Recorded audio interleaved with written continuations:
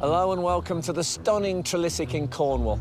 Perched on its own peninsula, looking out on the River Fowl estuary, today it hosts the next heat of our special competition to find some of Britain and Ireland's finest artistic talent. Chosen by our exacting judges, 8 artists will have just 4 hours to complete a painting of one of Trelissic's most spectacular views. But with only one place in the semi-final available, who will take it? This is Sky Arts Landscape Artist of the Year. Over the past few weeks, we've been travelling around the country setting out our stall at some of the National Trust's most beautiful properties as we search for an outstanding landscape artist. Over 1,000 applied, but only the most talented have been invited to the heats. I'm a bit daunted by the view, it's not what I normally do. All of them competing for a £10,000 commission to paint a landscape made famous by Constable, Flatford in Suffolk. A painting that will become part of the permanent collection there. Could do with another 4 hours. Just trying to get the paint on as quickly as possible now. Today, 8 new artists are here to make an impression.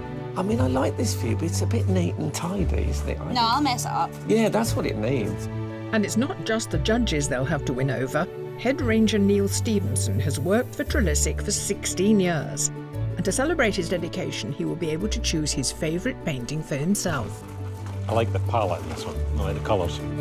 But up to 50 more artists are also vying for the judges' attention by taking their chance as a wild card. I mean, look at your hands. You paint with your hands, don't you?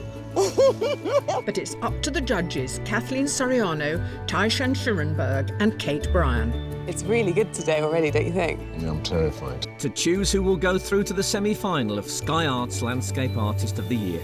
That was a fly, and when I picked it off, it looked like a boat, so I left it. Brilliant.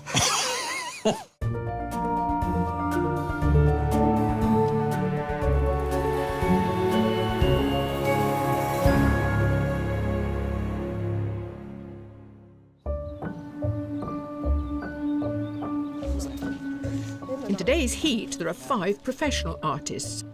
Joe Peele, Chi Zhang, Susan McFarlane, Linton Helmsley and Sharon Agnew.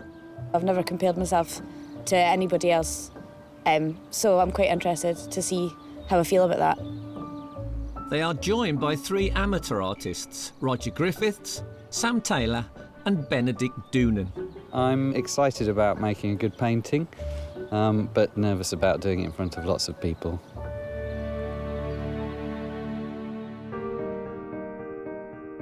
To enter the competition, the artists submitted their work online, but today the originals are here to be examined. Fantastic composition, you know, sort of more than 2/3 of the picture being sky, very bold. You feel as if you're in Tuscany somewhere, enjoying that bright sunlight. All the tones have been turned right down, so the shadows are very, very dense, which gives it a very early morning feel where things haven't quite lit up yet, but it's got a great atmosphere. Lots of mood. Loads of mood, and all those wonderful squiggles that she's put in as well. You've got a real sense of being in that landscape, feeling that landscape. I think this is a really self-confident painter, and I think they're going to be really fun to watch in the last half an hour when they get going. We talk about atmosphere and the immersiveness of atmospheric paintings. This must be the smallest atmospheric painting I've ever seen, and it actually draws you in. I think this is sort of one of the most wonderful 4 inches by 4 inches I've ever seen. It's great. What I like about it is it's so confident in how small it is. But here we are in a vast landscape out there, and this artist has got to transfer their vision and manage to absorb what they see around them. And it could become a really concentrated version of the huge view that we've got. It'd be great to see the artist find the essence and bring it down to that size. And finally, urban landscape again. How terrific. I thought it was, in a distance, I thought it was photorealism. But of course, it's very effective painting. I think the perspective is fantastic. It's really, really impressive, and there's that real sense of movement. And it's partly because, you know, are they really standing in the middle of the road? You can't neglect the 2 arrows, which are tremendously engaging.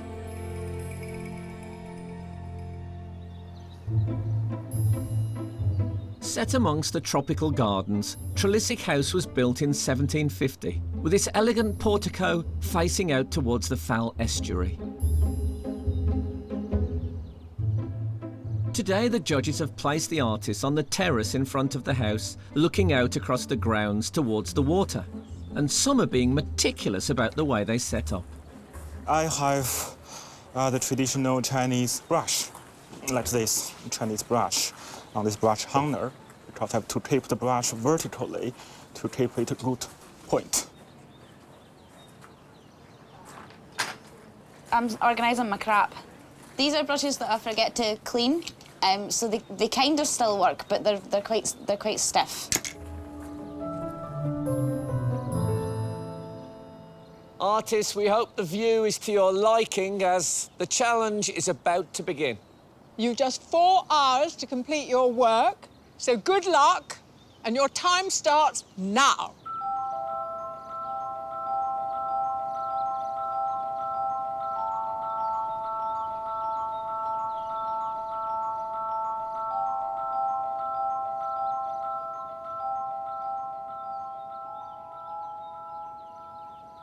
I'm a bit daunted by the view. It's not what I normally do. I'm just sort of starting out in the way that I'd approach an urban landscape and just seeing what happens. Originally from Sheffield, Joe Peele studied illustration at Falmouth Art College. Her submission of Commercial Street, East London, is a mix of collage, pen and ink on a brown paper wrapped canvas. What's the unique problem that a landscape presents for you compared to the cityscape? There's sort of nothing there to draw because I use lines and pick out details, and so when I look at the landscape, it's you know, it's sort of vast and these sort of expanses of colour, and it's not really got No lines. No lines. No detail. So, no details. Right. Well, this is a real challenge for you.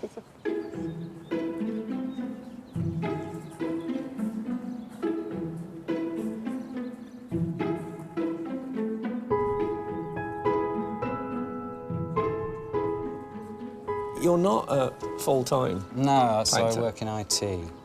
Yeah. So it's a nice change from that. It's lovely. Yeah. And what else? You're an actor, aren't you? I've done bits and bobs, yeah. Oh, come on, don't be... Yeah, no, a bit of Amdram. Yeah, I like that your creativity is oozing out in all sorts of different ways.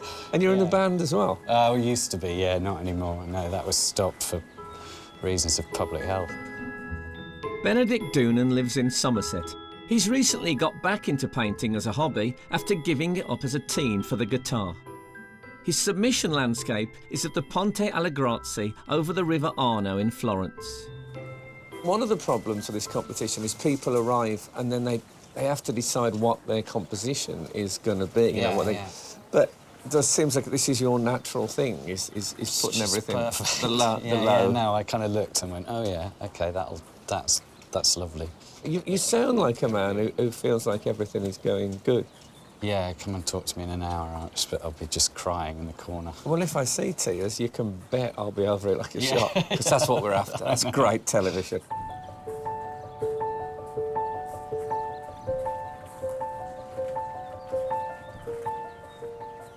If anything's going to go wrong for me today, it's that I'm going to be too tentative and timid with my paint. I've got to really go for it and just have fun. Linton Helmsley is from Cheshire. He made it through to the heats of Portrait Artist of the Year 2013 and 2014. He prefers to paint cityscapes, such as his submission landscape depicting Glasgow city centre, rather than more traditional pastoral views. You're back, Linton. Back. We're pleased to see you. This is a very different kind of painting, isn't it? It is, yeah. So when you arrived this morning and you saw what task lay ahead of you with the landscape, how did you feel? I was terrified. Oh, no. Yeah. I would have preferred to paint the house. OK. What I struggled with when I looked at it, I couldn't see any definite verticals. Yeah. I could see a lot of horizontals, so I've tried to get a strong diagonal going through the composition. I can see that, yeah. I think you're rising to the challenge, and it's brilliant to watch. Thanks for coming back. It's brilliant to see how your painting's changed.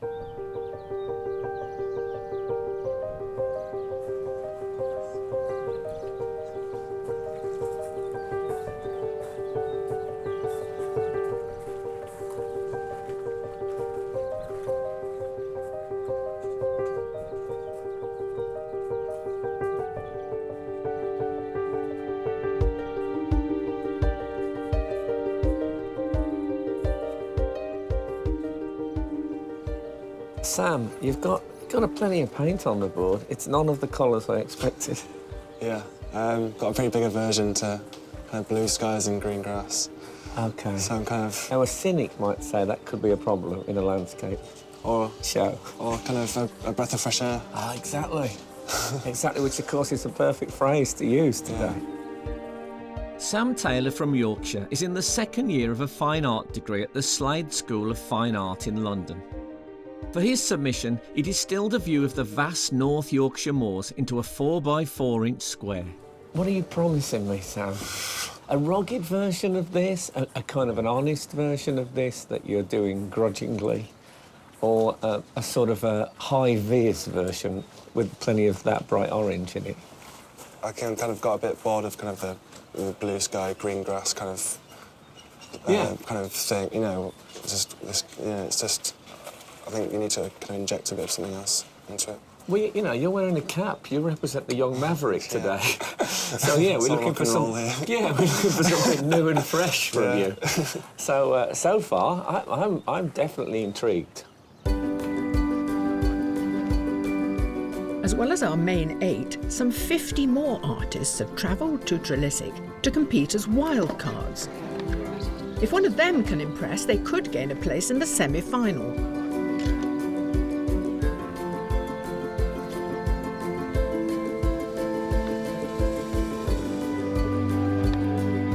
Enjoying the calm weather, the big vista. I think it's really inspirational, actually. You kind of feel that everyone else is on the same space and journey, and it's really exciting. It's looking terrific. And you're professional? You working life in Ireland? Yeah. Yes. But you came over for it, especially. I don't think we realised how far it was. It took me 7 hours off the ferry, so... This is fantastic, isn't it? It is, yeah, it's gorgeous. Cornwall is a gorgeous place. Are you from Ireland as well? I am, yeah. You're another... Ireland's empty. Yeah. What are you doing over here? It's a nice scene here, isn't it, today? It's gorgeous, and I'm completely overwhelmed by how many potentially great paintings are starting to emerge already.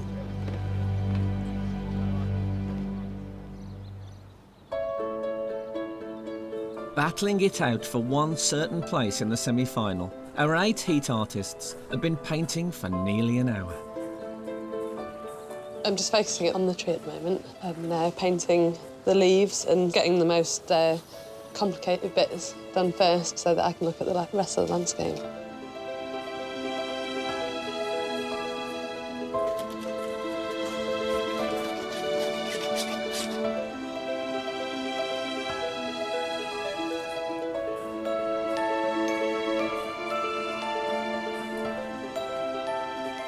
There's some boats coming in, so I'm going to try and make a note of them now.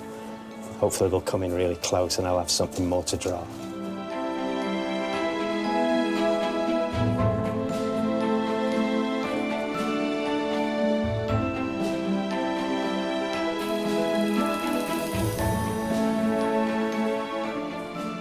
I kind of made my decisions now, so I've got a painting up here. It's trying to match what's going on there.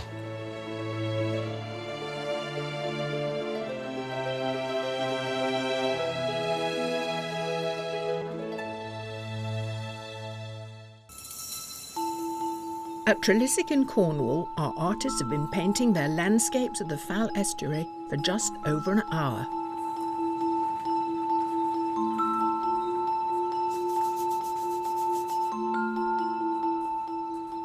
I did portraiture, and I thought that if it didn't look like the person it was meant to be, then it wasn't good enough. And then it was when I started painting landscapes that I got a wee bit more looser with things and realised that I could have fun while painting, and it was still a nice painting. That it didn't have to look like a photo, and so now I paint like this. Sharon Agnew studied painting at Duncan of Jordenston College of Art and Design in Dundee. Her landscape is of her hometown Morclin in East Ayrshire and was painted in 4 hours.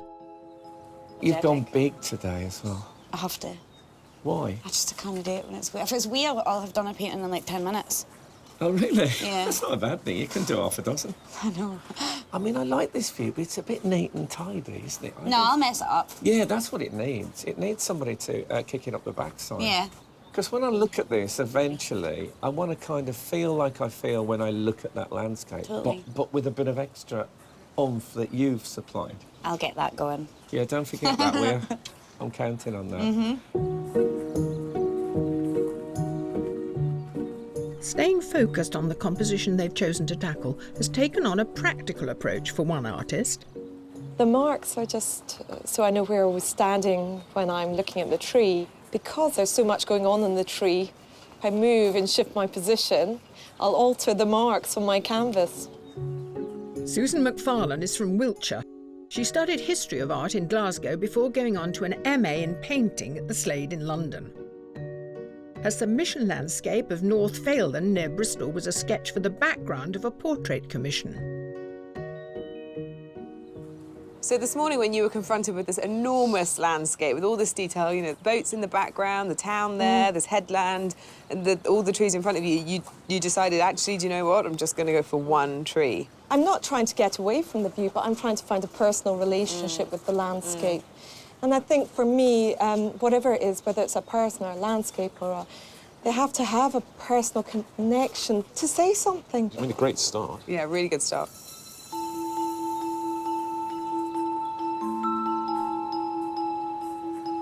Seven of today's artists are using paint to create their work, but one is using a very literal piece of material to give a sense of place.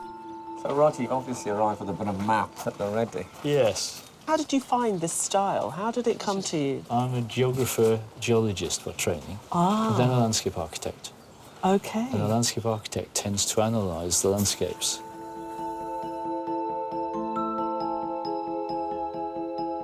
Retired landscape architect Roger Griffiths is from Northamptonshire. He approaches each piece of work by first looking at the view's ecology and cultural heritage. His submission is a collage of Boulderdale in County Durham and was created by first looking at satellite images and then flattening the perspective. I used to love those maps. You ever see those maps that were like 3D? Oh, the topographical maps, yes. Yeah, as a kid I remember being fascinated by those. And I like the fact that you've taken something flat and 2D like that and you've just given it a new context and given it a big burst of life. Well, I love the way that you can actually take a 2D image and then you can actually make a transition into a perspective. Well, it's like a sample that you take from It's the like soil. a cross-section. Exactly. Yeah. So Yeah. that's very, very clever that you Yeah. combine the two together. You know what? I really wish you'd been my geography teacher. Oh. Really? Yeah, it'd been much more interesting. Dear. A paintbrush can be made of synthetic or natural hair, and one artist's kit is its own work of art. This is the most amazing array. It's like a still life here. It's a shame. It's a shame to touch them. It's a shame to use them. You can touch them. Are they fur? The fur, different animal hairs. Beautiful objects. So the white hair always made from goat hair, and for this small brown brush, it's made from weasel hair. Weasel hair. So which is quite stiff, and which good for painting fine details later. Ji Zhang grew up in China before moving to Edinburgh. Previously a graphic designer, he now teaches Chinese calligraphy.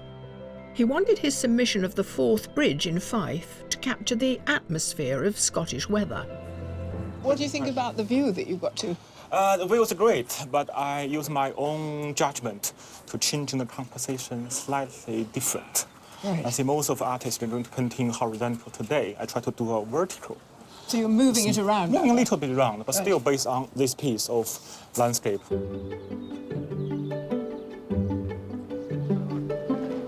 To secure a possible place in the semi-final, the Wildcards are trying all manner of techniques in order to impress. You're a bit of a rebel, I can see. Everyone else is facing that way. I think you're the only one I can see who's actually painting in that direction. That's too landscapey. I live at Lyme and you see it every day. Oh, OK. You had enough water. Well, this is the gardens. I mean, we should do the garden. Let me look at your hands. You paint with your hands, I do. Well, you're clearly enjoying yourself. I am. This is an explosion of colour, isn't it?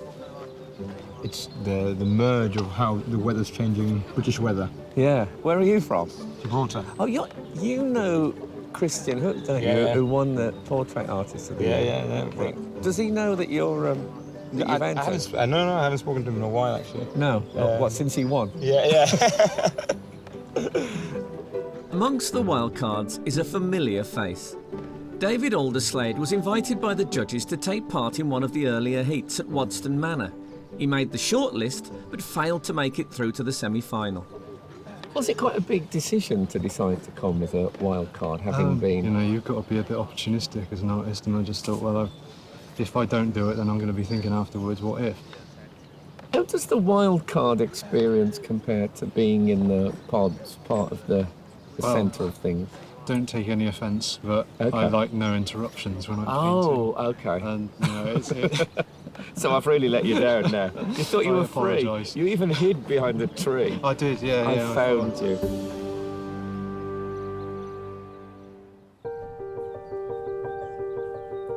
The artists have 2 hours left of their challenge.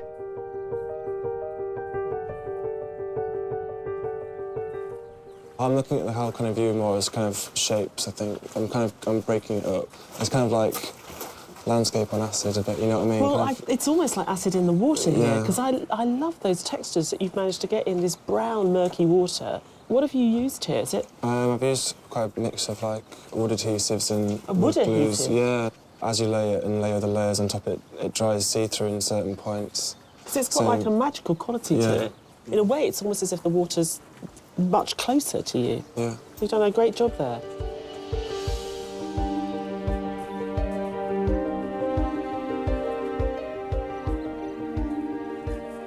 It's not my favourite painting I've ever done. I don't know what it is. There's something about it that's just... Maybe I'll like it more the more I look at it. That happened with the last painting I did. I didn't like it, and then the more I looked at it, the more I've seen in it, and the more I liked it.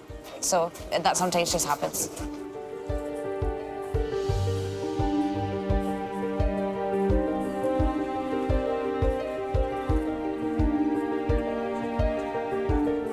Just working on detail, really, and wondering how much detail I can sensibly get in the time.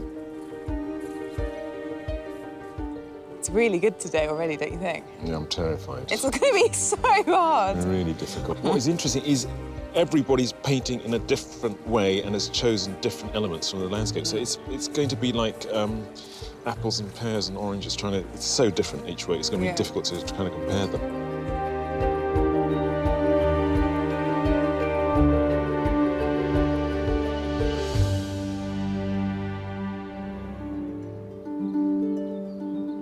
At Trelissick on the Cornish coast, our artists are halfway into the challenge, so the judges have had time to begin to form their opinions. What about Benedict, who's the big sky man? Lovely, moody picture, really romantic, getting a real sense of spirit. Maybe not exactly the spirit of this place, but it's still very evocative, powerful piece, I think. But there's a predominant blue that I can't find anywhere today. Yeah, but I think that blue's really important because it helps them create form. I think it's actually a pictorial device. So I don't mind that artistic license because it actually really helps the painting along. What about Sharon? She just seems like someone who's like a fully formed artist that's just come into the world like that. She's got such a mastery of her medium. She knows exactly where she's headed in that landscape. It's really evocative of a time and a place. For me, actually, what's better than the landscape is the sky. The sky's fantastic, but she's got this incredible confidence and a real attitude, actually. Yeah. And in a way, I don't think she really cares about being judged. What I really want you guys to tell me is that Sally's at a certain stage in the painting and everything's going to be OK. It's not, sadly, I don't think. I think it's great. Do you think it's great? I'm a bit worried it's not getting there. I don't think he has any idea what he's doing. None whatsoever. He's just going with his intuition. I think today will be a huge learning experience for him. I think he's being very inventive, but his brown lake looks like a lake. And it's amazing. But in a completely different sort of dimension. Yeah. I think it looks beautiful. OK, what about Linton? Linton's doing interesting work, as always. I feel that he's sort of playing around with different styles since we last saw him, and And maybe that's a good thing, maybe that's a bad thing. And as always, his paint application is yummy and his colours are beautiful. He's going to have to bring in something to just bring it up to another level. Otherwise, it'll be a very good painting, which isn't bad. In his defence, I walked past it and I thought it looked a bit flat and a bit grey. And then I looked at the landscape and it looked a bit flat and a bit grey. So maybe he's really capturing it. With just over 1 hour of the challenge remaining, Sam may be making a bold decision. Have you given up on the big one? I'm not sure yet. I think the painting's a bit generic looking already. I don't think it's really evocative of being here. And you didn't like it? Yeah, no. I don't know, I've gone backwards and forwards in this one quite a lot. And I might do a few tests on this small scale and try out something new. Maybe I might have to just end up going with the big one, but I'm just going to play around for a bit. I think that's a good plan. And try to enjoy it a bit. Yeah, yeah.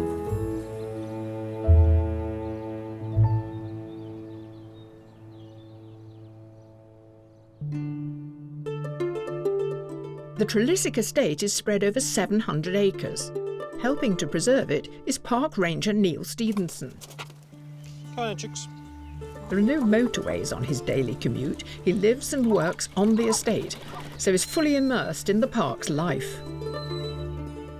The parkland itself was created out of the patchwork of small Cornish fields. So the Cornish hedges were taken down. The very oldest trees which we have in the parkland are very characteristic. They almost look like they're on stilts. That's simply because they were actually growing on top of a Cornish hedge in 1750. They were mature trees then. So it seems wild, and it is wild in places, but it is very much man-made.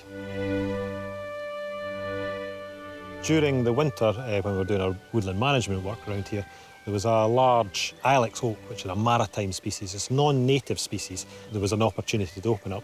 I have this framed view of Tolvern on the other side of the river. It was the main operational offices for the D-Day landings, and it was for embarking troops as they went, before they went over to Operation Overlord on D-Day. Woodland management can play an important role in shaping the landscape. This area is one of Trelissick's protected ancient sites. It was a lovely piece of oak woodland which was completely dominated by holly and mainly silver fir.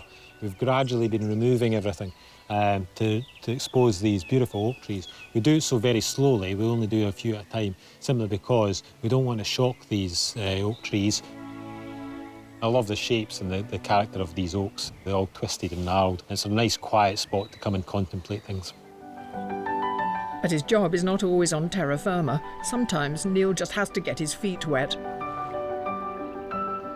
It's really handy to be on the water to take pictures of the estate. The skyline is very important, and the canopies of the trees and how that is formed and maintained. So today I was taking pictures just to maintain a record. Every day is different, but it's always nice to get back home. Yeah, it's a gorgeous place and it's a lovely place to work. So yeah, it's a good day. Good day. To reward Neil for his dedication to Trelissick, he'll later get to choose his favourite painting for himself.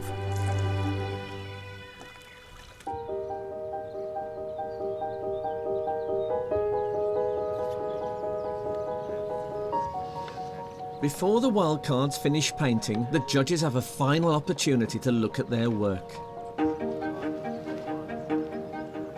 So you dip the brush in 2 different colours. So you get dark green, light green, and then just roll it along, and it's...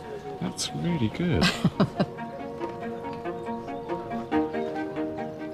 I like the way the house just comes out behind the trees there. But who will they choose? David is very accomplished, and in a funny way, it's a bit too romantic, but it's very good. The lady behind the tree who's produced 3 sketches, the most recent one she's done, really captures the spirit of the place. All right. How's it been today? It's been good fun, actually. Let's have a look at it. That's a very beautiful painting. And you're our wild card, man. That's lovely. Well done. I didn't expect that at all. That's just incredible. Really, really is amazing. David now goes into a pool of wild cards from across the heats, from which one will be chosen to go through to the semi-final. The artists are in the last 30 minutes of the challenge.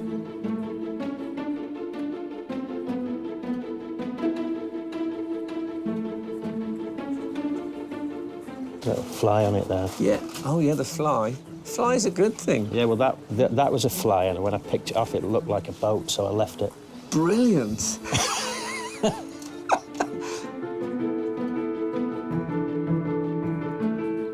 I am fighting with a tree, and it's a big tree, so if I don't get it right, the rest of it's going to look pretty rubbish.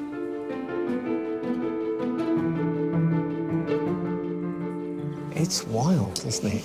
I mean, it's a wild day. The sky is absolutely stunning. Oh, I mean, your sky. I'm actually preferring your sky to the new God's. sky, yeah. Yeah. It was quite nice earlier.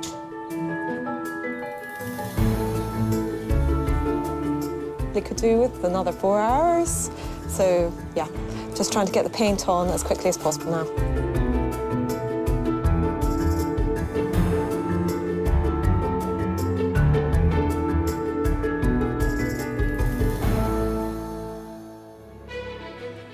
Here at Trelissick in Cornwall, there are just 10 minutes of the challenge left, and Sam has made his decision.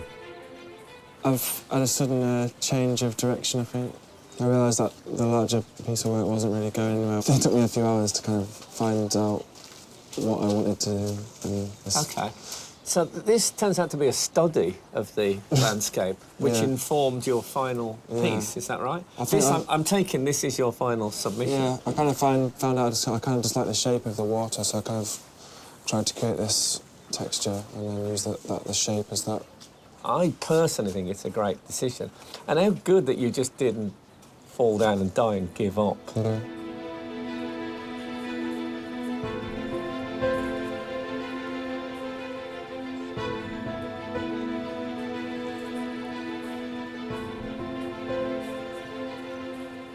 I've gotten to the point where I think I'm done. Yeah. There's no more that I can do.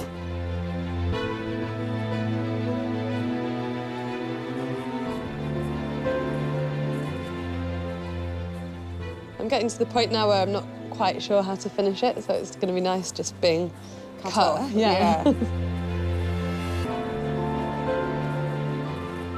Yeah, I think it'd be like pulling a thread on a jumper. It'd just all come undone if I started to try and match now what's there.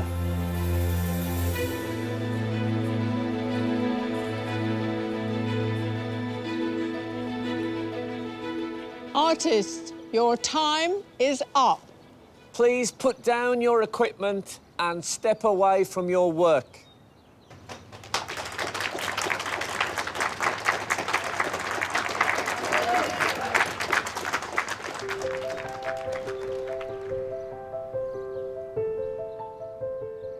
Before the paintings are judged, head park ranger Neil Stevenson, who's worked at Trelissick for 16 years, gets to choose his favourite.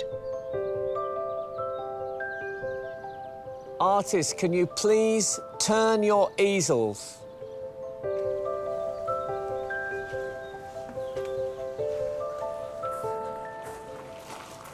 I like the palette in this one. I like the colours. This is a bit different again, more dark and brooding. So, Neil, have you made your choice? Yeah. OK, why don't you show me? Up here. OK. I was torn between this, which I do like, but, sorry, it's got to be Ed. Cheers, Linda. There you go. I'll be proud to hang it on the wall. Oh, good. I'm really proud that you've picked it.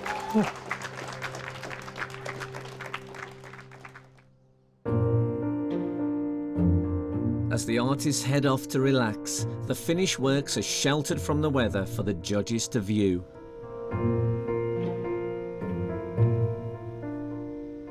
I love this low horizon line and his sort of, Instagram generation perfect square, which really condenses all of that activity. And these subtly different greys are very beautiful. and it gives the water a watery feel. You know, it does evoke the place and the day. It's grown on me, surprisingly. I didn't think he would get it together. The game plan was just to make as good a painting as possible within the time, so it does feel to me, it looks very unfinished. She was such a brilliant artist to watch. She was so confident. She knew exactly what she was doing. I like the way that she was really aggressively mark-making, but then aggressively undoing all her mark-making. But I just don't like the messiness that she's got. And it looks, I think it looks more sophisticated than it actually is. Everything happened quite quickly. It felt like I'd only been painting for like an hour. When usually, if I've been painting for 4 hours, it feels like I've been painting for 4 hours.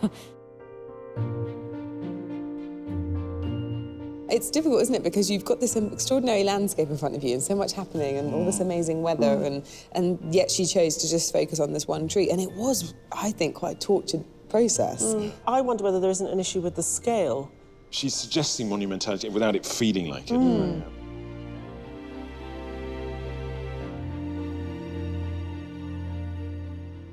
Can someone explain to me what happened? I feel like I didn't read a chapter of the book. I'm completely confused. Well, he was never happy with the larger piece, right from the very, very start. He was experimenting, and he was looking to create an abstraction of this landscape. We all loved that dirty lake sea that he was creating and all the textures in it. So I think he took from that, I'm just going to go back to what I know. I think that it's probably one of the works that's not quite so recognisably landscape as some of the others. So that might be challenging, but it also might be good, I don't know. He's a fast painter. This happened all very quickly, and then I was wondering what he was looking for. And there are beautiful paint passages, and you know, we were suggesting that the water was impossible to make look like water because of the light, but he's done it very successfully and very inventively. And I like these clouds. I think what we're seeing about 4 or 5 different styles in that one painting, and he hasn't quite got that comfort with himself yet. The day's dead enjoyable, but you feel, at this point, you feel sick. It's exhausting. I think reaching the end of it is absolutely exhausting. You work into that finish point, and it's down to the judges now, so.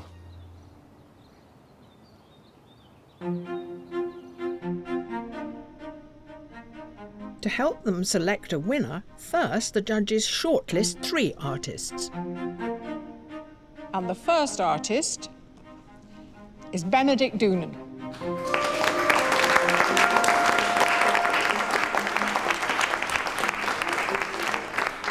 The second artist is Sharon Agnew.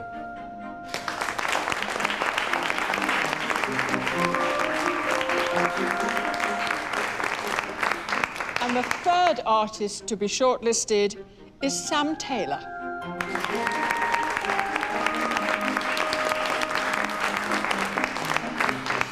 Commiserations to our other artists. Thank you so much, and I'm sorry you didn't get through.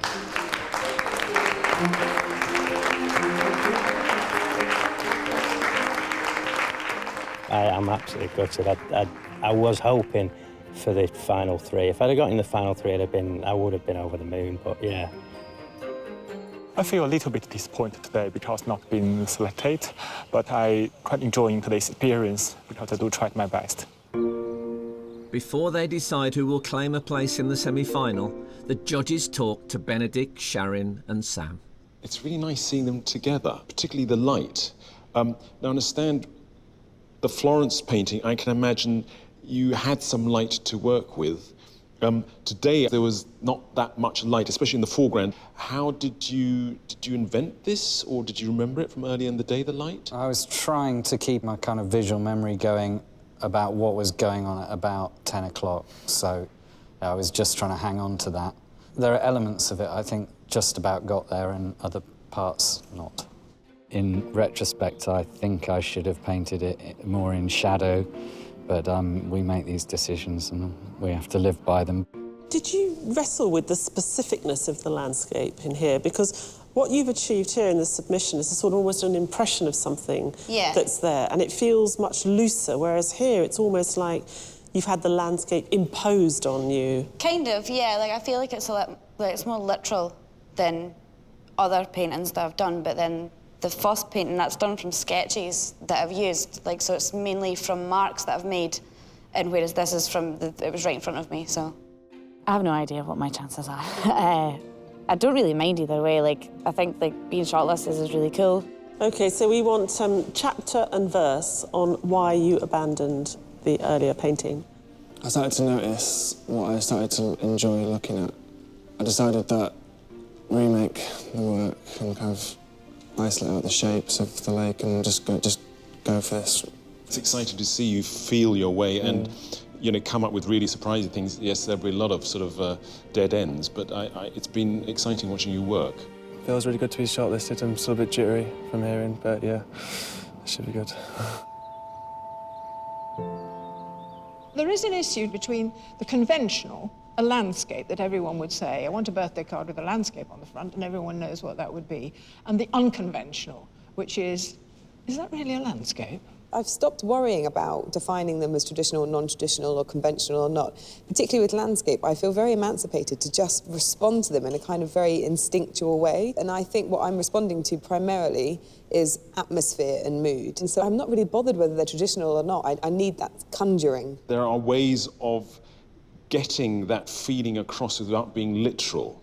And I think that's what we're looking for, and that's maybe where that traditional and more sort of experimental thing is happening, where the language used to get to the essence of the landscape isn't necessarily a literal translation, but finding a sort of a surprising new route. I think probably the most exciting thing about art and going to art galleries and stuff, if you don't know that much, is openness of mind and finding things that you think, this is a bit weird, but actually it's touching me in some way. It's easier to be more traditional with portraiture than it is with landscape. And in looking at landscape, we're trying to find something that's fresh and that's full of promise. Do you feel you now have your winner in your head? Yes. In my head, that's, I would say in my heart. In your heart, Oh, yes. Interesting. I'm not sure mine's the same, but we'll arm wrestle. OK. Look forward to watching that.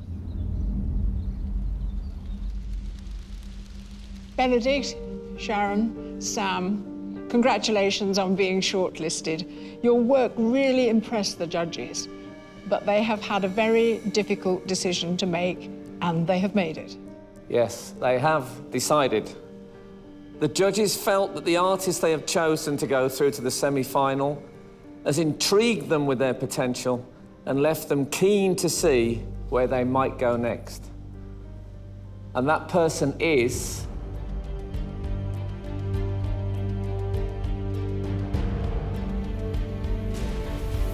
Sam Taylor.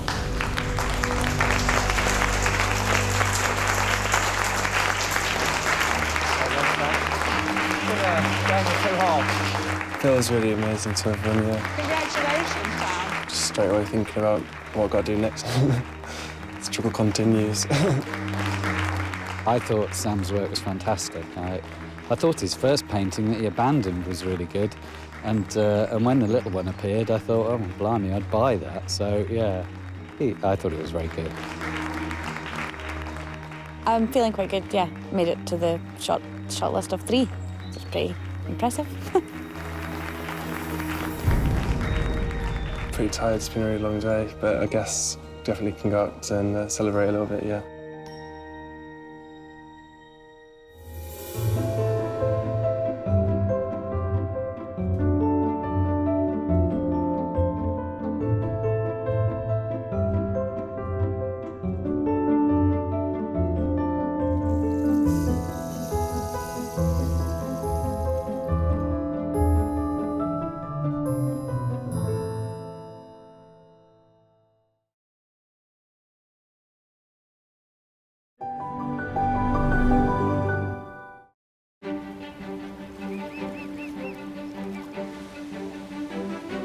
This is it. After 7 weeks travelling the country, we've reached our final destination, the stunning Stourhead in Wiltshire. It's home to a world-class art collection and for one day only, 3 very talented landscape artists. Our finalists have beaten off stiff competition to make it here today. In the past 7 weeks, National Trust properties up and down the country have been host to our talented artists. We've seen some remarkable work, from etching to sketching, from lino cut to collage. Yeah, exciting. They've all been competing for the chance to win a £10,000 commission to paint Flatford in Suffolk, made famous by John Constable. Fresh cow manure from this morning. Where did you get the cow?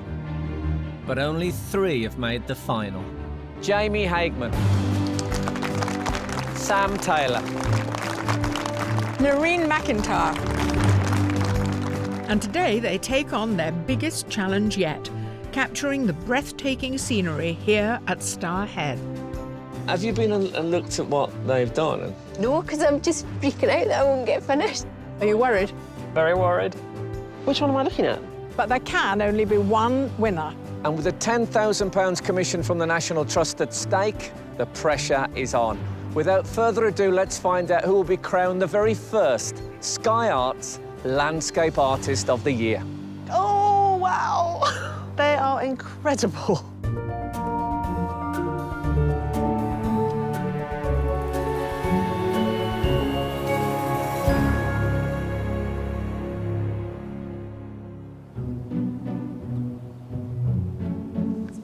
Among today's 3 finalists, 2 are professional artists, Jamie Hageman and Narin McIntyre.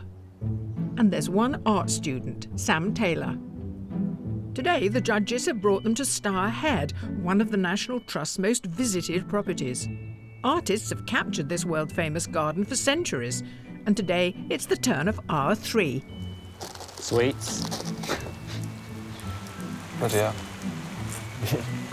Working on paper, it's going to get soaked.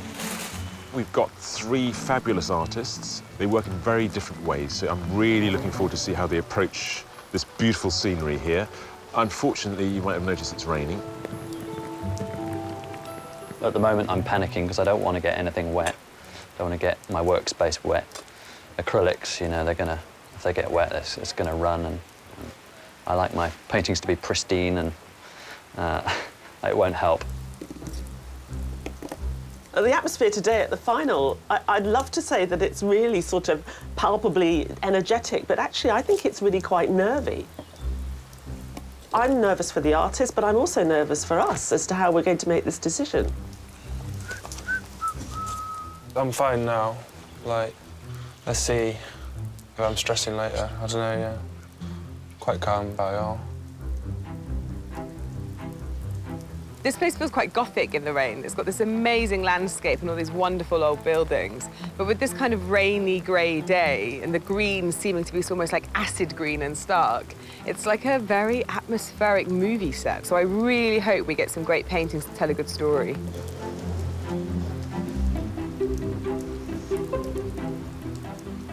Just gonna stick my music on and just try and enjoy it, because I'm here anyway, so.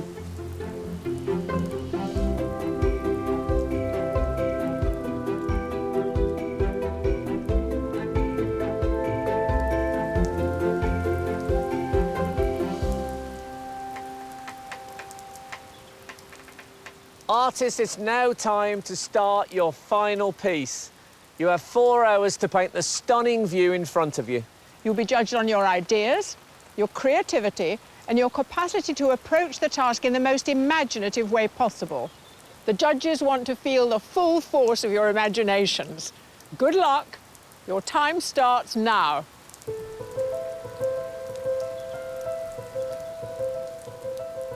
For their final challenge, the judges want to see more of the artist's process, so have encouraged them to explore the gardens to help inform their composition. Oh, yuck. Oh, dear. Find somewhere dry, I say. It's entirely up to them what they choose to include and how they choose to include it. Oh, yeah. This is nice. I found this little shelter under here. It's dry. That's the most important thing. The angle of the bridge here is a bit nicer than from the pod. It's straight through the arches, whereas here at an angle you've got the perspective of the arches, which is quite nice actually. Professional artist Jamie Hageman lives in Fort William. He specialises in painting mountains in a style he calls romantic realism. His work normally takes months to complete, but for the heat at Lime Park, he had to adapt his usual methods to create a piece within the 4-hour time limit. I think he's created something quite fabulous. It's sort of David Lynch meets Tim Burton by way of surrealism. When it worked, it suddenly took me with it. I think it's a phenomenal piece of painting. In the semi-final, he was one of the few artists to tackle the whole of Tower Bridge, and his new, faster technique continued to impress. Jamie's an artist who's incredibly confident with this quite hyper-realist style. He likes to have a real sense of finesse to his finished works. The style that he's created in order to compete with us at the Heats is a sort of a hybrid between what he wants to be and what he has to be on the day. And actually, we love that style. It's got this wonderful sense of the sublime and of this sort of foreboding atmosphere. It's almost like the artist that he is and the artist that he's wrestling with during the competition. Will the weather affect the way that you paint today at all? If it was bright and sunny, I wouldn't necessarily paint it bright and sunny, but at least then I've got the option of light and shade. In weather like this, there's no bright colours. It's all a sort of monotone, monochrome. And also with the rain, it's lending some aerial perspective to the scene, so I can really set back those far trees with blues and purples, which maybe wouldn't appear if it was a bright sunny day. So that's nice. That's nice.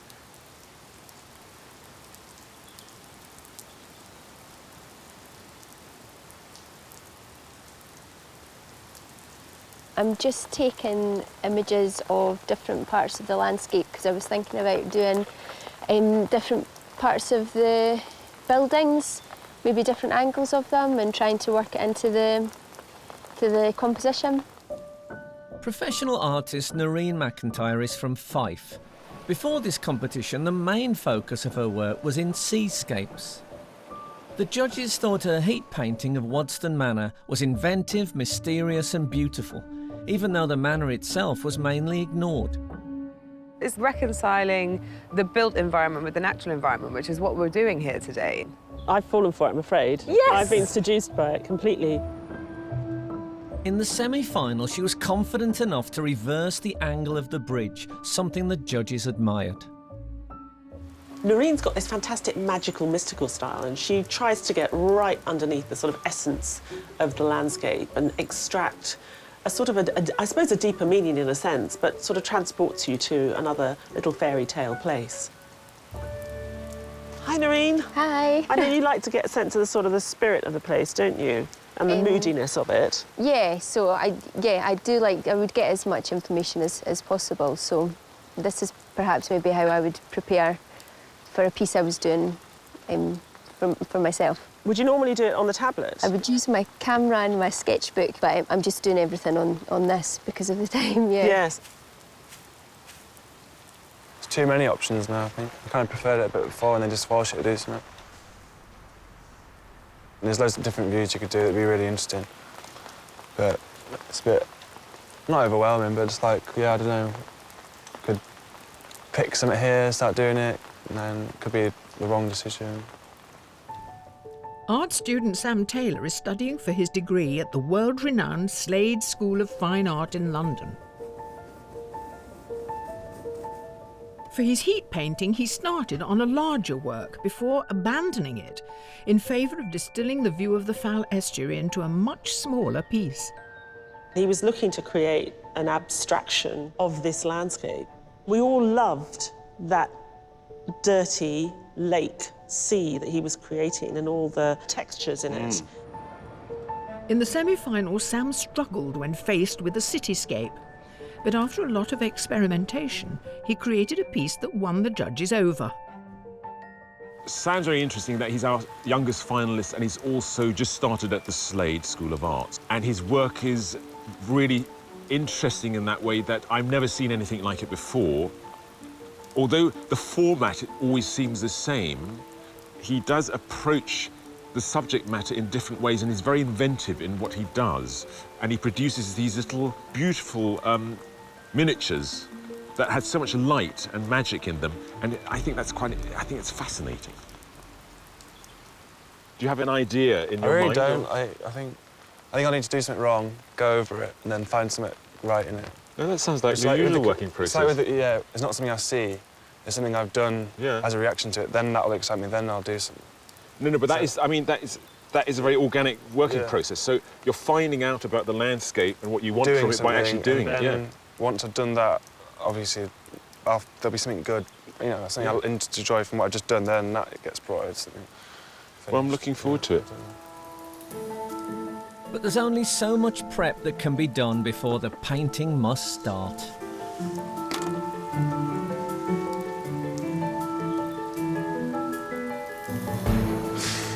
All right.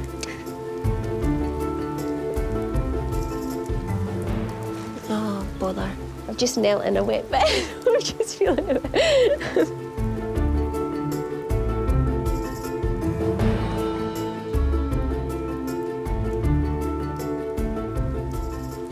I put the bridge in the wrong place, it's got to move.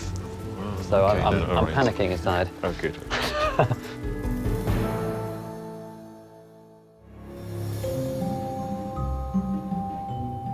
Here at Stourhead in Wiltshire, our finalists Narin, Sam and Jamie are committing to canvas their final painting of the competition.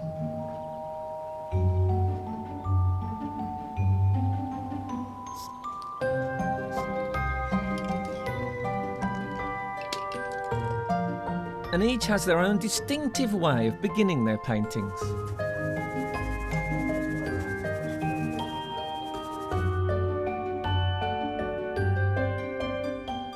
It's a familiar situation. You always start on the floor. Yeah. If I'm using the sort of materials, if I tilt the canvas up, then they'll run uncontrollably, and I don't always want that. And it's got your characteristic line. It just helps to focus me to start off with more than anything else. So it already looks like a Narin painting. Oh, it really does. Okay. What's your biggest worry? Always the buildings and always the structures. I do like to create structure within the landscape, but I use more of the natural elements, and I don't just want to ignore the fact that there are obviously, you know, man-made pieces in there as well. So that and the time as well. The time's always a worry for me.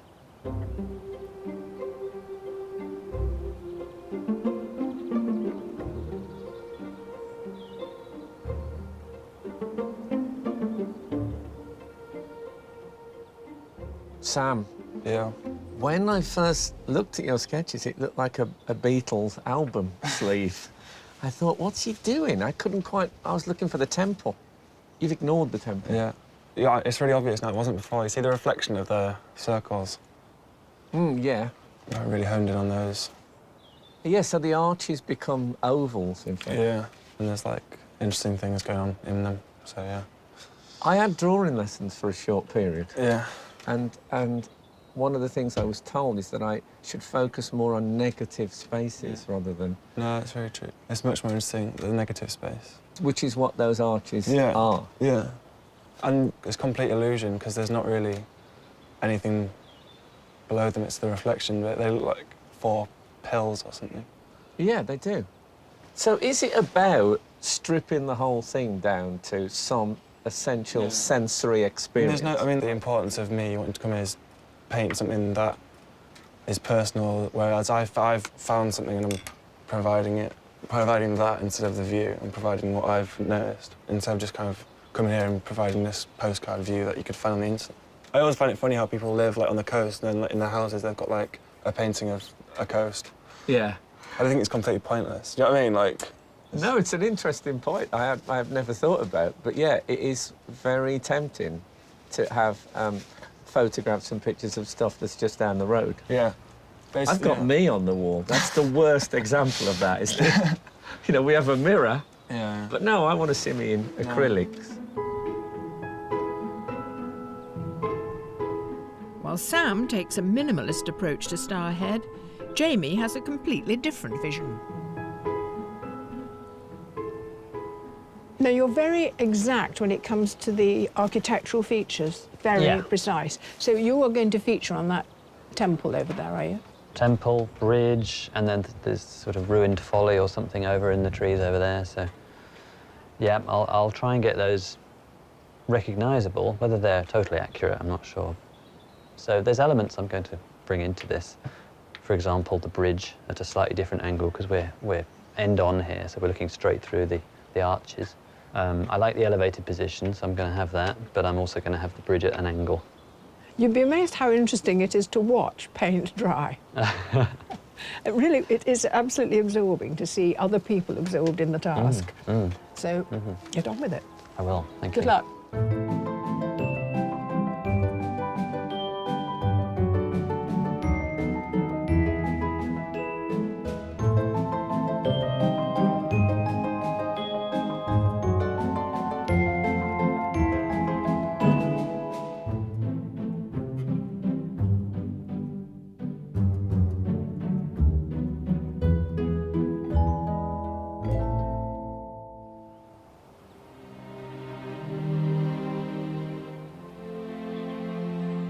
Described as a living work of art, the garden at Stour Head was designed by Henry Hoare II to be explored as a series of views. Opened in the 1750s, visitors discovered that Hoare's design was a complete departure from the more customary regimented garden, with each of the buildings and statues aligned to take you through this living painting.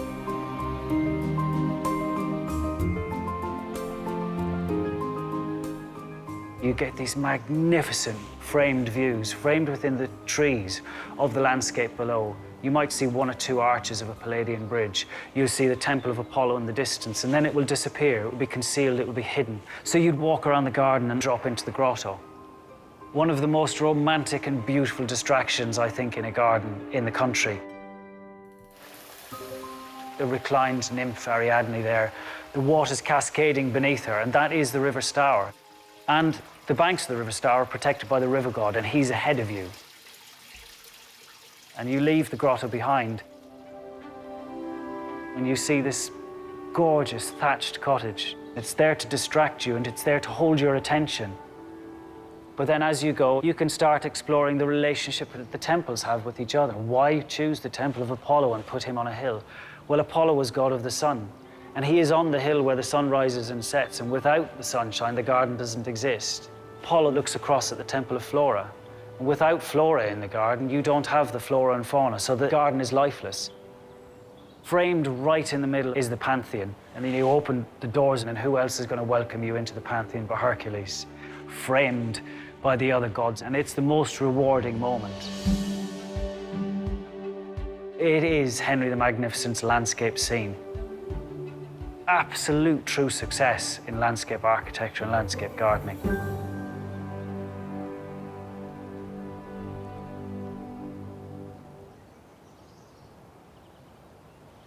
Tai, what's the specific challenge of this view? It's a fantastic place for the finalists. I mean, there's just so much to work with, and that might be the problem, is there's just too much. It's just so beautiful. It is unbelievable. It's stunning. I mean, thank God it's raining. Give it a bit of texture. It's so picturesque, and there's so much in it. It's difficult for an artist to edit this down or choose a view. I know if I was trying to take a photograph of that, I'd have to decide whether I'm going to sharpen the foreground or sharpen that classic temple over there.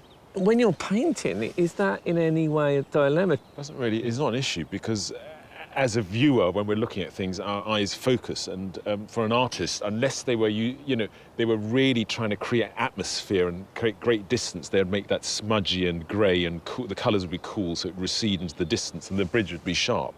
And two of our artists are being very cavalier with the things that they've got in front of them. One of them is avoiding most of the little temples and follies and concentrating on reflection under the bridge.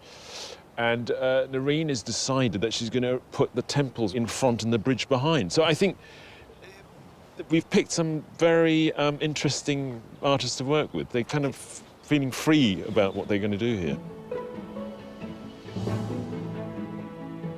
1 hour into the final challenge, and one artist still hasn't decided on his composition. It's all up in the air. I don't even know if I'm doing it. I'm just like messing around. I might do a diptych, like 2 pieces, like that kind of work with each other. Maybe, yeah. I think it's like silly to think just because the view in front of you is a certain way that you have to like conform to that. You should be kind of thinking composition should be something you should think about all the time. I think people's view is that it's solid and it's like you can't kind of play with it a bit because it's an actual view already. I've not really told many people that I'm in the competition because I don't really tend to do this sort of thing. I'm kind of just hoping that I do a good piece of work because I mean the other two artists they're really different from me, I think, but they're really good also. I never thought I'd get this far. Now I'm here, so yeah, it's just surreal. I don't really want it to end, actually. It's just exciting. The whole process is exciting.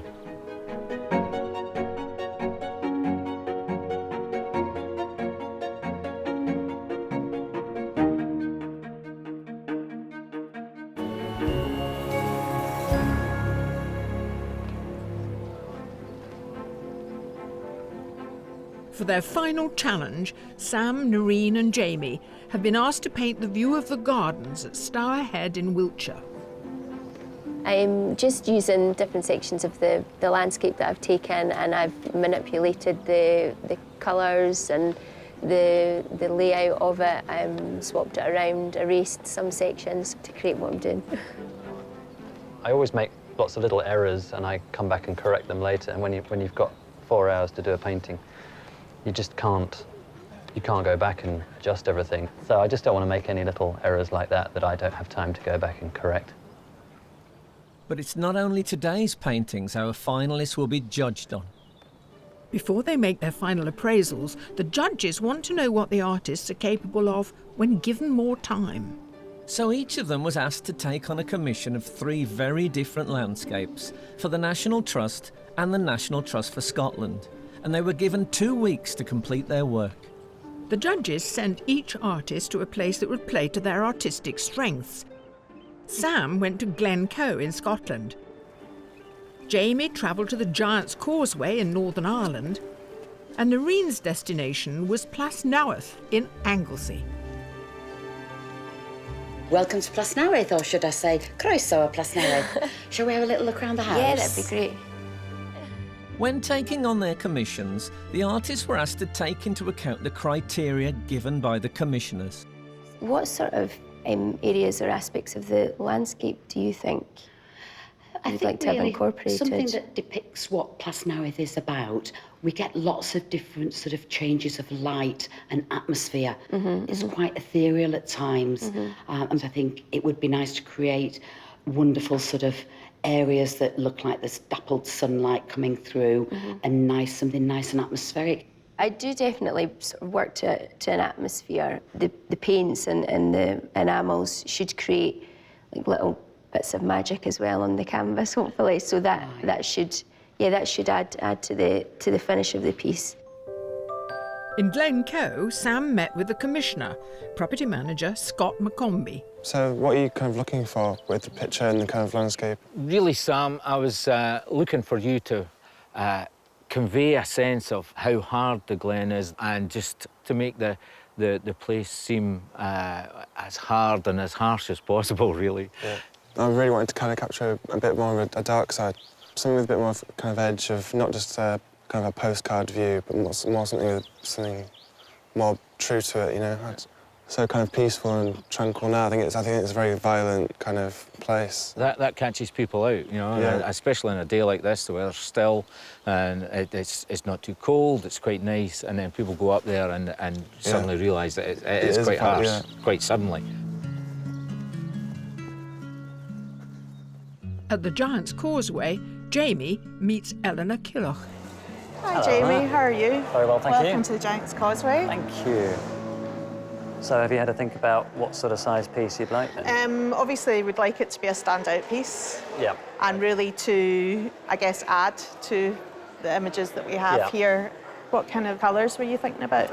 I think very subtle tones, so lots of greys and greens and blues that all merge into each other because it's sort of foggy out to sea at the moment. I think a lot of people have this perception that the causeways, columns and the stones themselves are this kind of basalt grey, but actually the colours can change so quickly down there. And there's lichens on the rocks as well. There's lichen in the rocks. Some of those can be white or yellow, so lots of unexpected colours probably. Yeah, OK. Well, that'll be interesting. Yeah. As well as an increased time limit, this challenge offers the finalists the opportunity to explore the landscape and choose their own composition. The causeway comes in 3 different parts. We have a small causeway, a middle causeway and a grand causeway. And you can see them marked out here on your map. Yeah, OK. So there's lots of different viewpoints. We could be painting what you can see behind you here, which is known as the Giant's Organ. Yep. Or you can go in round the back and take the chimney tops of Finn McCool's house. That's exactly what I want, yeah. I need things like this in the painting. Yeah. Taking photos is pretty important, because I like to get quite a varied number of shots or components within the landscape so that I can start piecing it together. I found a really lovely tree, really sort of old and gnarled. I'd like to probably incorporate that. I also took some shots beside the fountain, so I might think about getting some small details in.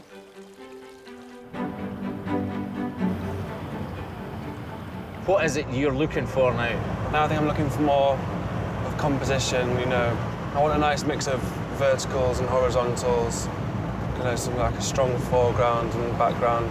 Something that can keep the eye darting around the picture instead of just being one simple view. OK. I'm sure I can find some of that further out here in the glen.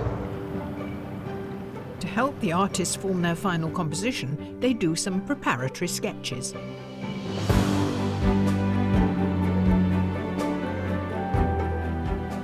If I do these, it's just to get like a very basic idea of like shapes and forms and things that kind of work. Like I might do a few of these just changing the composition, but very kind of loose, and everything is kind of like green and merging together. And when you look at it, when you kind of like block it out with different colours, you can really kind of notice the different shapes and everything. Obviously, catching my eye now is obviously something that it must be important later on.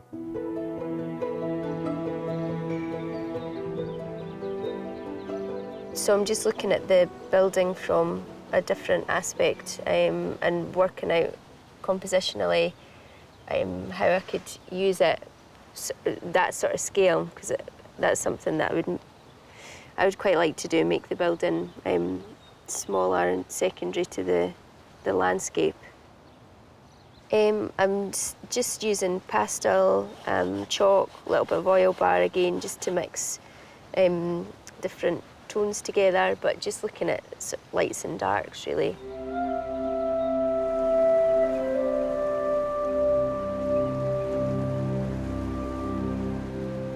So much detail in this landscape, and I love my detail, but I'm going to have to simplify some of it. Colour-wise, it's quite a flat, dull day, but I think that's quite nice, actually. I can add some atmosphere with that. And the cliffs are so impressive here that I think it's something that I've got to include in the painting. My issue is that it's a long way from the causeway, so I'm trying to work out how I can include that in the painting. I'm going to have to shift everything closer together.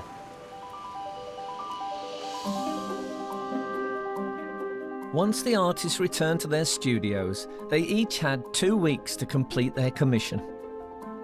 I'm hoping that the judges find the composition quite interesting. They see what I've tried to achieve. They've been able to see maybe what I can do with a little bit longer time. I hope the judges love the commission work, but I think I've captured the landscape and the atmosphere of the Giant's Causeway, so they'll like it. I'm sure they'll like it. It took me a few attempts to find what I wanted to do. I mean, on the same canvas, I didn't just do a rendition of what was there, kind of much more of an impression. But before the commissioned works are revealed to the judges, our artists will have to complete today's challenge, painting Starhead in Wiltshire. Can I ask you, will that be the temple, that? No. OK, sorry. Sorry I brought it up. No, it's OK. What is it that you're feeling that you've got to do to be successful? I'm almost not thinking about that. I'm almost just thinking I want to paint something that I'm happy with. and that's it really. And if I'm happy with it, then I've done the best I can do.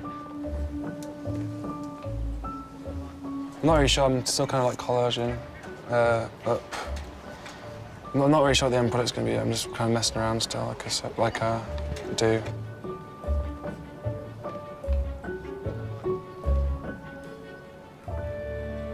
It's interesting to see our finalists together at last and find out that their approaches to their work is so completely different. Do you think one of them has got more of an advantage today than the other two? No, I think they're all so cool and they're all so confident in what they're doing, and I think they're actually benefiting from recognising that they're all such different styles. So they're almost not competing with each other. They're trying to do the best that they can possibly do in their own style. I hadn't thought of that. So it's liberating, actually, that the person next door isn't painting in your kind of way of working, really. Absolutely. I think that the fact that the three of them paint so differently, making a choice between them is going to be about so much more than just technique. And part of the competition, of course, we take them to all these fantastic landscapes, and we want the artists to be interacting. At the same time, we want them to bring something of themselves. You're right, it's going to be very difficult. Tricky.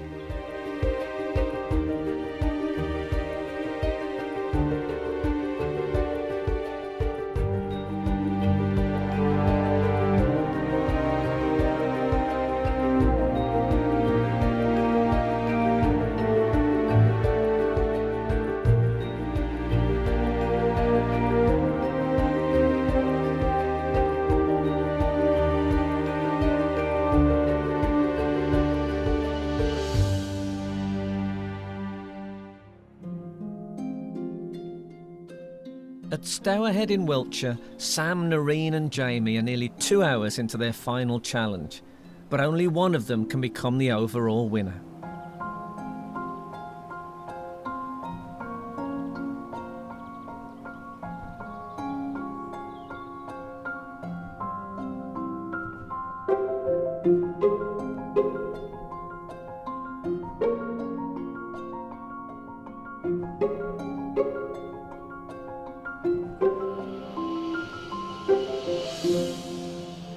I can see here in the photograph that you've got the bridge. Yeah. So is that going to become your focal feature? I've got two images in mind to work from, so no, the bridge will be in the background. And Will then it be a ghostly bridge, like we had a ghostly Wadston Manor? Yeah, I was thinking, that, and maybe bring in some of the other buildings into the foreground. It struck me when I arrived that this landscape suited you quite well. Well, there's lots of pieces that I can take from it, so yeah. Well, I like it's a bit like Tower Bridge. It's sort of like you switch that round, so you're rearranging the follies and outbuildings here as well. Yeah, just to see something why there. not? yeah. So what's this dark that you're putting in now, the accents, the dark accents? I like to paint by taking elements away to form the actual image, so I'll put a lot of the dark sections of the tree and the woodland in, and then bring things back using the turps. And how are you feeling about time? I mean, you always seem to just get it just in the nick of time. I'm just thinking, can I do it? Can I manage? So. But with the elements you've got it in your mind's I've eye got a bit. in my mind what that's a very good. If I can manage to finish it, We'll let you get on with it. It's looking very interesting already, although I can't see anything.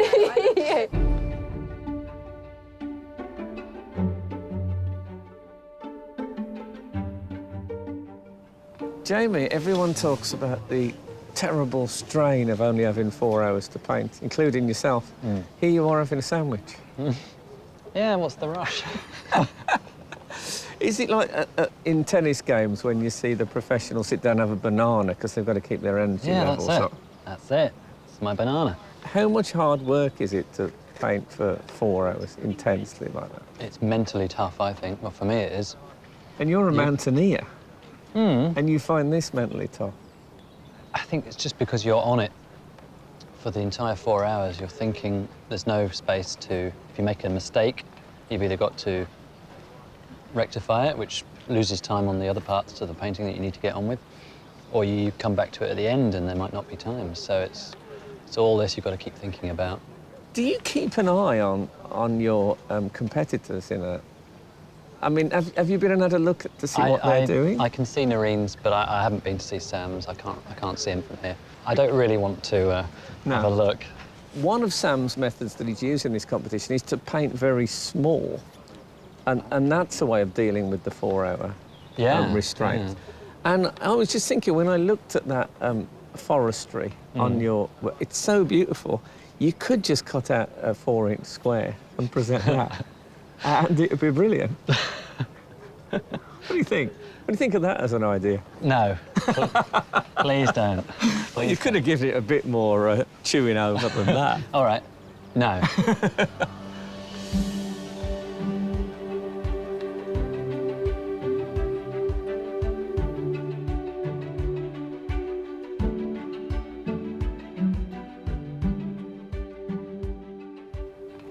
Which one am I looking at? Well, this is like up in the air at the moment. I'm just kind of playing around with things that might go into this.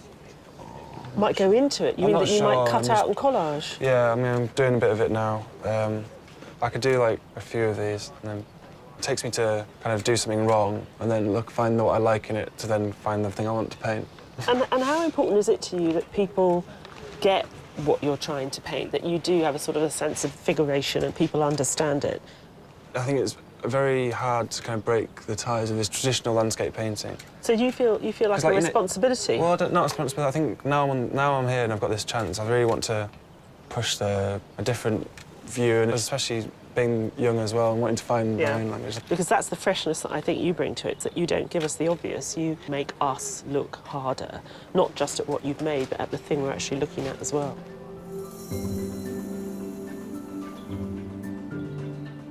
In less than 2 hours, the judges are going to have to make a decision. So we're at the halfway stage with our 3 artists today. Just generally speaking, have you been surprised by any of them? Sam, he's always a bit surprising. So his composition is a bit peculiar in an interesting, engaging way. Whereas Jamie and Narin, I think it's very much their work as it usually is. So I'm a bit worried there, because I was hoping for a little bit more. We can't ask them to reinvent their style for each. Not their style, but, you know, we've given them a completely different venue, and I was hoping for something different already at this stage. But, you know, it's only halfway through. I think the most we can expect is that we see a perfect distillation of their essence. Yeah. That's what I'm really looking for. I wonder, is this painting just confirming what we already know No, about? because I think there was a sort of sense of confirmation, but someone like Narin still really interests me and really excites me. And as I watch all those textures come together and the push and the pull between the different paints and materials she's using, I still love it. And actually, I think she's done it to an even greater degree in this picture. So everything I liked about the other paintings is there, but better. And maybe sometimes with an artist like Jamie, where I worry that I don't connect enough with his paintings, I find them a bit harder work to get into. The same's happening there for me today. And then with Sam, I think he's also found a level of comfort with this landscape. He's identified, coming round the back and around the side to decide what he wanted to look at. He's done that much more comfortably than at Trelissick, where he felt, OK, I've got this landscape, I need to do what it is in front of me. So I think he's sort of grown in confidence. So in a way, it is slightly less expected, because he's not painting what he thinks he ought to be painting for us. The way they are affected by the surrounding is very different. So that's kind of exciting as well. But that's what makes it so difficult, trying to decide who's going to be the winner. So what are your criteria for separating that one sheep from the goats? I definitely want to see someone who has progressed over the course of this series, because I know that they'll keep moving forward and that they've got more to give. Well, I think that it's going to be such a subjective view that will be very associated with our own aesthetic connection to the individual styles of the artist, what pleases us individually. I think actually what I'm looking forward to is the argument that we're going to have, and whether or not I find myself persuaded by one or the other of you to see something in one of the artists that I hadn't understood was there before. And I think actually what's going to have a huge impact is the commissions, because we genuinely have no idea what they've been up to. To see them just have full throttle, be their own master of their own painting, it might be that my least favourite delivers the most spectacular commission that I cannot ignore. But to have a commission where they've given more time to really explore different avenues, that's going to be really illuminating. OK, so the commission could be a very crucial element. Really important. And this duck agrees, apparently.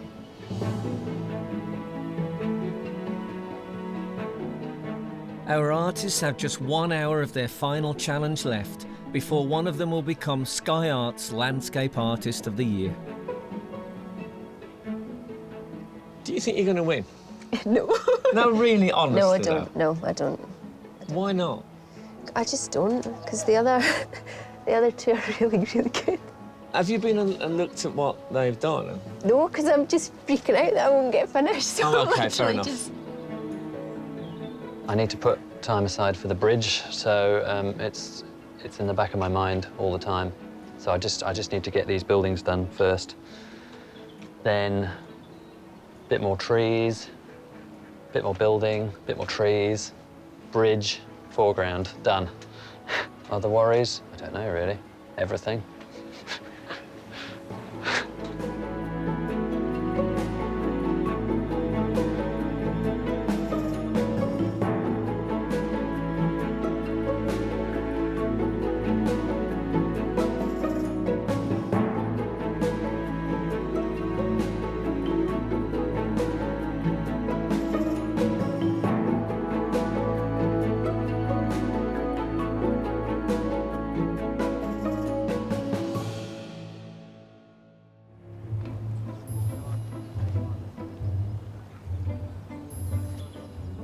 There is just over 1 hour left before either Jamie, Narin or Sam will win a £10,000 commission and claim the title of Landscape Artist of the Year.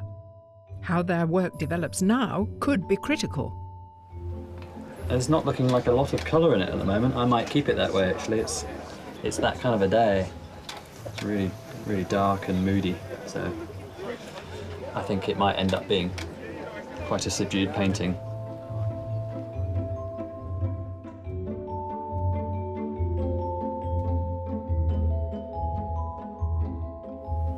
Narin. Yeah? Oh, God, it's bridge time. Yeah, I'm not doing much more to it than that. So this is quite a big moment, isn't it? Because the bridge is going to be obviously a very crucial element. Well, it's going to be there, but I'm going to do much more. I want to put something else down here and maybe over here. So. Do you know what those something else's might be? Yeah, the building there. Okay. But I won't do too much more to the bridge. Oh, okay. I'm sorry. No, it's fine. You must do what you feel. It's your vision that counts, not mine. What I see there is a bridge and then in brackets some trees. What you see is some trees and then in the brackets a bridge. Yeah, okay. Yeah. Great colour. This is a bit of a signature for you, would you say? This kind of bold orange? I think it just really was working with it. I wanted it to be so, I want this area to be so cool and, like, cold. I mean, I was thinking about doing loads of things, but I think I'm just going to have to be brave and just literally be like, I'm going to stick to my guns, you know what I mean? Like, yeah. How have you found it today? Like, personally, I found it really, really fun, like, really exciting. I don't know if if that shows in the work at all, but I don't know. I want to do something new every time, so Yeah, I'm just really struggling to, like... Well, we love that because we're always trying to catch up to work out where you're headed and what you're doing. I might have gone, I don't know if it's going to be, I might have gone a step too far, but I'm really enjoying painting this.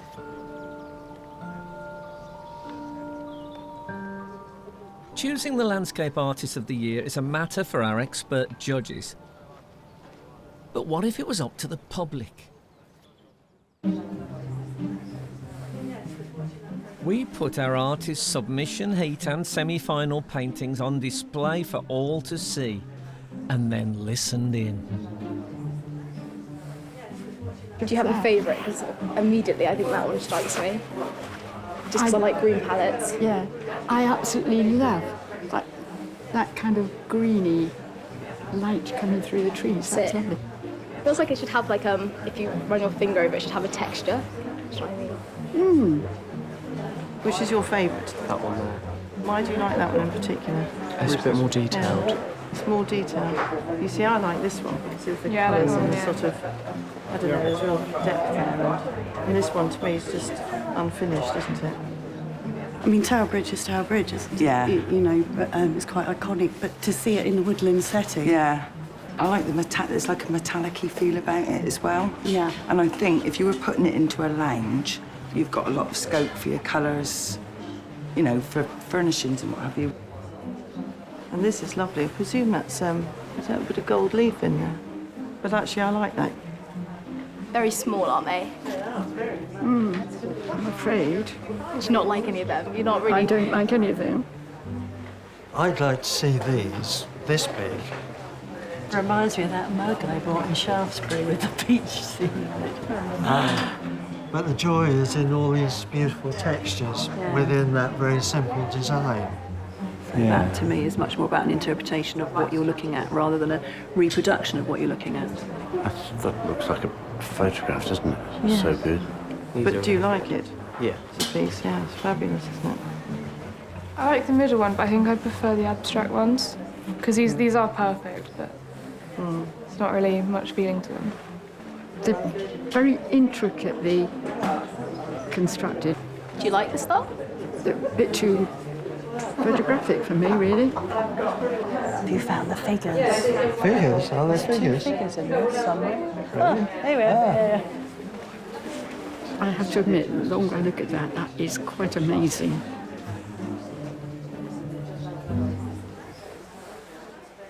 Be interesting to see who wins. Yeah, yeah, gonna hang around for that one.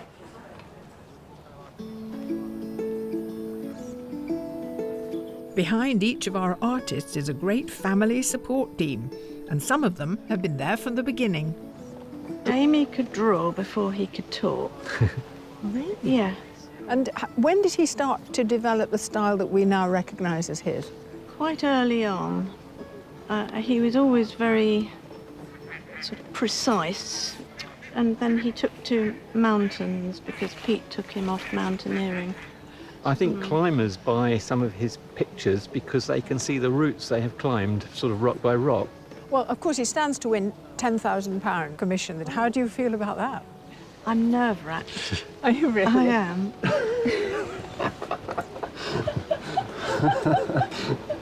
Take them out. Don't worry about the buttons. I don't want to get cold.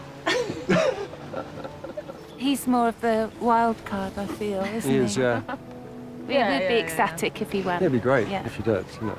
Yeah, you probably won't be able to tell. Yeah, if some wins or loses, his reaction probably would be the same. Would be the same.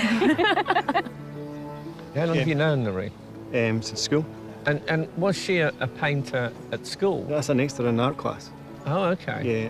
I mean, she tells me she gets very anxious before these heats. Is that true? Because I can never tell with Narin whether she's being modest. She's quite a modest person. Yeah, she does get quite nervous about it. I think having the music in probably helps her to sort of stay relaxed and focused. And it's country and western she listens to, is that right? Some of the time, yeah. I think that's what she's got on today, yeah.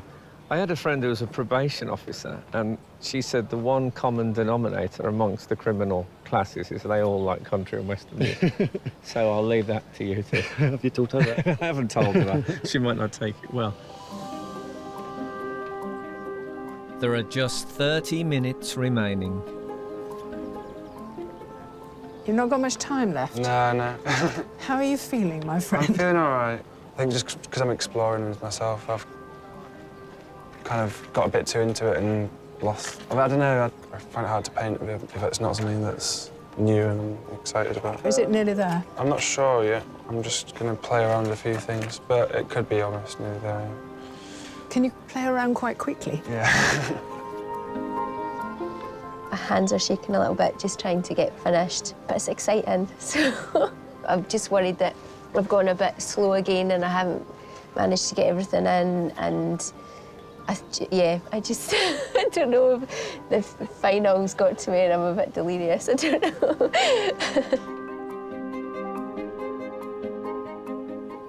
Right, Jamie, you've not got long. No, Are you worried? know. Very worried. You're racing against the clock. Yeah, I am. So you've got to focus on exactly what you have to do next. Well, I think it's just finishing off all the details, all the little bits that are unfinished, so it's just... I think you'll get it in. You think Good so? luck. Yeah. Thank you.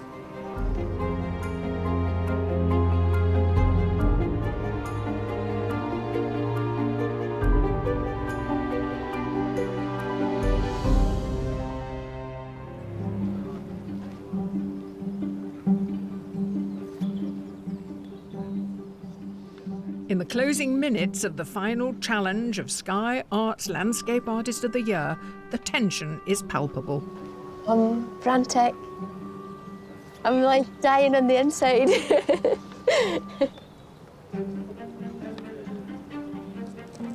I took on board a lot of the things the judges said last round about it being a bit too pretty mounted on the white paper. So I kind of wanted it to be taken a bit more seriously as a painting. So I kind of made it more of a traditional painting by mounting it onto the board, you know, not just like a drawing in it, like you could rip out of a sketchbook. Now it's kind of more of an object.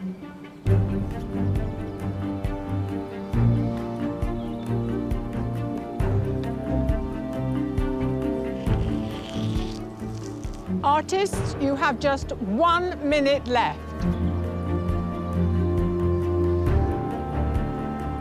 Oh my God, it's nearly over.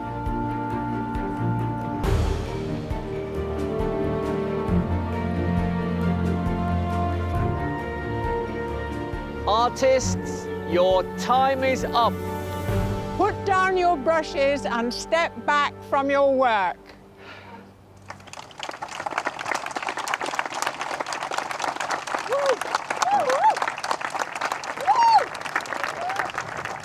Can I just have another 10 minutes? The artists have done all they can, and now they can only wait while the judges hold a private viewing to appraise today's paintings of Stourhead.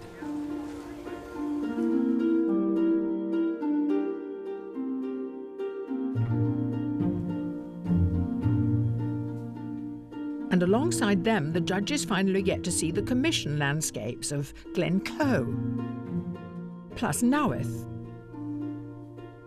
and the Giant's Causeway, before they decide who will win the £10,000 commission to paint Flatford in Suffolk. Oh my God. Oh, wow. So excited. Oh, I don't know what to look at first. All of them That's are astonishing. They are incredible. Wow, this is amazing.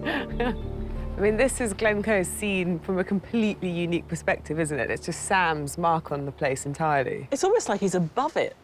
The colour of the sky and that sort of amazing sort of height he's got up there. Yeah. He sort of applies this mashing up of techniques and also art history on top exactly, of yeah. it. But it feels very expressionistic to me as well. Like I'm getting so much of his personality and his experience of the place. And he's obviously worked and struggled, and you see the journey and the clever use of that detail of the branch in front gives us this space. Isn't it great that it's elevated onto a larger scale and it still works? Yeah. I think what I love is the top band there. It almost looks like a cave painting. You've got the top branches, which should be silhouetted as coloured gold. So you're always fighting with the composition as a flat two-dimensional thing and the space through it. But they're made to spend hours with. Yeah. I mean, I've just discovered that chasm which sits at the bottom. I mean, it's the little house that sits in the middle. You know, and the textures on the surfaces. What's so phenomenal about this one is the interpretation of space. But you get the sense of scale and responded to what was in front of me.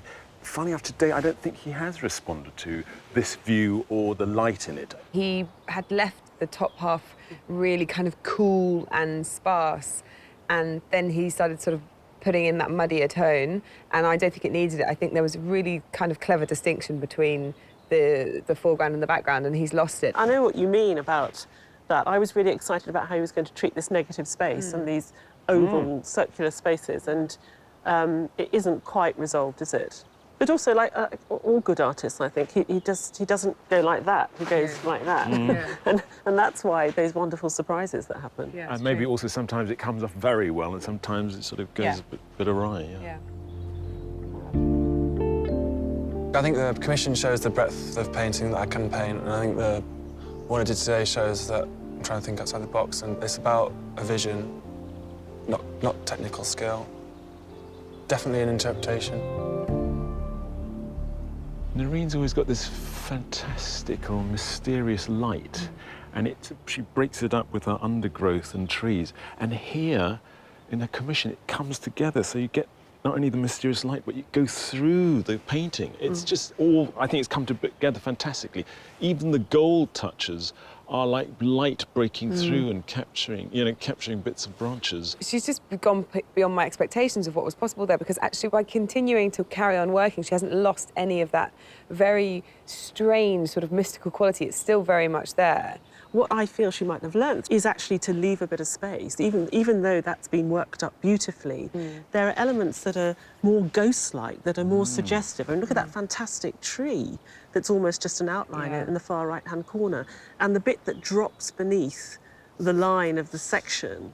You know, and today she's picked up on that notion of skeletal lines, and she's played around with, I don't know, the golden proportions, the architectural proportions in the landscape, the different follies. She sort of mashed them all up together beautifully. This, for me, is so much about the feeling of walking around. You know, it's much more about my sort of, this piecing together of, you know, one's view of things. But she's also doing something with layering as well. So in the way that we're taking the elements from this landscape, it's almost like there's a layering of history. There's a layering of the story of the landscape that we're sitting in. I've always found her device of the top and bottom left out, I've always found a bit artificial, but in the commission, she's used that space of the tree blends in the top, and then you get this fragmentation at the bottom. This invention, as you say, of how can I paint a tree? And there's 5 different ways of painting a tree, and then it comes all together. And the colours are much more subtle. It's just phenomenal.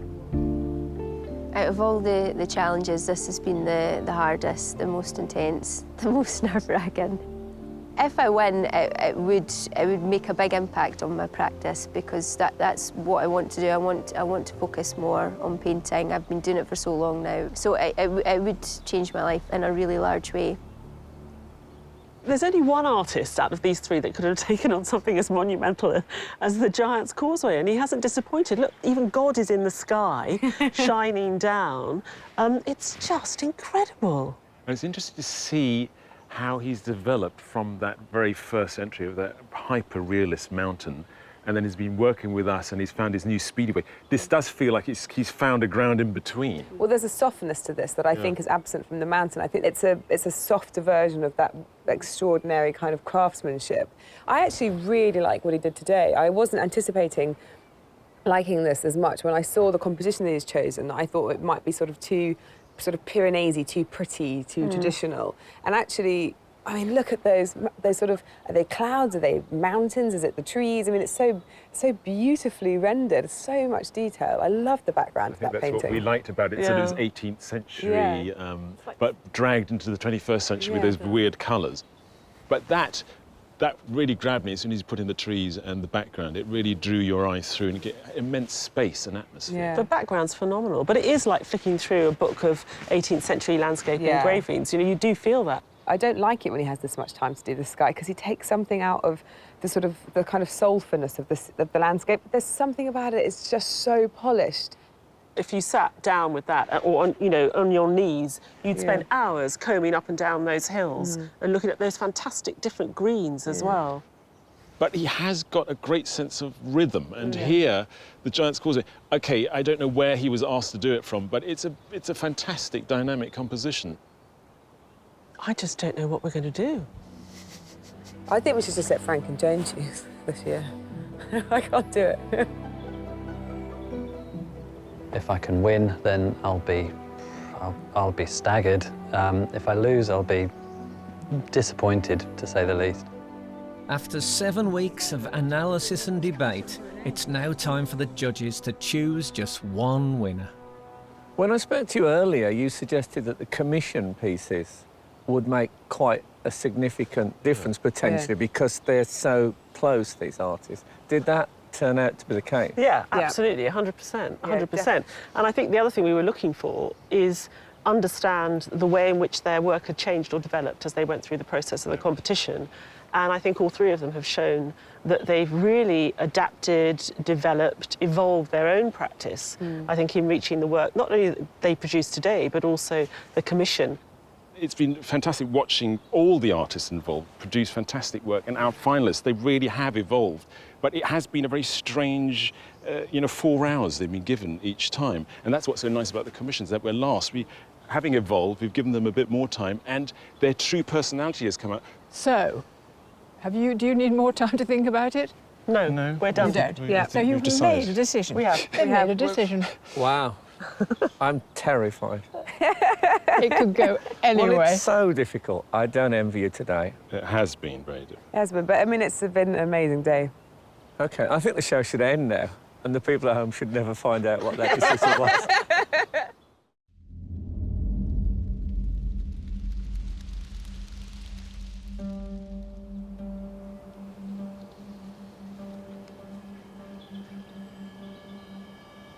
Artists, congratulations on being our 3 great finalists. Your brilliant talents have enthralled us for the past 7 weeks, and we've really enjoyed getting to know you over that time. Yes, but this is the hard bit. The judges have made their decision.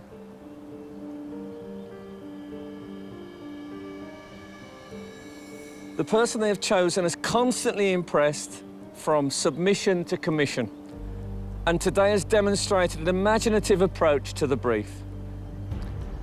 The Sky Arts Landscape Artist of the Year is Narin McIntyre.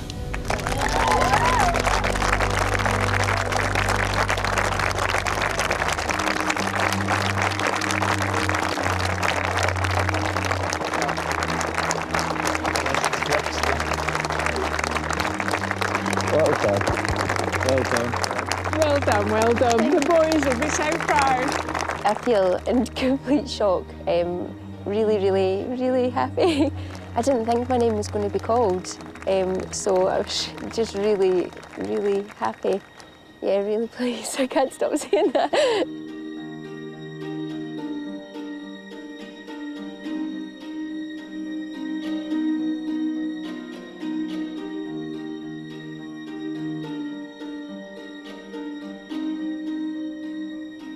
Narin's work is really inspiring. She's got all these wonderful colours and quality of light. I'm going to take that away with me, I think, and use it as inspiration to try and get some more atmosphere into my paintings. Yeah, she's a perfect winner.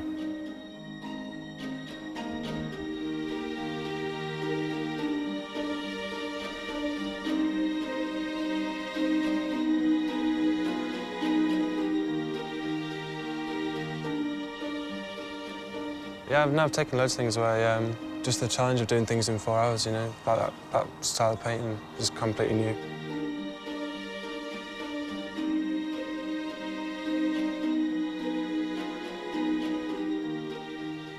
She hasn't disappointed in any of the paintings she's produced. And in the commission, she just sort of cranked it up to the highest level possible. And it was so beautiful. I'm so pleased. Your commission is so beautiful. Thank you. I think Narin's a worthy winner because she's always pushing at the edges of it. On the one hand, I thought it was always the same, but every painting has got a subtle difference, and she's always trying to find more. I think she lives and breathes landscape. It's practically in her blood, and you feel it coming through the canvas.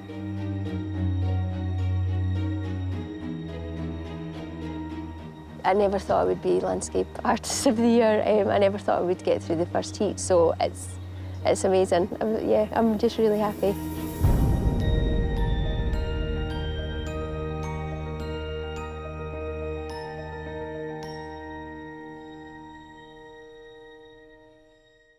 Next time, winner of Landscape Artist of the Year, Narin McIntyre, travels to Flatford to paint her prize commission. It is quintessentially the soul of England. And follows in the footsteps of Constable. I never thought I would be able to come somewhere like this. As she makes her own mark on one of the world's most iconic views. I really hope that they like it when they see it. Okay, okay. Here we go. Okay.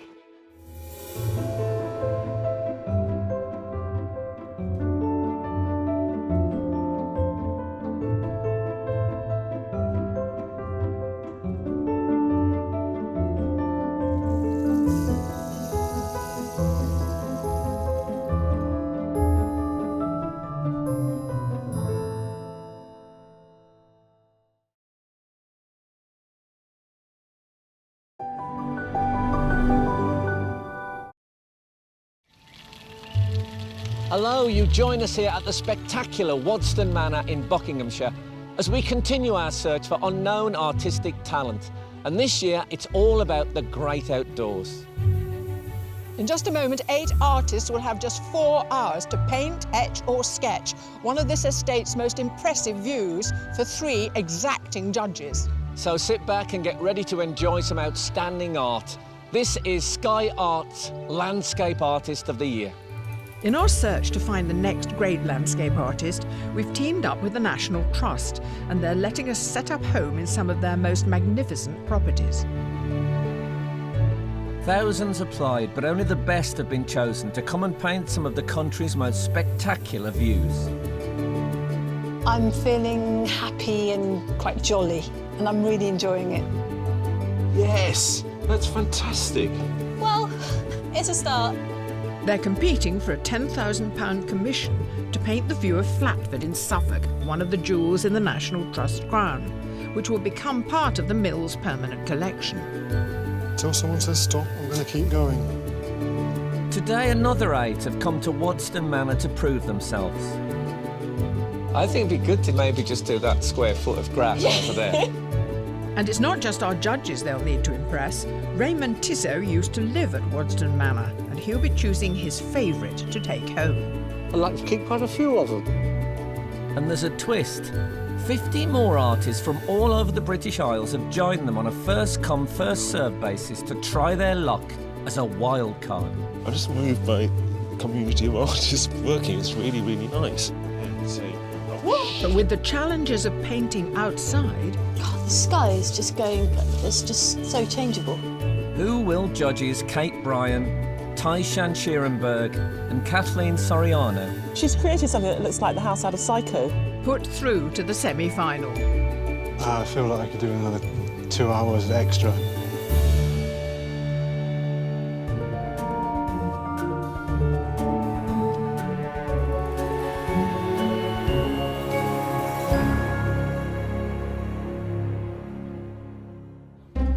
In today's final 8, we have 5 professional artists.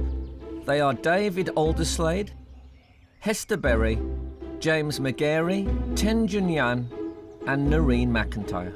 I feel really nervous about today. I haven't slept very well for quite a few weeks. Hopefully I'll sleep better tonight. And joining them are 3 amateur artists, Lucy Davis, David Douglas, and Daisy Hardman. Obviously quite nervous, but excited. I mean, I'm doing printmaking, so there's quite a lot that could go wrong. They were all chosen purely on their talent, spotted by the judges from a digital image of their work. But does the real thing meet expectations? A painting like this is quite a different thing when you're standing next to it, isn't it? I really want to touch it. Yeah, I really want to Well, it's touch like a Van Gogh. I love Van Gogh's painting when I was a kid. It's just incredible to see the brush marks. I mean, this is really thick.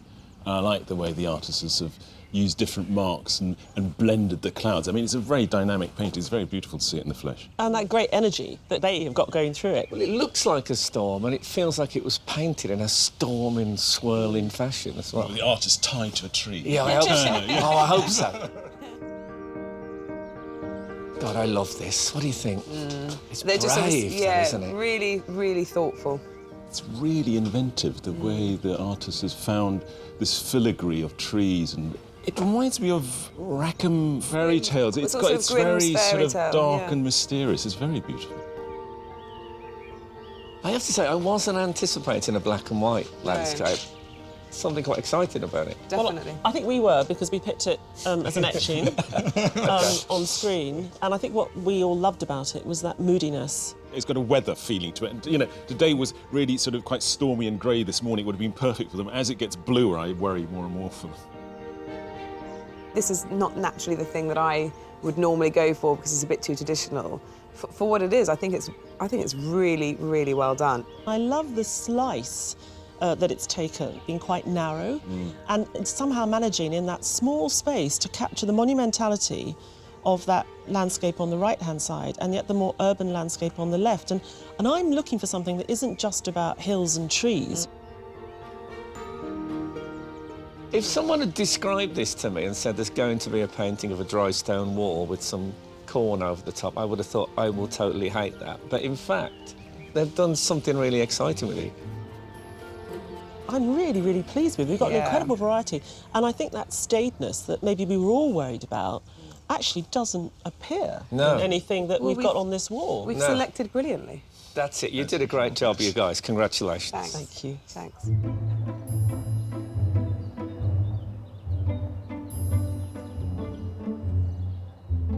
The artists usually choose their own view, but today the judges want to see how they tackle the impressive Wadston Manor. Inspired by a French chateau, will the artists attempt its intricate turrets, its many sculptures, or its cultivated gardens? It's coming together in my head exactly what elements of the building I'm going to use and what trees I'm going to move to the left or to the right and what statues I'm going to put in or take away. I think I'm going to go portrait. I know it's landscape and it's... Is that radical? James McGarry is a professional artist from Cleveland. His acrylic landscape is of Stays, a small fishing village in North Yorkshire. He was inspired to paint the view on seeing the smoke and light falling across the water. I just want to start, and it's... I've got butterflies, it's a strange thing.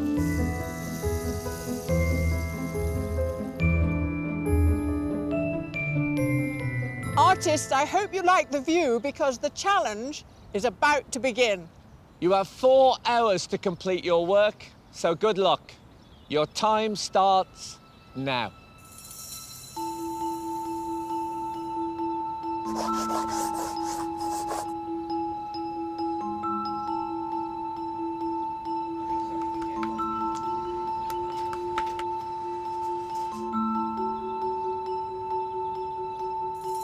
Faced with our choice of scene, a time frame, and under the scrutiny of judges, there's a lot for the artist to adapt to. What's the main challenge for you today? I wouldn't usually focus on something so perfectly beautiful, if you know what I mean. Okay. So it is really, it's more that I would be focusing on. You don't have to do a centre I know. stage No, I know that. I know. monumental house. I know. I think it'd be good to challenge the judges a bit and maybe just do that square foot of grass over there. Narin McIntyre is a professional artist from Dysart in Scotland. Her landscape in shellac, enamel and oil is of a forest near Queensbury in Fife. Outside of teaching art, Narin has some diverse hobbies. You pump iron, is that right? Oh, don't say that. Oh, What? Don't. No, I don't. You lift dead weights, don't you? I lift, yeah, or I used to do a lot more than I do. Yeah, No, I'm about interested. I like the powerlifting, idea yeah. of the muscular artist.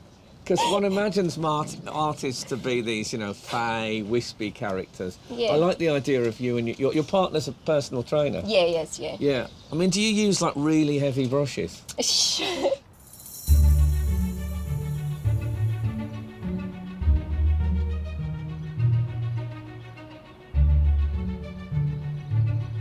While 7 artists are creating their images by putting paint on canvas bit by bit, printmaker Daisy has the opposite approach.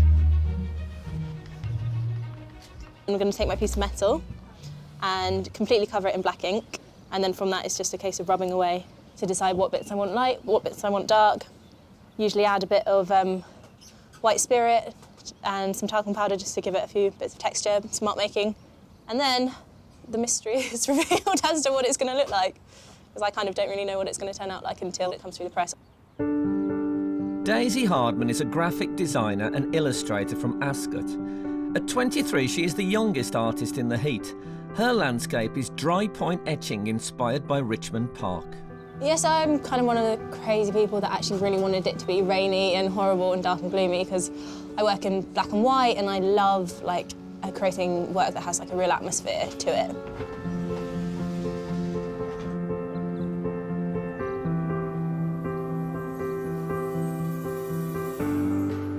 It's coming together. I'm feeling happy and quite jolly, and I'm really enjoying it. Lucy Davis did her Art Foundation course at St Martin's College in London.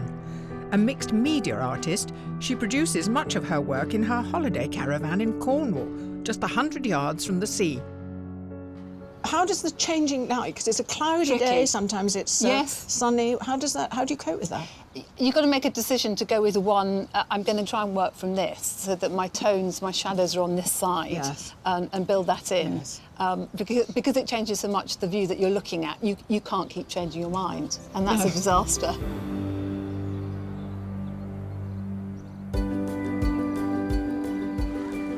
Our 8 competitors aren't the only artists painting today. On a first-come, first-served basis, we've invited 50 more to come to Wadston to try their luck as a wildcard. Artists of every age, technique and level of experience have come from far and wide to join this festival of art. Such a fantastic atmosphere. And if any catch the eye of the judges, they could find themselves in the semi-final.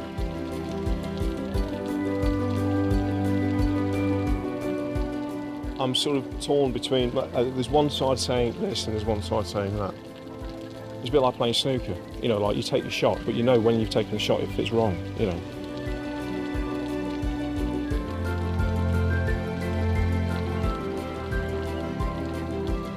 I've got no sense of what your painting style's like, so you have to come back later. I haven't. This is my very first landscape.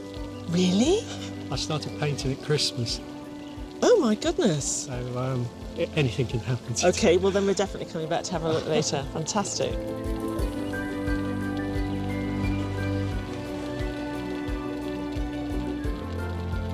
You've done a lot already. Yes, you have to work quickly out of doors. You might get moved along.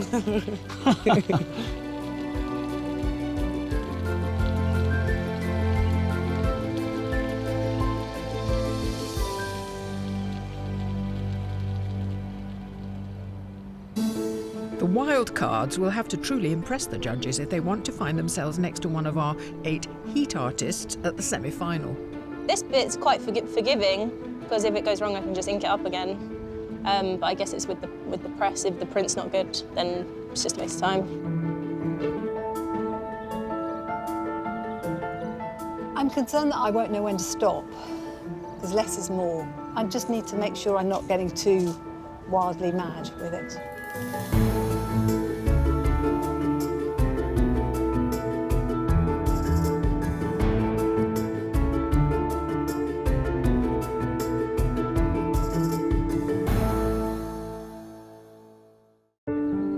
Here at Wadston Manor in Buckinghamshire, our 8 artists are a quarter of the way into this heat of Sky Arts Landscape Artist of the Year, and one artist may not need the whole 4 hours. Esther, I like it already. Oh, good.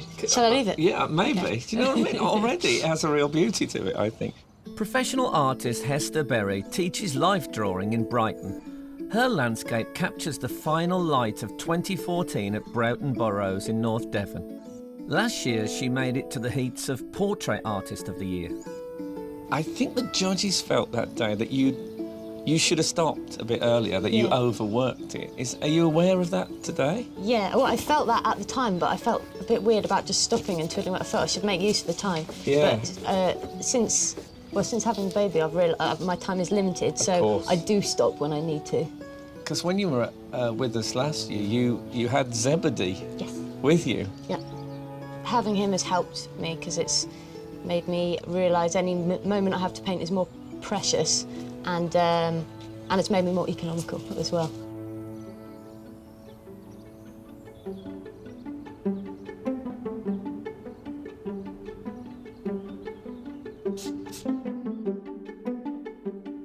You do a lot of landscape, don't you? Yeah, This yeah. is what that's you do. I use. This yeah, is your that's what job. Yeah, completely. You know, I paint landscapes every week. David Alderslade is a professional painter who lives and works in a caravan on Salisbury Plain. His landscape is of a rusty and overgrown combine harvester he discovered in a field near the River Avon in Wiltshire. I'm rather fond of that hedge. I hope you're going to include the hedge. Yes, yeah, I'm going to get that in, definitely. That lovely dark And the stripes on the lawn as well. I'm going to see if I can get those There's into so foreground much, isn't too. there? And also the statuary. Now, what are we going to do about that? Are you going to leave that? I'm going to put both of them in. There's an interesting one on the left-hand side, which would be way out of my picture at the moment, but I'm going to move that over and put that in as well. So you're going to a little bit of falsifying. Yes, I'm sure yeah. people have always done that. It's for the picture, isn't it? You know, that's the thing. I'm going to make my picture work rather than the scene that's definitely in front of me. Reimagining the scene isn't just about what's in the picture. It can involve changing its natural colours. You got a hell of a lot of different pigments. You mix them with water or? The gum Arabic. Okay. Yeah, and make them more shining. Tenjun Yan had formal training in China before moving to the UK to study at the Slade in London. The colours in his landscape of Regent's Park are a result of his ability to see a larger range of colours than most. You've got this magical condition where you can see millions of colours at the same time. Tetrachromic. Tetrachromic? Tetrachromic. When I was staring some places and just can see like a lot of colors on that. But I mean, on the one hand, like you can see many colors. You can just put all the colors on the canvas. But on the other hand, it doesn't work. Sometimes it's a problem. not work.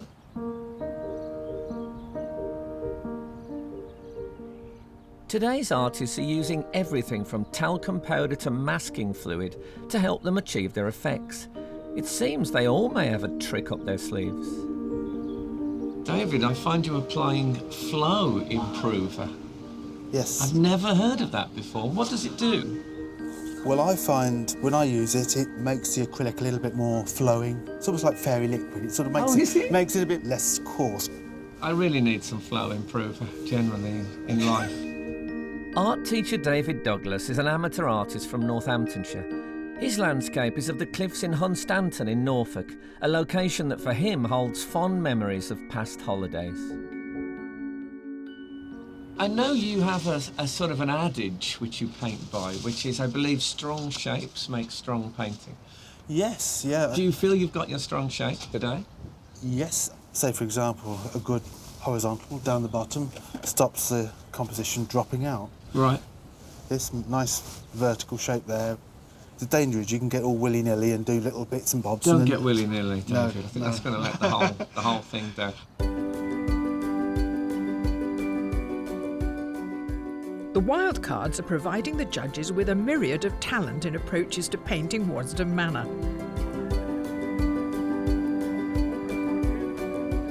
So you start with this sort of muddiness and then you'll sort of put in the definition? With Is that the sketch, plan? actually. So that's capturing the initial impression. And will you it's quite stick? gloomy to begin with, which I really liked. I like that too. Now it's getting a bit sweet for me. So hopefully it'll rain this afternoon and screw everyone else up.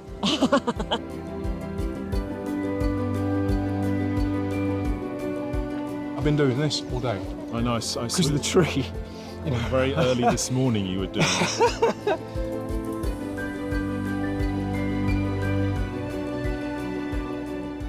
I'm completely drawn to that white statue.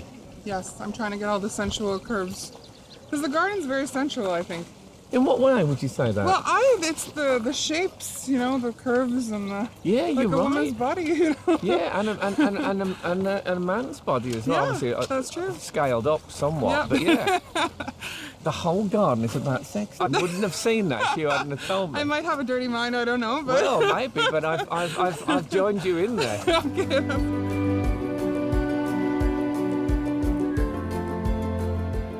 And for one judge, it's not the view of the house that's stirring emotion. Sorry, I'm a bit moved, I don't know why. It's just...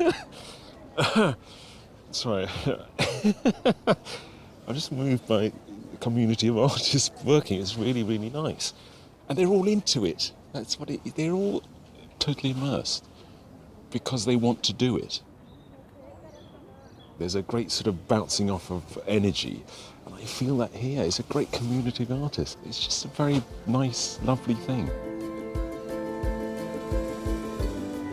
You know, it was kind of built by Baron Rothschild as a pleasure palace. It was all about big society parties. So it's almost like you've taken that vibe of party time and you've translated it. Well, I've never tasted Rothschild's wine, but you know, Maybe one day. It looks like you have. I haven't.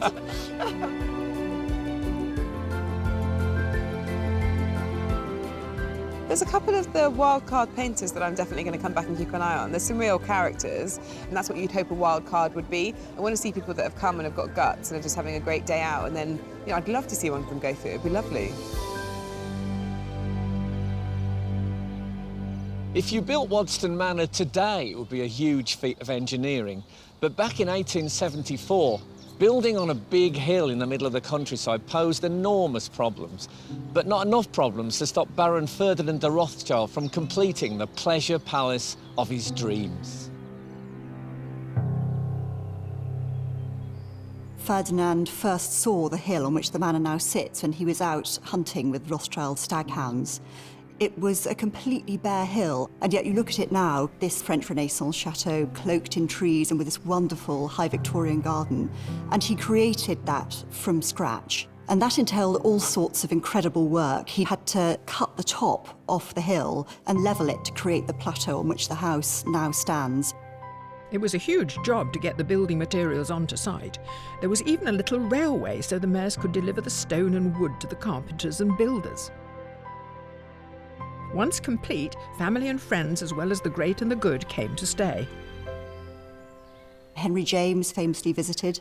Queen Victoria came in 1890, and the Prince of Wales was one of Ferdinand's great friends, and he came on many occasions. The house is designed very much with this very, very grand entertaining in mind. So you would be taken on a tour of the estate. You would go to the aviary, which was stocked with species of rare birds. And of course, you would spend time with Ferdinand looking at the collections themselves. If you were very lucky, you might be invited into his private sitting room, the Baron's room, where he might show you the latest acquisition.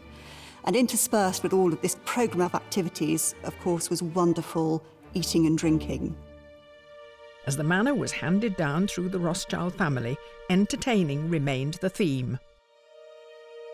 In the 1940s, James and Dorothy de Rothschild brought in chef Monsieur Tissot from Paris and worked closely with him to create their exclusive menus. What happened, my father used to prepare a menu in a menu book, and Mrs. Rothschild would come down and say, oh yes, like this, you know, we'll change this particular plate, that sort of thing. When it came to Christmas, I used to help my father with getting the turkeys ready. And I spend the rest of the time running around the fields, exploring. When I first came here, they had a horse and trap. The chauffeur used to say, come on, Raymond, so do you want to come for a ride? If there was no school. And I'd go in this little trap with him, and we'd drive around, trot back, had a lovely time.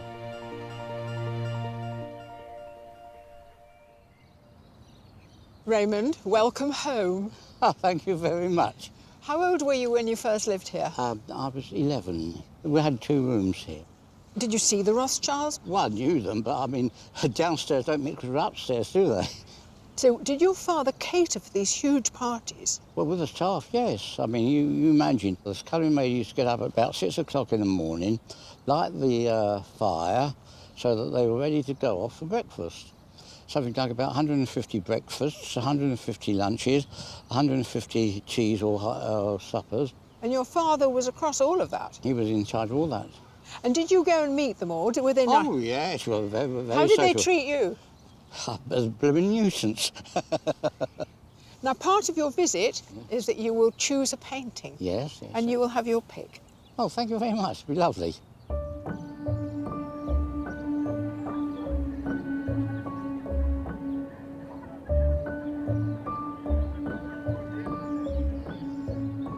Nearly 2 hours into the challenge, and Daisy's ready to go to press. Major concern is the press, I suppose, because I could ink up my plate and do it all and be happy with how it looks, and then the pressure might not be right on the press, so the print will come out like a bit too weak or something. Fingers crossed, and I'm probably going to have to roll it through that way and then back the other way. Doesn't feel like there's much pressure there. So does it So it means that there'll probably still be quite a lot of ink on the plate, and it might not. This is scary. It's usually quite a stressful moment, even with no one else looking. Yes, that's fantastic. That sky is just stunning. Well, it's a start. Oh.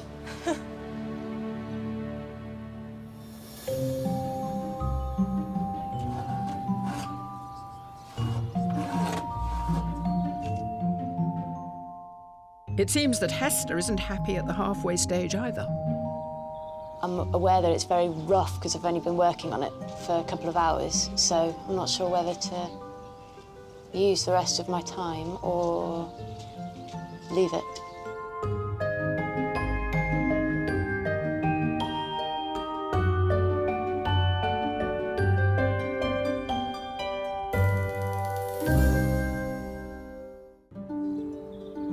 At Wadston Manor in Buckinghamshire, the artists in this heat of Landscape Artists of the Year are at the halfway point, and the judges have started to form their opinions.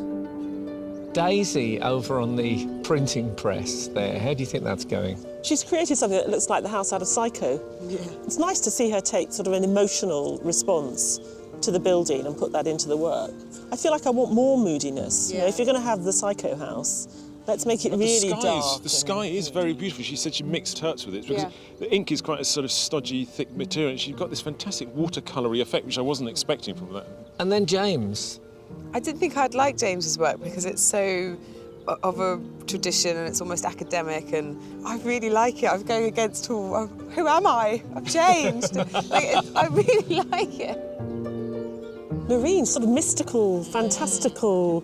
I'm waiting to see it emerge. I've got a quiet confidence in her. Can you see any relationship to what she's standing in Yeah, front of? because if you look really carefully, there's this lovely sort of silhouette of the roof line. I think it's going to emerge. What about young David? Because he's working in watercolour, he's had to think of what he's doing. It's a process where he has to work very carefully and reverse things and block things out. It's not sort of instinctive what he's doing. No, it's very well planned. You always think that landscape painting would be so sort of expressionistic and instinctive, and he is so methodical. So then we have Hester. Right from the start, it was a really bold, painterly start. She had the blocks of the trees and the brush marks. It was just really nice to watch it happen. She had like a 2 or 3 inch brush, and she just did that, and already I could see the scene. She just is able to read a scene. The word on the street is that she's going to do too. You're starting again? Yeah. And then for the competition, you will decide which one you want to be considered? Yes. Are you thinking of it differently? I need to approach it completely afresh, as if I hadn't already done this, I think, and see. Lots of luck with it. Thanks We'll very be much. watching you throughout.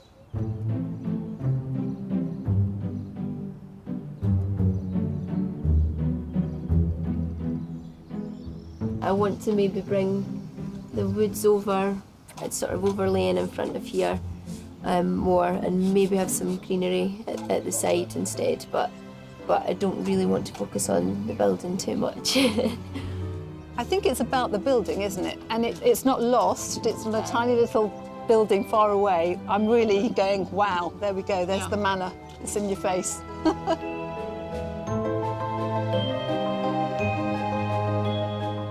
What you've really captured is a real sense of being in France. Oh, really? I feel more so than any of the others I've seen. We've got a French chateau here. I'm sort of sitting on the lawns beside one in the Loire. Yeah, exactly. Yeah, absolutely. Our 8 heat artists have less than an hour to complete their work and impress the judges. But will a wildcard be joining them in the semi-final? I like the orange grounds showing through. Yeah, I think the orange is really successful. And I was particularly against that blue there, it really pops. Didn't realise you were going to put them together. Was that the plan? Yeah, I planned to join them together. And what about the degree of finish? Because there's a higher degree of finish, isn't there, in the studies, wouldn't you say? Relative to the scale. Mine's very different to the majority of the others, but I feel like this is the kind of painting I wanted to make today. But can the judges agree on an artist to put through?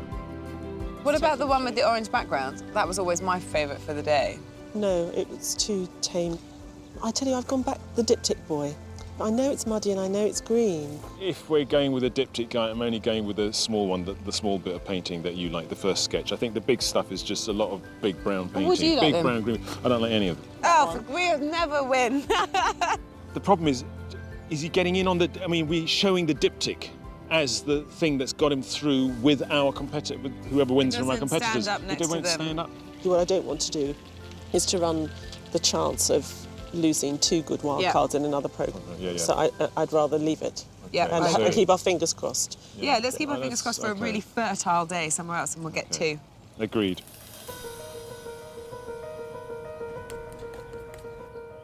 Brushes, paints and pencils are all part of an artist's kit. But on a day like today, there are other essential components our 8 competitors have decided to bring with them. There's my daughter, my mother there, and my daughter's friend, and then my best friend, and then my dad.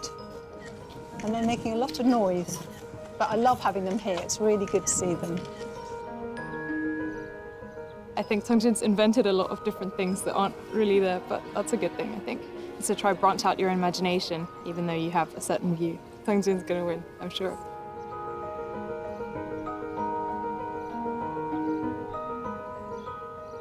I'm amazed that she's done 2 in the time. I think the first one's the best one, but you never know. She's had a really nice day, and well served. Me and Zeb too. It's just been a lad's day out, really.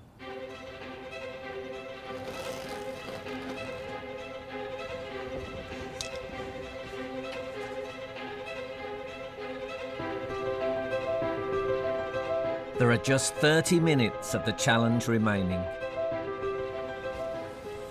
Interesting. Do you have a favourite at this stage? I don't actually like any of the ones I've done. Oh, really? Yeah, I'm quite unhappy with the prints that I've got.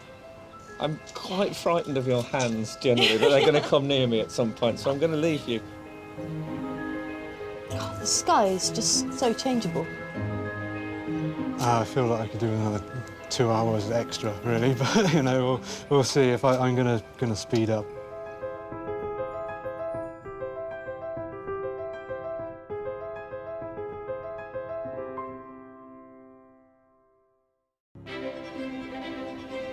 Here at Wadston Manor, there are just 10 minutes to go.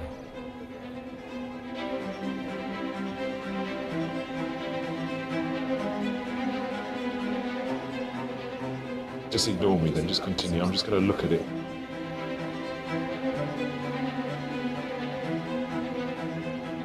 Until someone says stop, I'm gonna keep going. It's difficult to choose because I like the colours in that one, but I feel like this one just works better. That was really just a bit, you know... That's the more bold. It is more bold. I don't know if it's more successful for being more bold. I think it's going to be this one, still. Yes. I'm more confident with this one. I'm going for this. OK, you've had another play. Yeah, I had a bit of time, so I'd made some bits darker. Brilliant. OK, Great. done. Decision made. Artist, you have 1 minute left.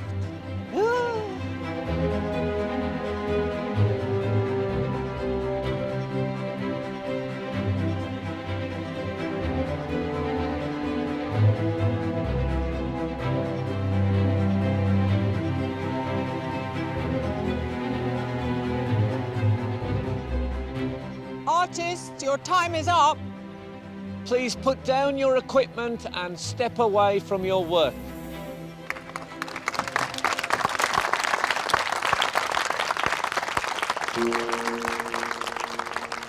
Before the judges take a closer look at today's work, Raymond Tissot, who used to live at Wadston Manor as a child when his father was the chef, is invited to choose his favourite to keep as a reminder of his time exploring the estate. Artist, can you please turn your easels?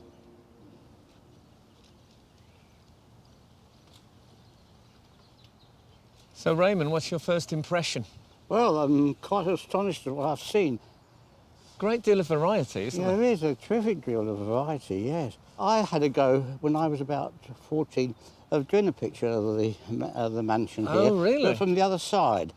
It isn't finished yet, but... No point in rushing it. No. Ah.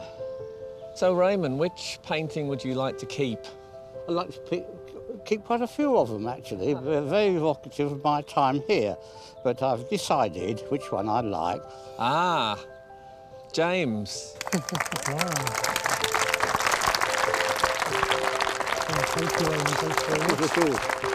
Well done, James. Thank and you. I hope it brings you lots of pleasure, Oh, Raymond. it will.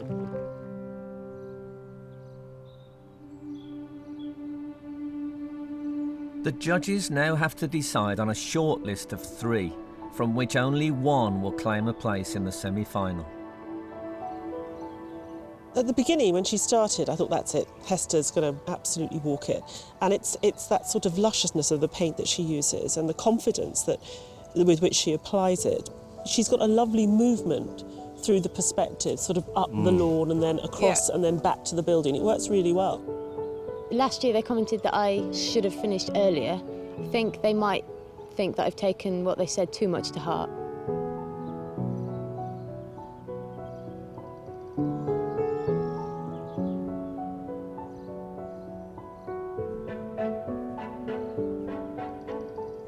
I think it's a really courageous, brilliant contemporary painting. I absolutely love it in its state. I think it's a really cool painting, and I'd have it in my house and I'd be really proud of it. This is absolutely magical, but I don't know where the building is in relationship to it. It's the reconciling the built environment with the natural environment, which is what we're doing here today. I mean, there's this huge, big, imposing house that's been put into the landscape. I've fallen for it, I'm afraid. Yes! I've been seduced by it completely. I'm so pleased that you like it as well. The piece is unfinished. I really hope that the judges can see potential with it, but the competition is fantastic. His graphicness is what we like, the way he simplified forms. What is interesting is that he's been able to bring in an atmosphere. So it gets hazy as it goes back. There's like a sort of mist that's sort of risen out of the hedges in the back. I think I love it. He's so good with form and line, and I think so often we overlook how important having that kind of control is. The second half seemed to just fly by, which is when I really want to do the sort of enjoyable parts of it. So it was a bit rushed, a bit hectic, but still, it turned out all right.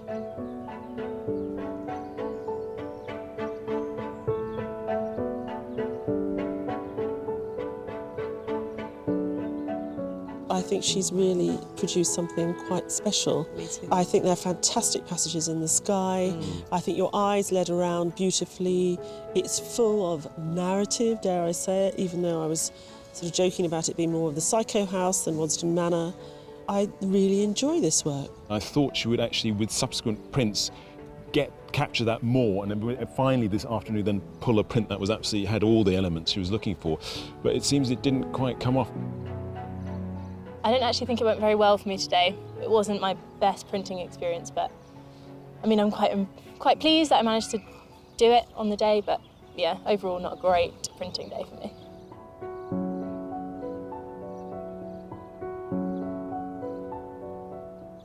I think we've got our 3, haven't we? Yeah, I think we've got our final 3. Yeah. Yep, happy.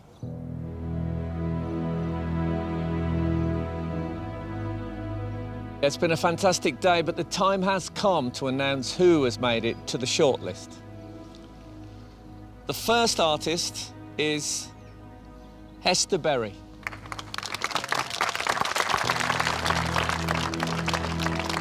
The second artist is David Alderslade.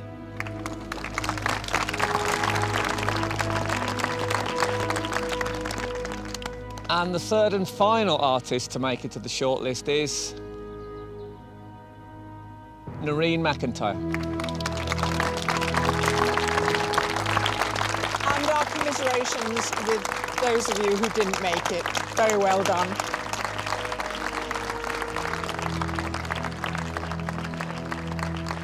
I feel good. I mean, I knew I hadn't had a good day. I think print's quite hit and miss, and everything I was making I wasn't pleased with as it was going, so I wasn't expecting to go through anyway. It was a bad day for me, I think. I'm a little disappointed, but hey, Raymond, he chose my painting, so that's great. It's quite moving, that. I enjoyed that. To help make their final decision, the judges talked to Narin, Hester and David about their work. We loved that window you gave us into that magical forest. But it's interesting that in the picture that you painted today, even though the building takes up more than half, you didn't attempt much more of it. I knew that I wanted to explore the detail in the woodland area, and I did want to explore the linear qualities within the building, but I did run out of time. My chances probably aren't the best, but I'm just really happy to be shortlisted. It's what an opportunity. I know you are under immense time pressure and you've finished it, but where would you have added detail? I'd definitely have made these bushes a bit more three-dimensional. There would be more detail in the building as well, but just no time to do it. So well, you did a lot today. I don't even hazard a guess as to whether I've got a chance, to be honest. It's just amazed that I was shortlisted. You stopped sort of just over halfway through the day and decided to leave it. And last time we met, we told you that you'd maybe gone too far. So was it a conscious decision today to be very careful to not do too much? To be honest, over the past year, I've been used to being a bit more economical and stopping when I need to. But yeah, I was aware. I did think you might think I'd gone too far in the opposite direction though this time. I told myself I didn't mind if I didn't get shortlisted this time, but it is. I would have been disappointed if I hadn't got as far as I had last time, so it's nice. Deciding who goes through to the semi-final is completely down to the judges, but something is bugging me. Can I ask a question about Narin? I don't know, for me I thought, oh God, I love her stuff, but she hasn't quite done enough. That big blank on the side, it doesn't look like an artistic decision to me. I just felt what she didn't do, it just undermined the whole thing. But I would be so upset if that house ever made it into that painting in any more than it already has. Really? Yeah, it doesn't. There was just like a magnitude to leaving this ghost there. She's a very interesting artist, but we've created a situation today where we're in these grounds and we've got this fantastic house, and I'm not certain that she's risen to the challenge. I was a bit sad that the print didn't make the final three. I think Daisy's very special, and I think we need to keep an eye on Daisy going forward. She was a real contender, and I loved the way that she did face a series of challenges throughout the day, but she kept trying. Hester did 2 paintings. It was impressive to do that in the time. And she's a lovely painter. The first painting particularly, that sort of sense of the storm. That sort of stormy and really atmospheric, and it was equally exciting painting. So have you agreed the final? I don't know now. Yes, we have. Yeah. Okay.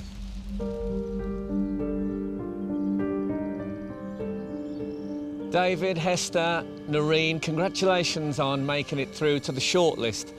I know the judges found it a very difficult decision to make. But they have decided, and the judges felt that the artists they've chosen to go through to the semi-final displayed consistency of vision, and they're keen to see how this person will develop. That person is Narin McIntyre.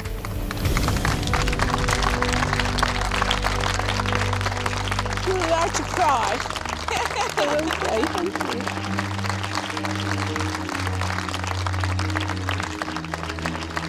Well done, lovely girl. I thought Narin's work was great. I thought she might win. I thought she might have the edge, and it's really deserved. It's beautiful. Sweetheart. Well done, Narin. Both the other artists were brilliant, so it's not a surprise. Really happy, and I can't quite believe it.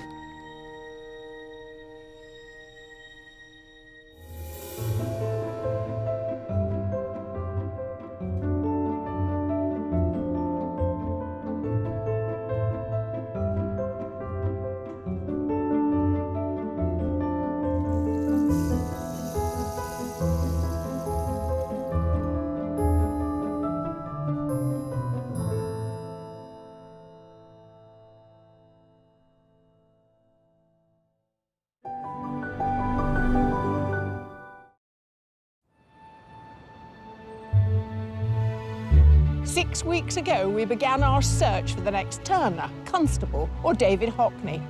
48 artists were chosen to go forward to the heats, and now just 6 remain. And by the end of today, those 6 will become 3, Welcome to the semi-final of Sky Arts Landscape Artist of the Year. Over the past few weeks, we set up home at some of the National Trust's most impressive properties in our search to find an undiscovered landscape artist. One artist from each heat has made it through to today's semi-final. Jamie Hageman. Narin McIntyre. Sam Taylor. Emma Copley. James Green. Joe Abbott.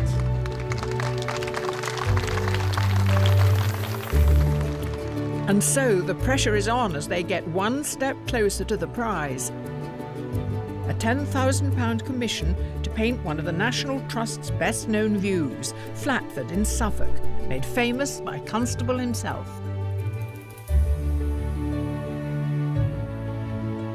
But first, they've got to get through to the final. You've got your spoon, have you? I hope so, yeah. So, with a surprise challenge... I'm a bit nervous about the location, just because it is very urban.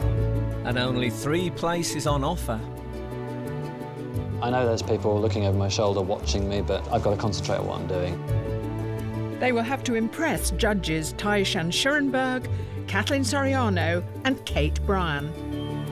Have you got a reasonable idea of who the 3 are? I don't. I do. But who will make it to the final of Sky Arts Landscape Artist of the Year? I don't know about you, Joan. I'm frightened to death what they're going to pick. Do you know what? I reckon I probably won't agree with them.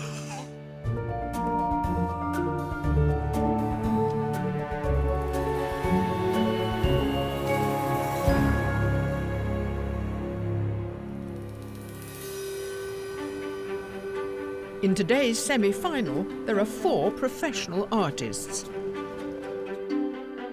James Green, Emma Copley, Jamie Hageman and Narin McIntyre.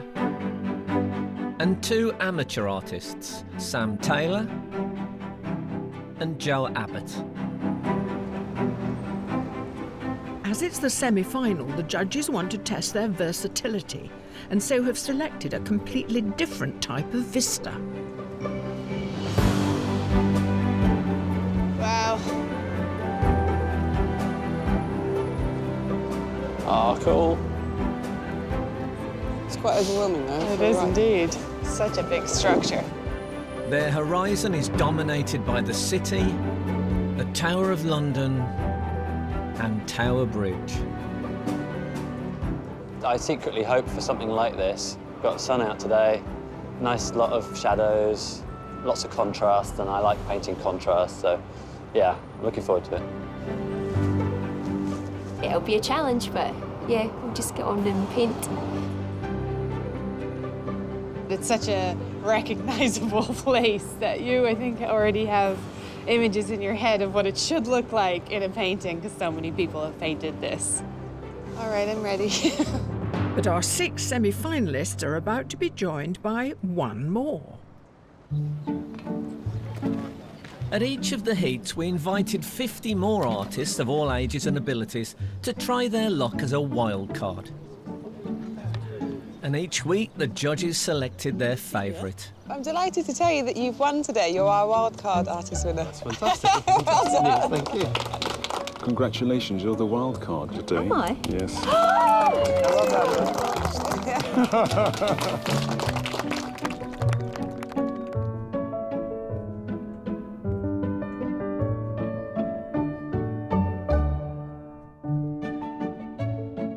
But the judges had to decide on just one of them to join the others at Tower Bridge. And the person they chose is David Alderslade. This is really good news to be told that I was the wild card winner. To have that extra chance to get back in and have another go at painting was really good. I can't wait to get started.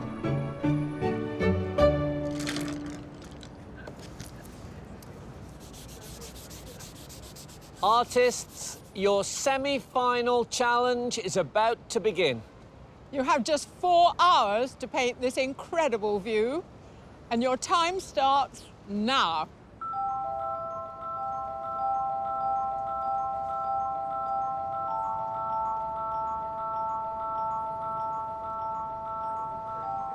a little bit daunting to be painting something that everyone knows, because you've got to get it right, or you've got to get the suggestion of it right, so that people can recognise it. Until now, the judges have challenged the artists with more traditional rural landscapes, but today's location will test their ability to convey a busy cityscape. And possibly the only one who's pleased about it is me. It's exciting, isn't it? I can't tell you how happy I am not to be in the countryside. You're not feeling like that, I'm guessing? No, not very, not very much. Well, excited, yeah, just a bit nervous. Professional artist Narin McIntyre lives in Fife. Her landscapes normally feature woodland views and are created by building layers of enamel, shellac and oil. From an early age, art has always been her passion. I met Narin when we were at school. Used to sit next to her, actually, in an art class. Always knew that she wanted to do art as a career, but didn't know how far she'd go or what route she'd take. Narin's probably not the most confident in her abilities, but I suppose every artist is self-critical. I think she's just happy to get good comments from judges, just knowing that they like her work. Even though her painting of Wadston ignored most of the manor, the judges thought the surrounding foliage and undergrowth was captivating enough to put her through to the semi-final. I'm guessing this isn't the sort of thing you'd normally go for. No. Are you going to try and find a little bit of fairy tale tree glade? Yeah. In the midst of it? I mean, to Yeah. be fair, you've got a kind of a castle with trees I over know, there. It no, doesn't I get do, much yeah. more fairy tale than that, does Yeah. it? And how much bridge are we going to get from you? It depends how much painting time I get. And how Well, quick I mean, am. what's your cut-off point? We're going to get that Union Jack? No, so I might have sort of a line point to reference it. OK, I'm looking forward to it. Okay. I'm looking for, there aren't many sort of fairy glade paintings of Tower Bridge. Yeah. That I know of.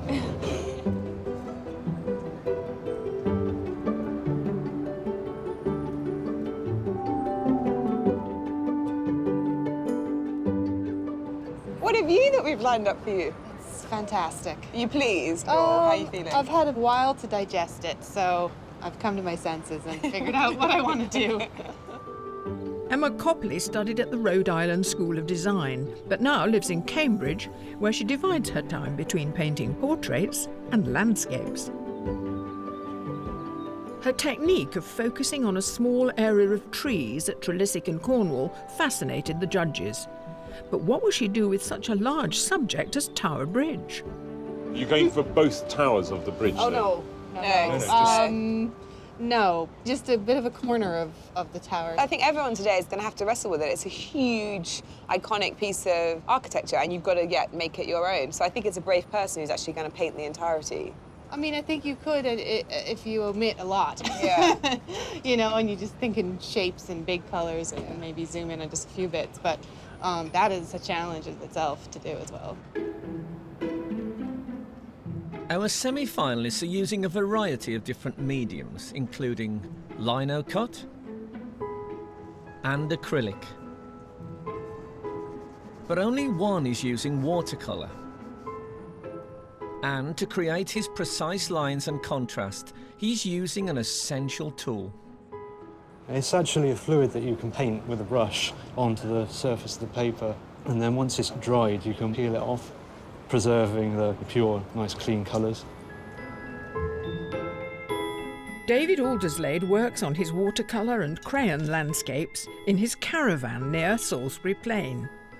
He was invited to take part in a heat at Wadston Manor, but when he failed to make it through, he decided to try again as a wildcard. It's quite an unusual format for you. I think I'm slightly more used to seeing you landscape.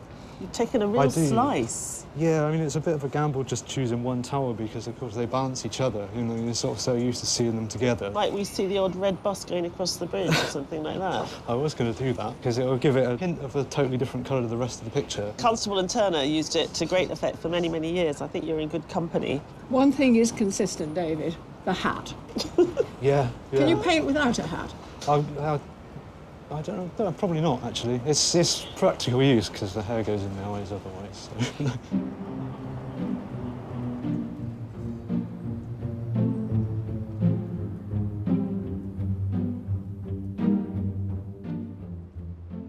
So. Look at these beautiful wispy clouds coming in. Yeah. You've almost finished most of the canvas. I mean, that's a very quick start. Is this a kind of background over which you're going to build the bridge? Oh, I see, Yeah. OK. The heat, I just ran out of time. I've realised I've just got to work even faster. Professional artist Jamie Hageman lives in Fort William, Scotland, where he divides his time between painting and his big passion, which is climbing. Jamie's pretty much mountain obsessed, but a lot of the time he's going out looking for ideas for new paintings. Jamie's studio here used to be my summer room. I think I had it for about 2 weeks after we moved in, and then Jamie decided that no, he needed more room to paint than just the kitchen table, so in he moved and out I went. The finer details of his submission landscape secured his place in the heats, but it was the atmospheric style of his painting of Lyme Park that intrigued the judges enough to put him through to the semi-final. What I want to know is how much of the bridge are you putting in? I did a little sketch here. Oh, wow, so we're going to get the whole thing? Pretty big, yeah. In your paintings, you have these amazing angles where the mountain looms over you, and as if you've got this extraordinary perspective. And you've done this again, you've done that sense of looming. So I can see that, again, that sense of the sort of David Lynch sort of imposing atmospheric quality might creep in again. Yeah. We really like that, whereas for you, it was just a stage in the process, wasn't it? Yeah, it was really, yeah. So I'll see how far I get this time. The artists have been painting for nearly an hour.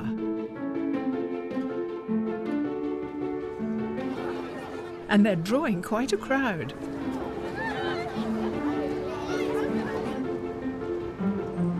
It's a little intimidating having the public coming up to you, you know, in a steady flow and seeing them all walking by looking at you. That's a little scary. I'm not used to that.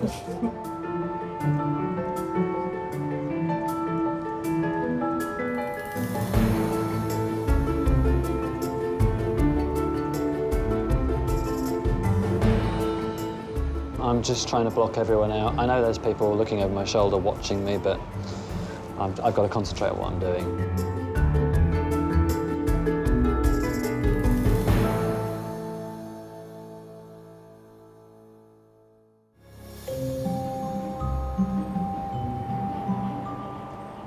Here on the South Bank in London, our 7 landscape artists are battling it out for 3 places in the final.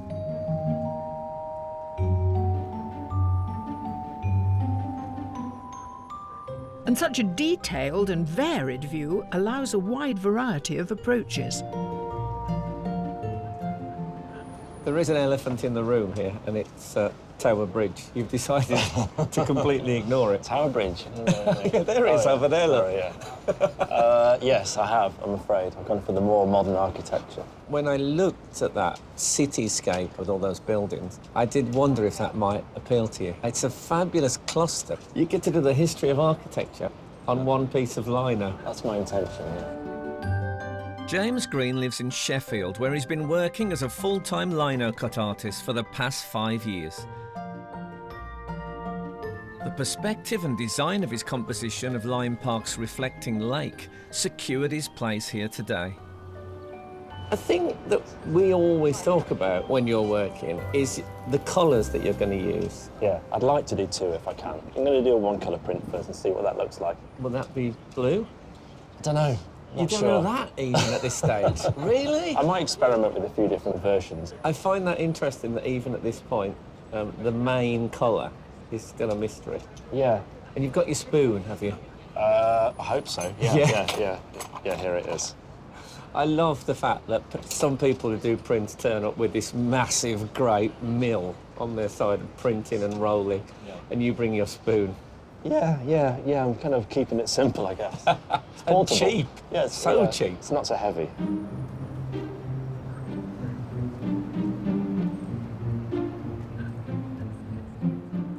One artist is taking a very literary approach to capturing Tower Bridge. And is this London's paper from today? And we've been very site-specific. Yeah. Excellent. And how important is the collage to you? How much of that are we going to see in the finished product? Do you know yet? I'm not sure yet. A bit more of it will disappear, and maybe a bit more will go on. Amateur artist Joe Abbott lives in Oxford.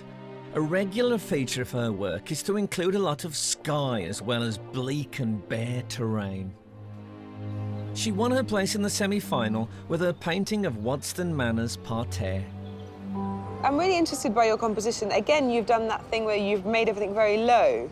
I'm looking to get that feeling of, I suppose it's a bit childlike, it's that sort of sense of wonder and looking up and everything towers above you. It's interesting seeing your painting like this because your paintings are so evocative and atmospheric, and at the moment it's quite timid. I mean, this is important. The skeleton's got to be there. It is. It's the bones. It's got to be Do there. you feel impatient, like Yes, to sort of very, get going? yeah, I can very. feel it in you, and I'm sort of like, when's she going to do the really good bits?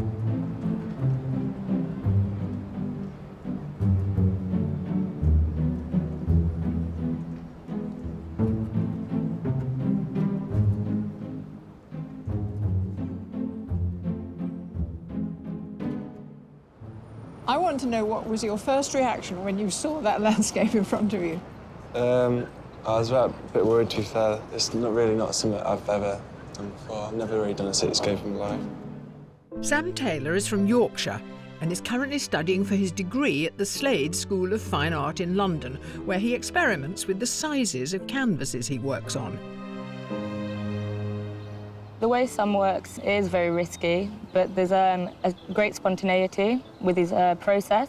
I think Sam reacting to winning would be, well, I don't think he would react like many other people. He never really gets overly excited about anything, but I think he would be very, very pleased if he won.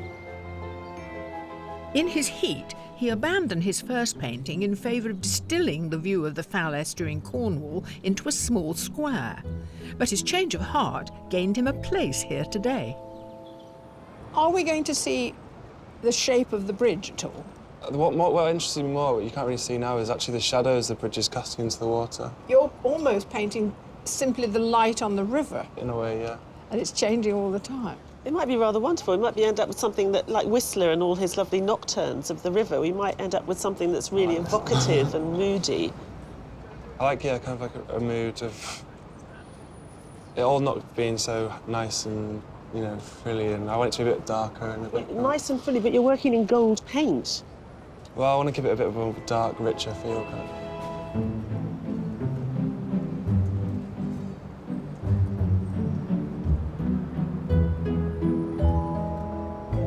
Can I ask you one of my stupid questions? Yeah, go on. Why is this any different from painting mountains and lakes and trees? Because if you paint a mountain or a lake or a tree and you're quite loose about it, because that's the way you paint, it's still recognizable as a mountain, a tree and a lake. Is that right? Whereas with a building, if you're loose about it, it sort of disintegrates. So you've got to adapt your style to the structures here. You don't have to have rigid straight lines and that in a painting. You can still have that freedom of expression, can't you? Yes, of course, you can be loose about it, but I think you have to reinvent your language to capture it. Is this something you'd paint by choice? Tower Bridge? No, I'd paint that by choice, but certainly not that. So I'm impressed by the ones who've chosen it.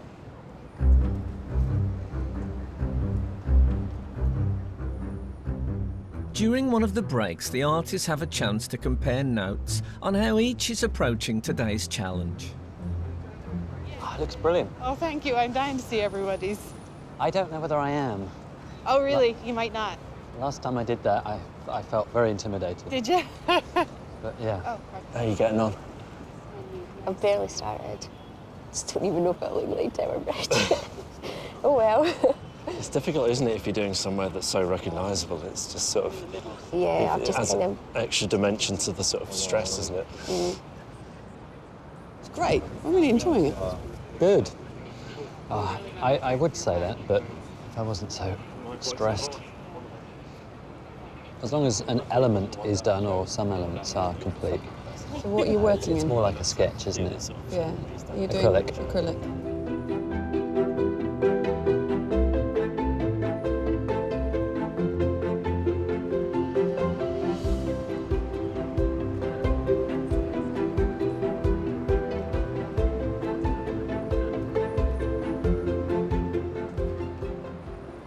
About you, but I'm getting a very interesting eye on Tower Bridge. I like to think I'm learning to look a bit hanging around with all this crowd. Yes. Do you? Yes, that's right. Do you think generally that you're on the same page as the judges? They're ahead of me. They're way ahead of me. That's impossible, Joan. No one is ahead of you. Look at the head start you've got. I'm learning a lot. You're on me. I love that. I pick their brains mercilessly. Joan, I could talk to you all day. I will. You do? I will.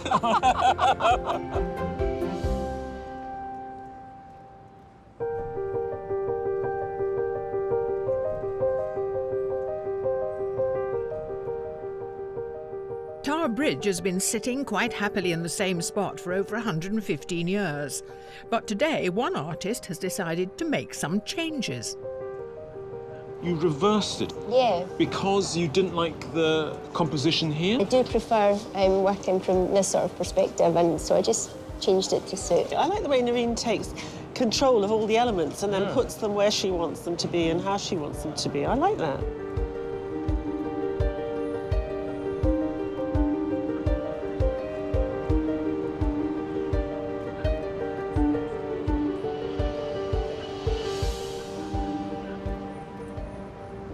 Do you buy into this theory that you have developed a new style to cope with the 4-hour constraints? Yeah, I think so. It's impossible to paint that amount of detail this quickly. Of course. But actually, I'm starting to quite like this, forcing myself onto the next bit and then thinking, right, that'll have to do, next bit. It's kind of like speed chess or something like that, isn't it? That all the thinking you thought you needed to do, maybe you don't need to do all that. Just go with your instincts. Yeah. Ah. The artists are nearly halfway through the semi-final. I'm just trying to bring a bit of life into the sky and figure out a few of the lights and darks in the actual building. I've got almost past the point where I was about to throw it in the river.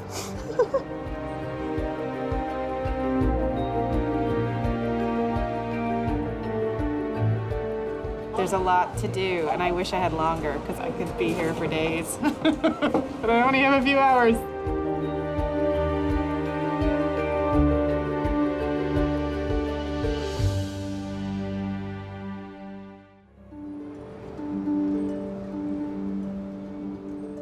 On London's South Bank, our artists are competing for 3 places in the final. But who is impressing the judges so far? It's roughly the halfway stage. You must have a fair idea now of who's doing well and who isn't. I'm definitely more excited by those artists who I don't quite know where they're going yet. So Narin and Sam, for example, I'm much more enchanted by the magical mystery worlds that they're creating. What about Jamie, who set off at a flying start and now the bridge is looming, I think. It is looming. Yeah. I think he's got to be careful to cultivate that sense of atmosphere because his style is very hyper-realist, very laboured. He's got to inject his personality into it. At the moment, I'm worried there's nothing that enigmatic about the work yet. I don't think he's lost it completely. I mean, with that ghostly underpainting of the tower, he's still got elements of it. What about David? It's quite interesting. You get to the point where I hope it isn't only familiarity, but where I'm thinking, OK, where does the art come in? Where do you come in? How are you going to interpret this scene in a way that makes it more than just a response to it? And I think to be able to take such a large scene and for some of these artists to just go, that's necessary, that's what I'm editing, that is their character because that's what they're seeing and that's what they think anchors the picture. Because you look at an artist like James with his lino cut is the great, reductive artist. He brings everything down to what is absolutely necessary. What about Joe? I feel like I'm looking at something that's a little bit twee at the minute, a little bit kitschy almost. It's slightly too pretty. And I think that's what we'll see in the next bit of time, her start to muddy and mess around with. What about Emma? I'm fascinated by how she managed to reduce this enormous scene. She's like Google Earth, Emma. She gets tighter and tighter and tighter. I mean, it's amazing. Yeah. And I think it gives so much character to the painting. She started to bring in, colours and find contrast. It feels New York. I don't know, it has something sort of kind of epic about it in this small rectangle. It's quite impressive. So as we pass the halfway stage, you don't have to pick a winner today. You have to pick 3 people. Have you got a pretty reasonable idea of who the 3 are? I don't. I do. People who have got a really evocative painting can completely lose the magic, and then other people who have got loads more to give can suddenly come through at the final minute. So I never have a clue. One of the artists has made the spontaneous decision to use the gun smoke in the atmosphere to give a sepia feel to their work. Nah, not really. How'd you get that on? Is that acrylic? Gold leaf. Ah. Yeah, I've always seen the shiny paper in the art session and thought, I want it. Wow. Wow, I know, that's what I just said when I walked down. It's like, wow.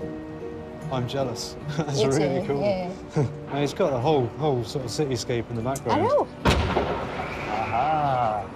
So when you started, it was all pink. Yeah, that's As a just like base. the underpainting, kind of. Oh my God, I've got so much to do still there. I know.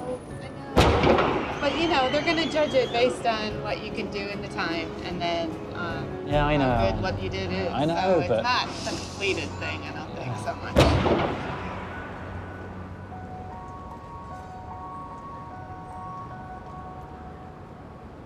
Tower Bridge has provided safe passage across the River Thames for millions of people, for cars, even for sheep for the past 120 years.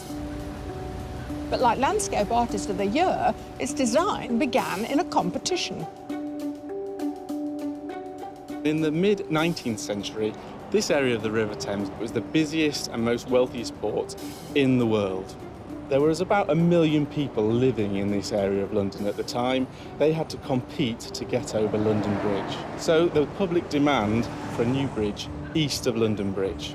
It not only had to provide a means across for the pedestrians, but it also had to provide access to tall-masted ships to deliver their goods. So in 1876, a public commission was set up. Over 50 designs were submitted. There were a number of wacky ideas, but a lot of these ideas weren't seen to be right. So in 1884, a design was submitted by Horace Jones. Horace Jones was the City of London architect at the time, and he was also on the judging panel, and his ended up being the chosen design. The concept incorporated a combined suspension and girder bridge structure. The success of the design, though, lay with the two counterbalanced halves, which allow the bridge to perform its famous party trick. 8 years of construction began in 1887. At any one time, there would be up to 800 men working on the bridge. And these men came from London, but also came with the companies that were given the contracts to do the work. So the engines came from Newcastle, and they brought their engineers with them. The stone came from Portland, and they would bring their stonemasons with them as well. However, the final result deviated somewhat from the original plans, which depict the bridge as a largely iron and steel assembly. The Portland stone and granite was provided as a skin, basically, because Queen Victoria didn't want this ugly bridge to shame the beauty of the Tower of London next door. So when Stevenson came in after Horace Jones died, he clad it in Portland stone and granite and added some Gothic flourishes. So it actually looks a lot older than it is today. More recently, Horace Jones House, a new housing development named after the bridge's designer, has been built on its south side. Today, one of its residents will get to choose one of our artists' work to be displayed in its foyer. Well, Monica, there aren't many people who've moved into a flat round here. What on earth's it like living here? It's just amazing. As a child, these landscapes you're constantly used to seeing. Did you play around here? Of course, yes. Played around here. We took school trips around here. So it's just amazing to be part of it and to be in it. You're going to have to make a choice of one of the paintings. Yes. And it's going to hang in your building. Now, where? So it's going to hang in the foyer. And so that's open to everybody, the visitors, residents. So I think having that in mind, it will help me make that choice. You know, it's something that's a bit historic, but also reflects modern times and of course, the art around us.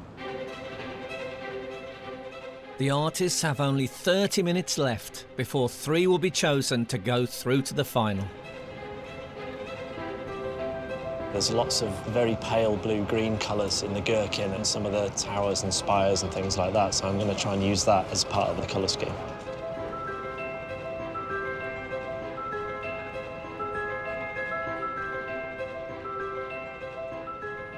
Deciding whether or not to tackle the buildings. I'm kind of liking the whole minimal viewing going on here. I don't want to like overwork it by putting in a building, but I'm not sure. I don't know, I need to just experiment more, try a few things out.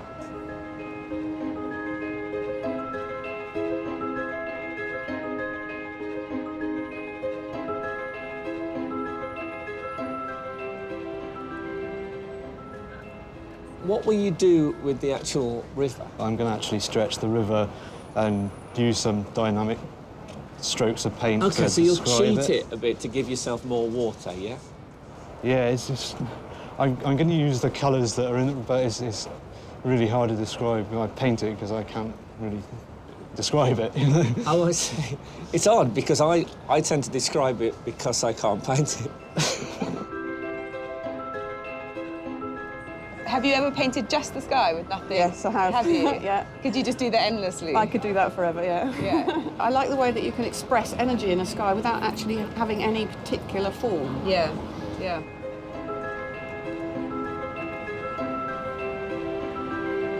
I would say I'm not on schedule at all, but I'll just try and speed up now as fast as I can.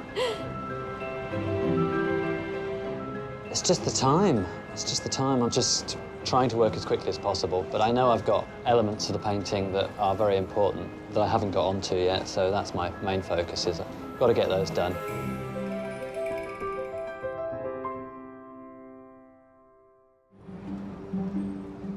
We're in the closing minutes of Landscape Artist of the Year's semi-final challenge, and our 7 artists are soon to be whittled down to 3.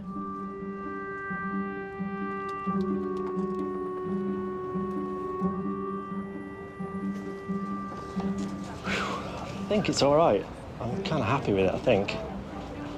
I'll put it over here on the wall and think a bit more. Artists, there are 10 minutes to go.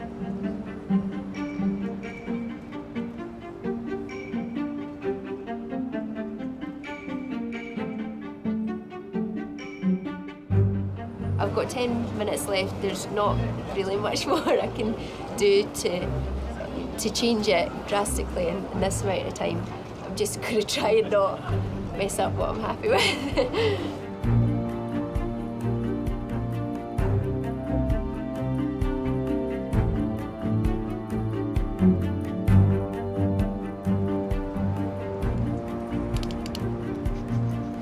Have you started drawing something to deal with the building? I was just kind of penciling something, I'm not sure. I'd go with your instinct. It's worked pretty well for you in the past.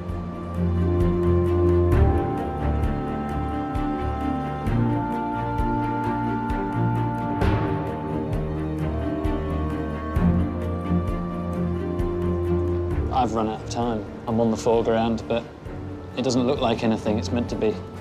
All I can do is whack a couple of lampposts in, I think.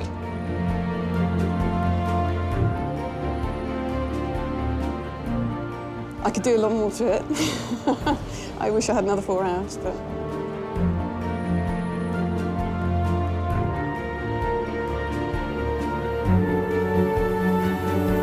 Artists, your time is up.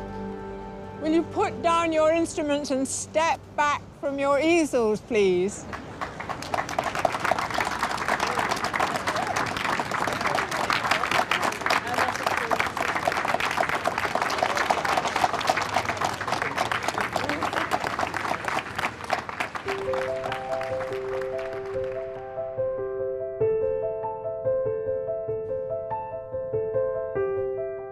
Before judges view the finished paintings, Monica Badejo, a resident at the newly built Horace Jones house, named in honour of Tower Bridge's designer, will choose one of the paintings to hang in its foyer. Artists, would you turn your easels round, please? It's a great moment, this. Yeah. Isn't that wonderful?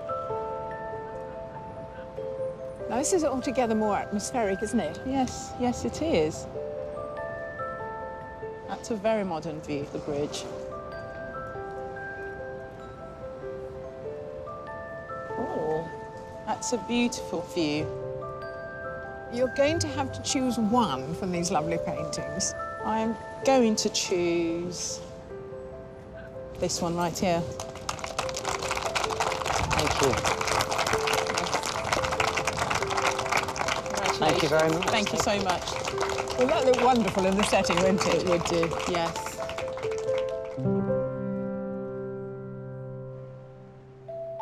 The judges have a tough decision, so they want to study every detail of the finished landscapes.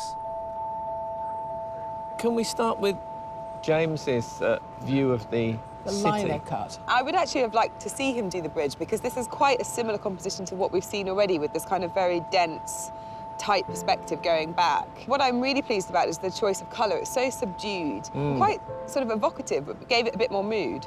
I was very happy that James picked that jumble of buildings, but I think he was a bit overwhelmed with the amount of information he was trying to get into a very small space. I think I agree. I was really pleased that he took that little patch of buildings. It's incredibly complex, but I think he could have maybe introduced a third colour, maybe looked to make it a little bit more sophisticated than what we've seen already.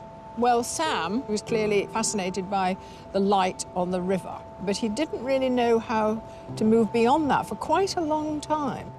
I think he's not really a competitor. He's sort of more competing with himself and trying to wrestle with what am I trying to do? Who am I in this artwork? And actually, he won today for me. I love the fact that he doesn't seem to go by any of the rules or regulations that making a picture seem to be about. He's finding his own way, he's finding his own style.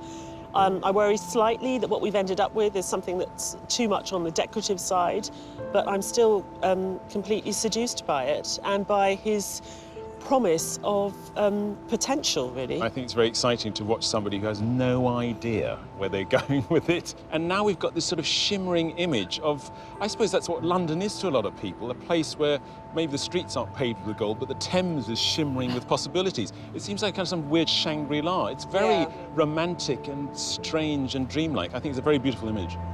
But the fact that one of the towers is just sloping off, every time I look at it, it really nags at me. I think with the location, it's been a lot more stressful. I don't paint cityscapes. Bit of a struggle, but I think I got there eventually. So what about Joe? Unfortunately, I think that the introduction of the red buses on the bridge makes it feel like the touristy image that we're so familiar with. I wish she'd been a bit braver with the bridge and actually just let herself be far more reckless, taken more artistic license, a bit like she's done in the underside of the bridge, where she's let it fall away. Narin has flipped the bridge. Now, that really was a bold decision. We were quite impressed by her brazenness. You know, she's got this fantastic, huge building, and she felt free to put it in a dark forest, darken the sky, flip it round, and make a very sort of evocative image. I think it's very beautiful. I think it's a staggering accomplishment to be able to come on a day like today and deliver something which is so clever and so different. One of your regular condemnations is with people, I know what they're going to do. I feel I know their style now. I could have told you exactly what she was going to do, and she's done it. Really? Yes. Maybe another way of putting what we're saying is that with the others, in knowing them, you don't actually need to spend much more time with them anymore. And when you look at something like Narin's work, it invites you to spend more time. And the more time you spend with it, the more things are revealed. And I would suggest that some of the others that maybe we've become more familiar with their imagery, there's less there to reveal itself.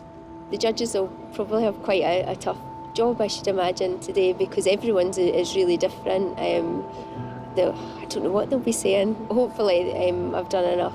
Now, what about David? For me, this is not my favourite of his compositions because he's usually a bit cleverer, and here it feels a bit traditional. That said, I love the way that he's handled the water. I think that's quite inventive. I think the image is strong, and then you go up to it, and there's not that much to look at, and I would like to see more, really. One of the things I've always loved about David are his skies, and I feel that with this sky, he didn't quite get the sort of formality to it that he has with the rest of the work. Emma is next. I really like Emma's artlessness in a sense that she reacts to what's in front of her and she applies the paint, and as she moves her way across the canvas, an image appears. But I don't really know, are we getting depth here, and do we know what's going on, really? I like the fact that we don't really know what it is. It's sort of industrial chic. I like it. I decided to crop the bridge a bit and do kind of what was under it and through it rather than the overall view of the bridge. I hope that it wasn't too much of a gamble and that the judges appreciate what I was trying to do. And finally, this is unmistakably Tower Bridge. The interesting thing with Jamie is we know what his finished work looks like. What we've seen here is this sort of middle ground, which I think is quite exciting, and it's quite otherworldly, but it's slightly bordering on the kitsch at the same time. Yeah. Jamie is the only other artist who's dealt with the whole bridge as it stands. and he's avoided it somehow. I don't quite know how he's got past the... Oh, he's got a bright blue summer sky, and somehow he's still being able to bend it so it doesn't look like a postcard or the bridge we know and love so well as a symbol of London. It's become something else. The background tower shows you something which is much more evocative, and the front one is much more descriptive.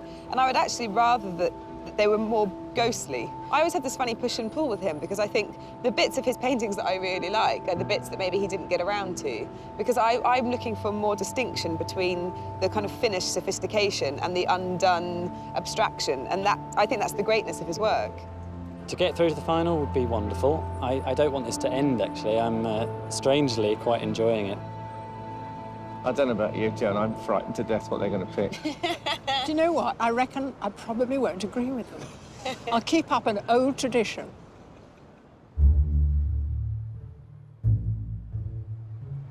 Congratulations, artists, on another fantastic challenge. It's always a great pleasure to watch you working.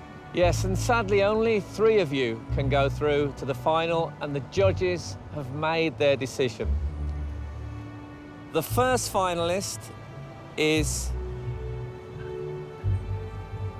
Jamie Hageman.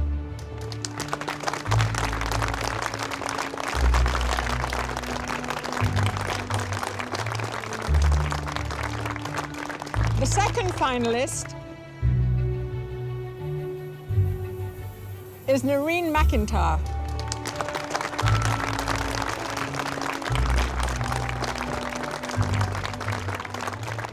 And the third finalist is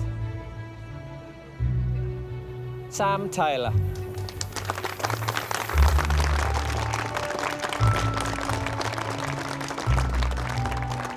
Huge commiseration to our remaining semi-finalists. We've so enjoyed watching you work. Thank you for being with us.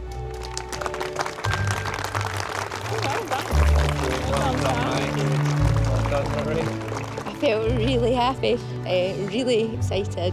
Yes, I'm very happy. Well done, mate. I feel like I've got so far now that I want to bring something really good next time. Really show off what I can actually do. Well done. Thank you very Right, much. that's Thank it now. you. Oh my goodness me. To celebrate, I think there's a nice jazz bar in Battersea, listening to some gypsy jazz. That's what I'll do. If I can stay awake.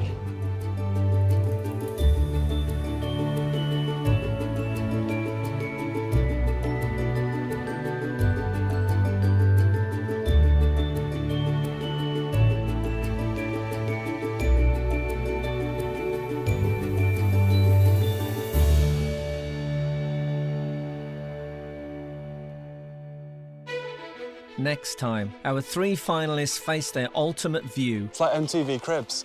Come on. Stow ahead in Wiltshire. Are you worried? Very worried. With the £10,000 commission at stake, who will win? I do feel quite a lot of pressure just now. The Sky Arts Landscape Artist of the Year is...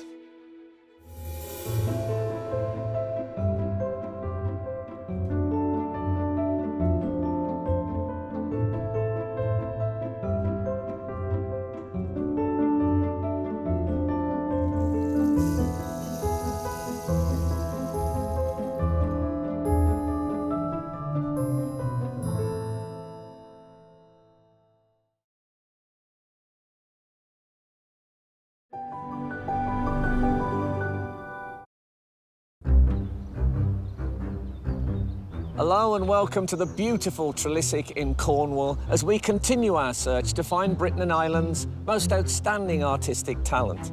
And we're taking on the British weather as we head outside. 8 of the country's best amateur and professional artists are about to tackle one of Trelissick's most outstanding views in just 4 hours.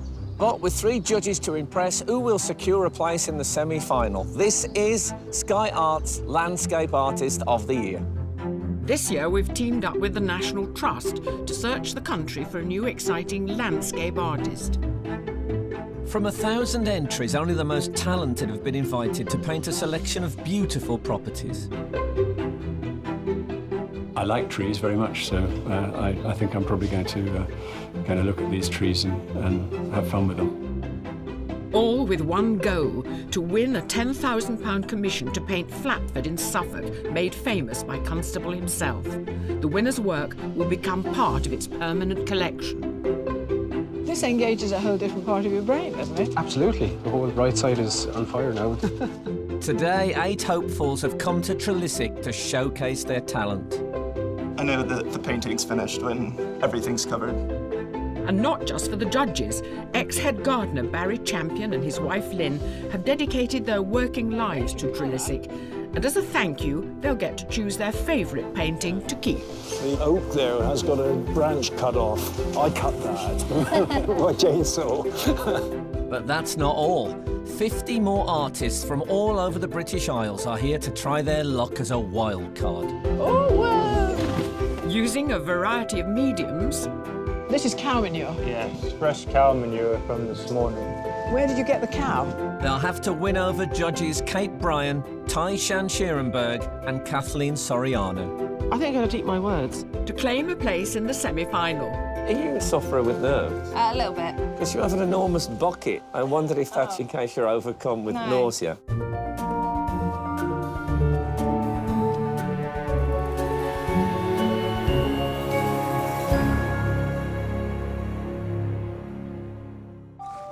Eight artists, a mix of amateur and professional, have travelled from all over the country to impress the judges. The professional artists are Amric Vakalis, Christopher Aggs, Emma Copley, Rosie Hewitt, Grant Wood, Peter Matthews and Elizabeth Cowley. I've not finished a piece of artwork in 4 hours ever before, so it'll be a race against time. And today there's only one amateur artist, Ivan Daly. I'm feeling kind of confident. A little bit of nerves, but I think I can do pretty well today.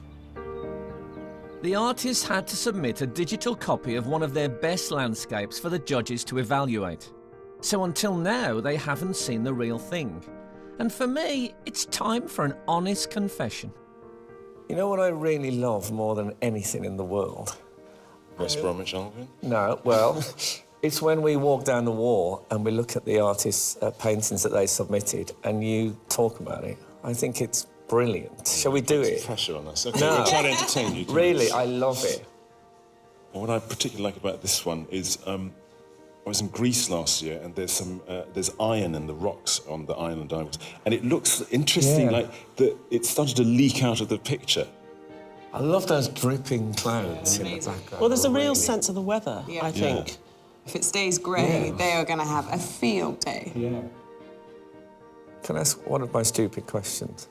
This is definitely a landscape. Is that defined because it's outdoors? This is almost a still life to me. It's all about the boat, really.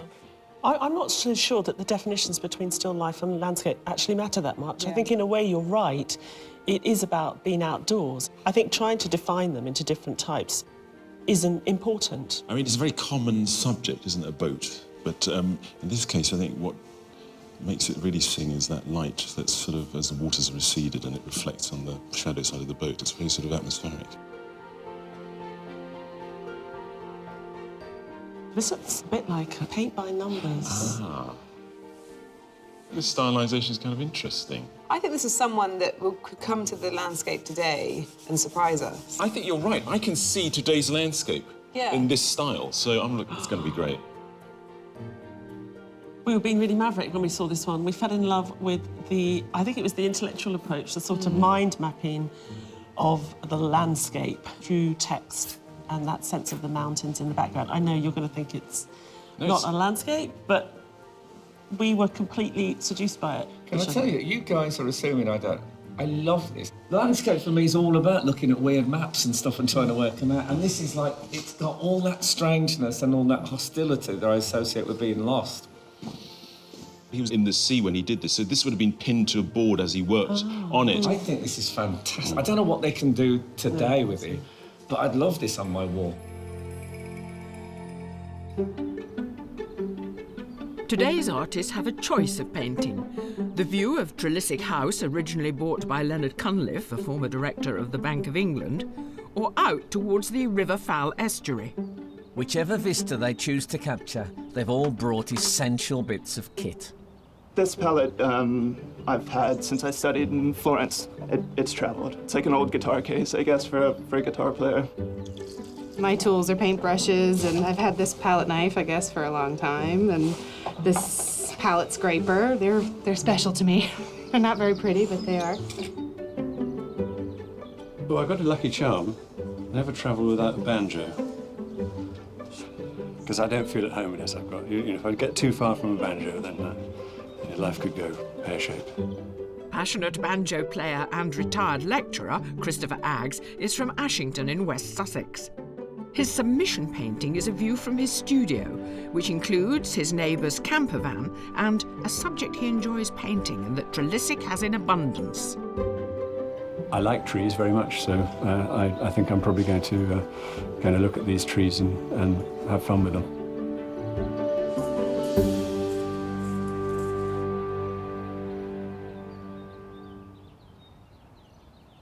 Artists, we hope the weather's going to hold for you because your challenge is about to begin. You have 4 hours to complete your work, so good luck.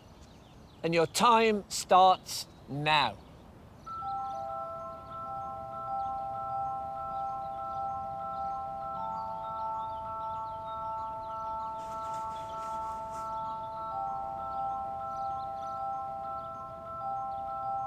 Most of our artists are used to painting en plein air, or in other words, outside. And for one, marrying Mother Nature with his canvas takes on a whole new meaning. This is cow manure. Yes, fresh cow manure from this morning. Where did you get the cow? I was tracking a cow walking down the field here. Actually, that's very liquid, isn't it? What kind of colour will that give you? Well, I'm not sure, It's quite nice, Joe. isn't it? It's a lovely, rich colour, indeed. isn't it? Yeah. Peter Matthews is from Leicestershire. For his submission, he fixed a piece of paper onto a floating board and stood in the Atlantic for 9 hours, noting down the experience with expressive markings and words. As a conceptual artist, he uses all his senses to create his pieces. Oh, what's that dust? Are you smoking? It's a resin from a tree in North Mexico, copal. Are we getting high here? No, no. Oh, I'm sorry about that. So what does it do? Well, It's nice, isn't it? It's a lovely way to connect with the land through the smell. And what I'm hoping for today, Joan, is a visceral approach to exploring the landscape rather than just looking at it.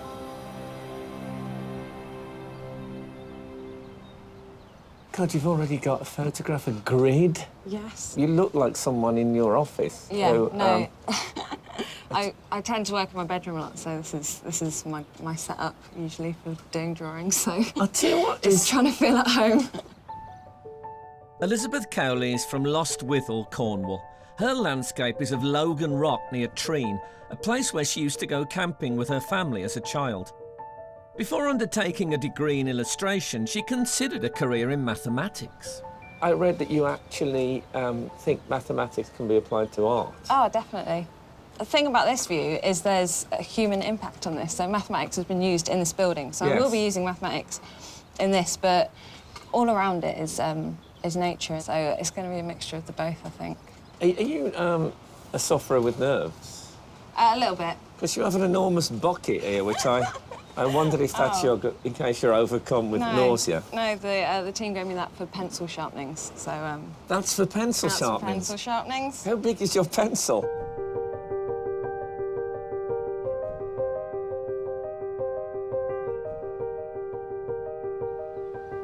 Usually I spend a lot more than 4 hours on a painting.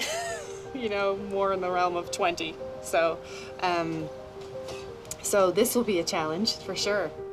Emma Copley lives in Cambridge.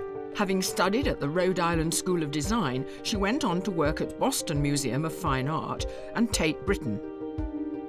Her landscape is of Petersburg Pass in upstate New York and captures the moment a storm cloud rode in from the Hudson Valley. You've already sort of set quite a sort of up-in-your-face composition you've got there. You're right in amongst the trees. I'm very interested in the dark trees back in the distance in there, all the tangles of branches.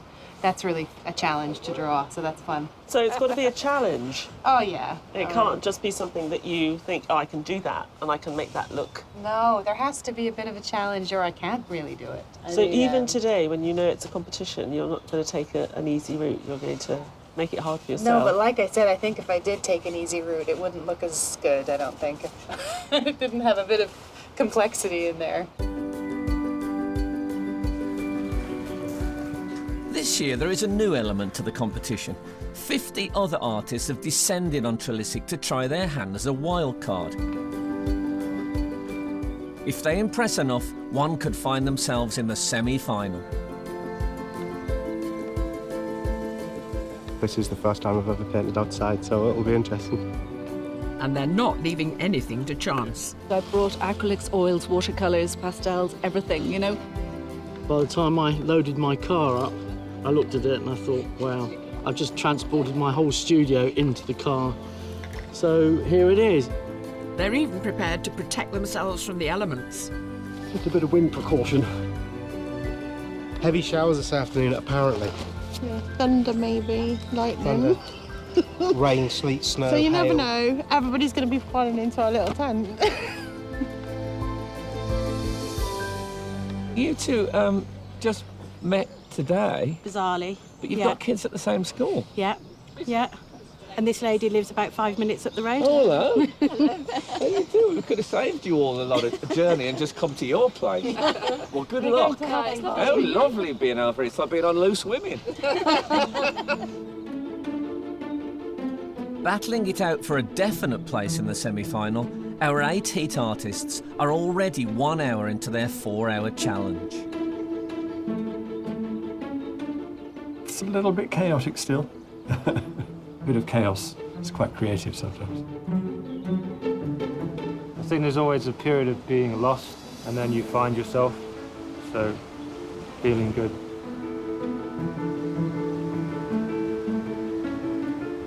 I'm a little bit behind schedule, but it'll be fine. I can't stress in the first hour, or else I've got no chance by the end.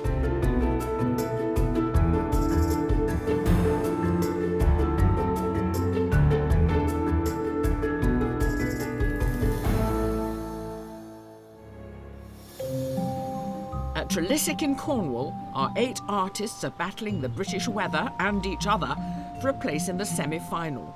And they're just over an hour into their challenge.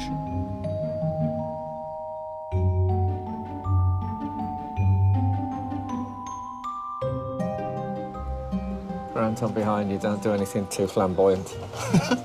I'll try not to. I tell you what, it's so uplifting to see a proper palette with a thumb coming through it and big chunks of paint. Originally from Chattanooga, Grant Wood now lives with his wife in New Romney, Kent. The abandoned and rotting fishing boats in his landscape were discovered after talking to local fishermen at Rye Harbour. I was kind of fascinated that you used to be an artist's apprentice. I was, yes. What do they do? You just stretch canvases, sweep the floors. You literally swept the floors and stuff? Yes, yeah. But also, in turn of, basically a education. It sounds so great, living art like that, doing all the dirty stuff and in the meantime, like the Sorcerer's Apprentice, gaining your own skills and your own art. I don't normally get this close. Not only does it look good, but it actually smells pretty good too. It does, doesn't it?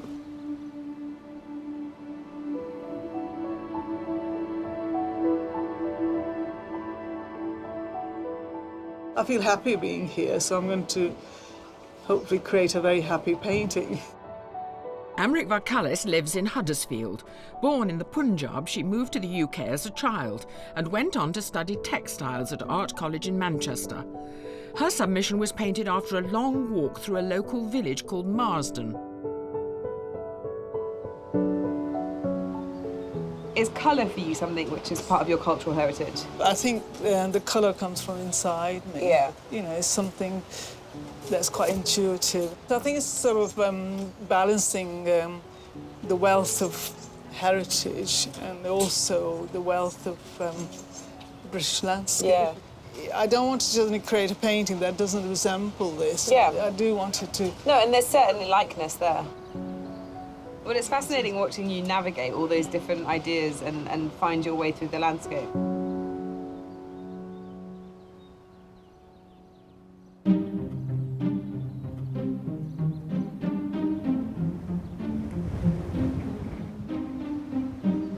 Of today's 8, only 1 is an amateur artist. So are you painting much of your time? Mostly it's in my spare time. I work as a full-time job in a medical device company in Shannon, County Clare. Right. It's not as creative, but... This engages a whole different part of your brain, doesn't it? Absolutely, absolutely, yeah. The whole right side is on fire now at the moment, so... Ivan Daly is from Newmarket-on-Fergus in County Clare. He studied fine art and printmaking at Limerick School of Art and Design. The rugged rocks in his painting are part of the Burren coastline near Doolin, a place he and his wife like to visit in their camper van. Have you been practicing? I have. I've been practicing outside, especially. Is painting in the open air just different from painting in a studio? In a studio, if you're painting for photographs, for example, there isn't quite the same satisfaction when of achieving the colours as such. When you're painting from life, you can really get the colour as close as you possibly can. Plus, you have, beyond the photograph, you have so much more around you than what you take as a photograph. So, yeah, it is freeing in that sense.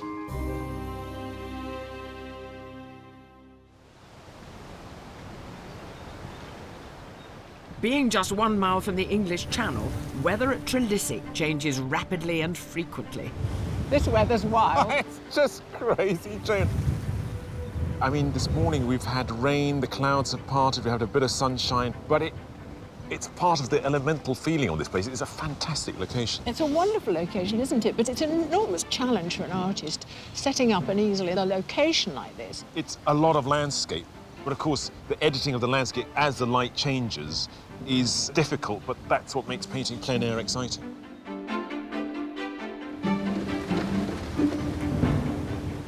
We do have these pods, but unfortunately the wind and the rain is blowing straight into mine. I don't mind it, it's quite exhilarating in the one way. Rosie Hewitt is from Walberton in West Sussex. A self-taught landscape painter, she likes to find the beauty in every scene. Her oil painting captures the reflections of the reeds in the River Arun on a summer's day. You know what I like about the first thing I look that I really feel? I can feel the wind in it. No, but I can feel that too. But not everyone has got that. Those trees are wind affected. It feels like the day feels. Good. What are you listening to? Is it? Joni Mitchell. Yeah, that's why, you see, it's got that slightly broken melancholy about it, this picture, I think.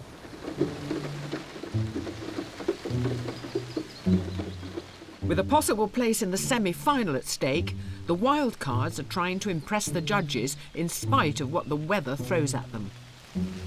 The canvas blew off my easel, the umbrella blew on top of it, and it's sort of ruined, but, you know, it's good experience. Do you want to come onto my brolly? We started off not being able to see anything, and then it all became clear, and now it's all gone away again. But it's good fun. I'm so impressed by these artists. This is not an easy day to paint. And actually, there's some brilliant, brilliant paintings. There's one girl that started with this very dark background and has got all this pink running through it. It's very sublime. It's normally lovely and sunny when I venture out to paint. And I usually use watercolours, and oils are not happy in the rain.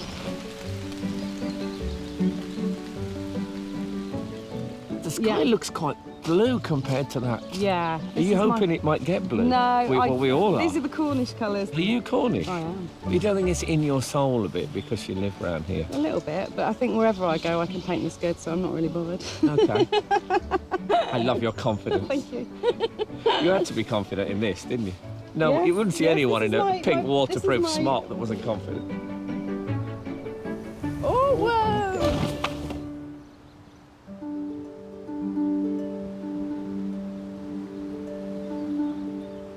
7 of our heat artists are using oils or acrylic in their work, but Liz has discovered a new way of using an old school favourite. What is that? Is that ink? Yeah, it's this quink ink, and it's a black ink that separates into its blue and orange parts, and I've found ways to bring out the blue more or bring out the orange more. So I'm putting in the trees in the background, some fine line detail. It's really black at the minute, but when I wash it over with water, the blues will come out in it and it'll look further in the background than it is at the minute.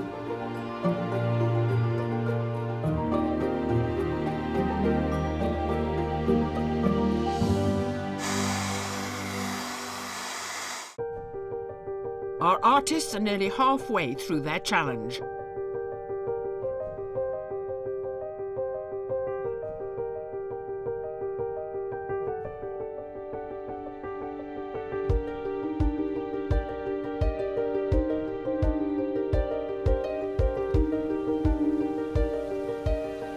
I don't really know if I'm on schedule or not, but I know that the painting's finished when everything's covered. Yeah, I'm feeling the pressure now a little bit. Definitely. Have you painted landscape plein air before? I have before for fun. Yeah, but usually my finished stuff I do in the studio. I think I'm going to eat my words. I've been looking at Emma, who I felt sort of painted rather like a paint by numbers. Yeah, which you said twice. Yeah, and it turns out that she's nothing of the kind. It's a far more sort of sophisticated approach. It looks like it could be quite exciting.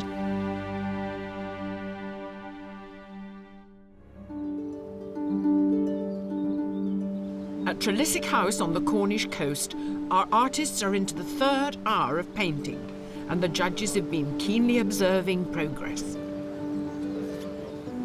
Well, we're halfway through. The weather hasn't improved very much. At least it's not raining. But I want you to give me a rundown on what you think so far. Kate, let's start with Peter. Peter, well, he's certainly a very interesting character. I think I'm waiting for him really to kind of come into his stride. I was a bit disappointed. You know, we really liked what he had entered with. I think he's overwhelmed by the landscape. Liz, very painstaking. And very well organised. I mean, she really has a plan of action. And what was so clever about her submission is that there was a little touch of warmth, a little sense of spirit of place. And, you know, I really hope that she'll be able to do that here. The sky, I think, is finished, and I did think it caught today's weather very well. Grant, what do you think so far? It's, again, in a traditional manner, it's a very, very well-constructed painting, but it's got a bit more dynamism. It's very expressionistic, you know, he's using all these colours, the composition is finding itself through the paint. I just want to see that little bit extra by the time we come to judge. Well, we've got time. Emma, she's one of the few artists I've watched when she actually paints. She paints in a very considered way, and the marks are slow. Hers are the most interesting colours for me today. You are in a dilemma here, aren't you? Because here is a landscape with so many elements. Do you want an impressionistic version of them or even a conceptual version of them? You're going to have to decide.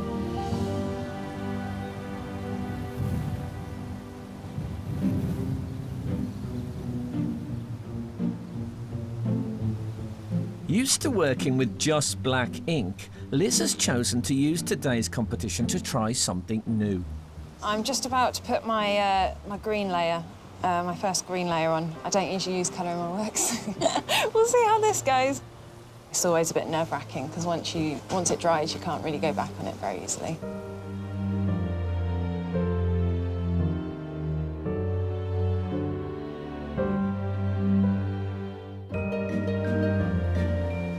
So windy. It's loud. It's kind of scary. It's making me paint faster, definitely.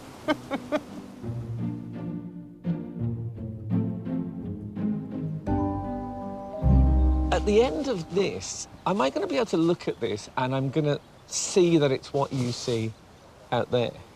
No, I don't believe you will. You may pick out fragments like I am because what I see is quite disjointed. And what about the writing?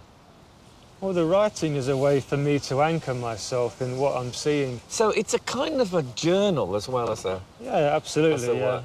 You know, I'm interested in the inner landscape as well as what's happening out there, you know. And as we navigate out there, we navigate through our inner landscape.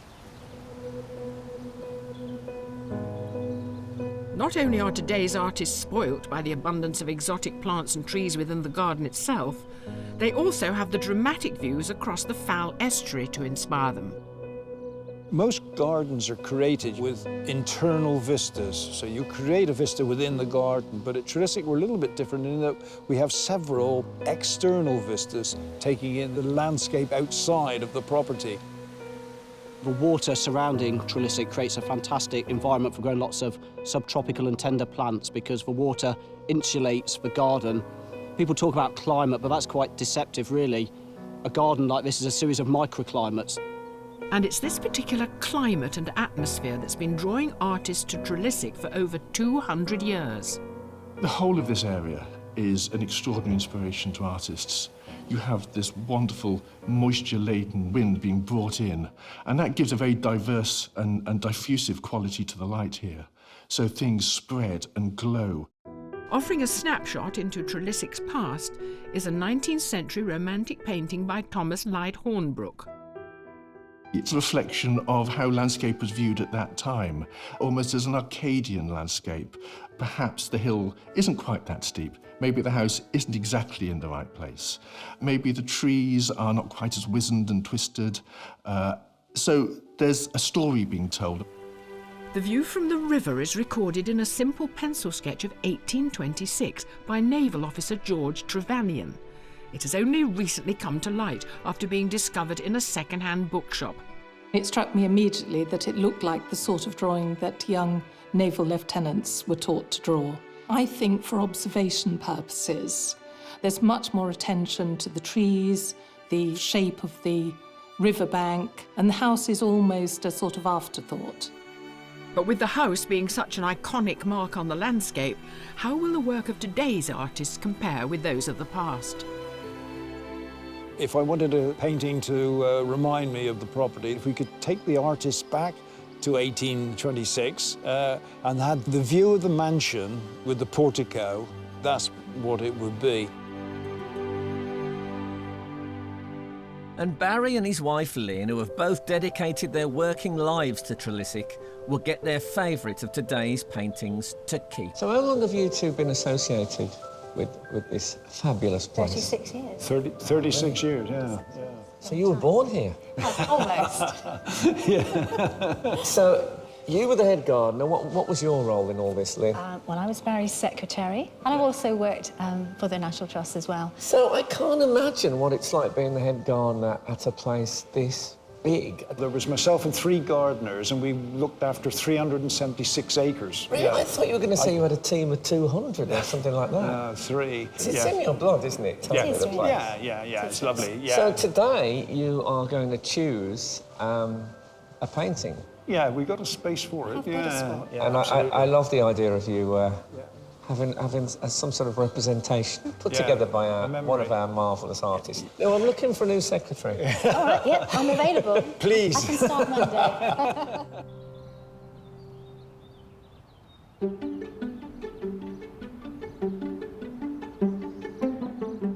A day of painting in the ever-changing weather is almost over for the Wildcards.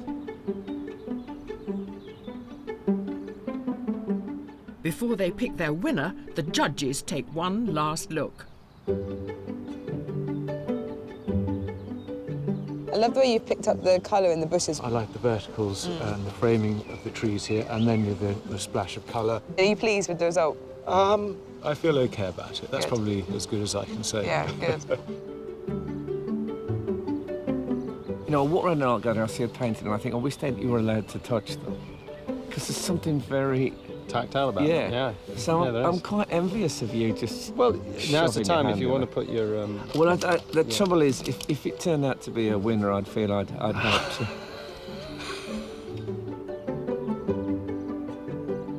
It's been really interesting. I've tried not to look at other people too much because I'm a bit intimidated. There's such like a high standard here.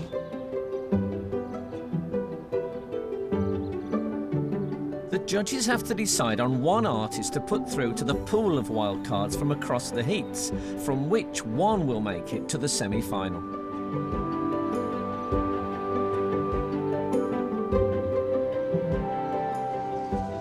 Hi Robert, you're busy tidying away.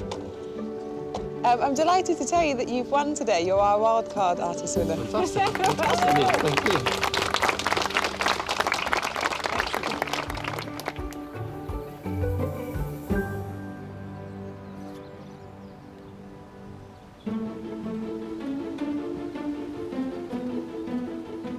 Even though our 8 artists are up against each other, members of their families have joined together in support. Seeing all the different approaches to the work, I think that's what's so wonderful about putting artists together like this. There's something really lovely about seeing the way other people see the world and how they then express things through their hands. I think it's lovely. I'm so used to seeing him painting in the studio. I was wondering how he would manage with all the people around, but he seems to be loving it. I'm way more nervous than he is, definitely. Exactly. I'm way more nervous. There are just 30 minutes of the challenge remaining. Half an hour to go. Yeah. What are the priorities? I want to make more of these dark trees over here. Keep going. Yeah, These marks that you're making now are going to make a big difference. I It hope goes so. to show that Yeah. every moment counts. Yeah. Now, this is very vigorous. Are you pleased with it? I've had fun with it. I think I'll have to push to finish it, but And don't overdo it. no, exactly, yes. I'd like to get some more depth in, so adding some more dark layers to come through, and then I'm going to work 2 different tones in with a hairdryer in between, and hopefully that will make it work. It's a bit up against it at the minute.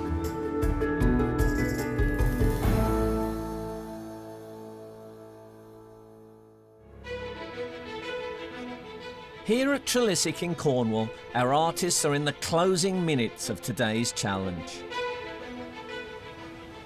I don't have time to do any more layers, so and I want to get some more tone in, so I'm just getting this done and then seeing how much time I've got left to see if I can finish it off to how I want it to do.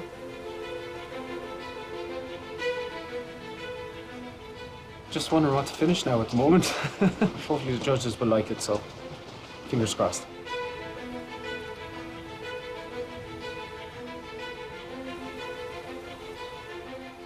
I am feeling stressed out because I have to decide what to do, and it's very difficult because there's a lot I could do.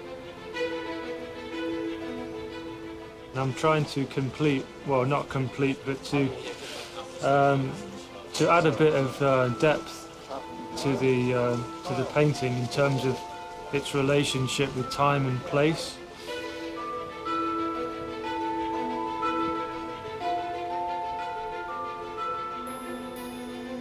Artists, your time is up. Please put down your equipment and stand back from your easels. Well done, everybody.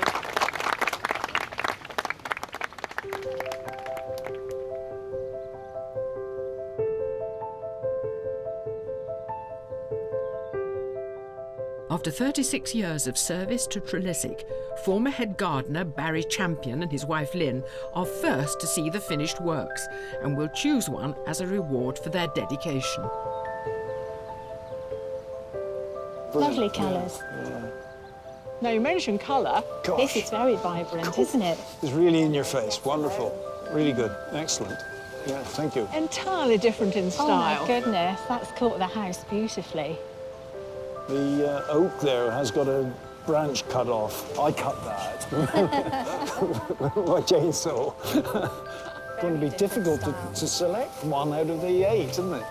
Which do you think would give you most pleasure as reflecting the place you know? Yeah. This one? This one here. This yeah. is the one? Yeah.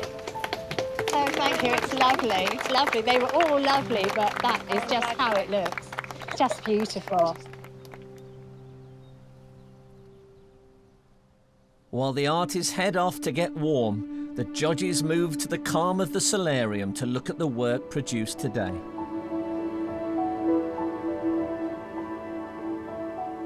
I still don't know what I'm supposed to think of this. And I just feel really frustrated because he was an artist that I just felt was so distinctive and unique. I enjoyed the performance side of it. It was a performative art piece. He's open to the elements, and I thought that was quite beautiful. But what he's made out of it is not a sum of all those things. I found the day challenging, the time restraints. Most of all, challenging to be yourself. To be yourself.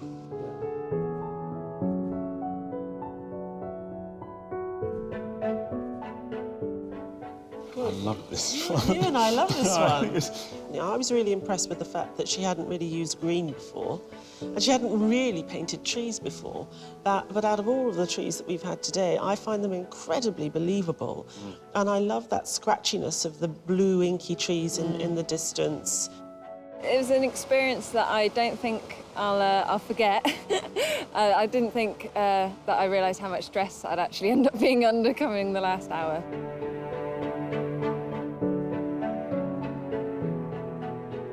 I really enjoyed watching Grant paint this. I think it's great. You know, this is what my afternoon was like in parts. You know, I was like, what is this weather? You know, I really felt completely kind of in with the elements, and that's what he's made me feel here. I'm feeling good, actually, because about halfway through the painting, I wasn't really that confident in the way that it was going, and I think that it turned out better than I expected.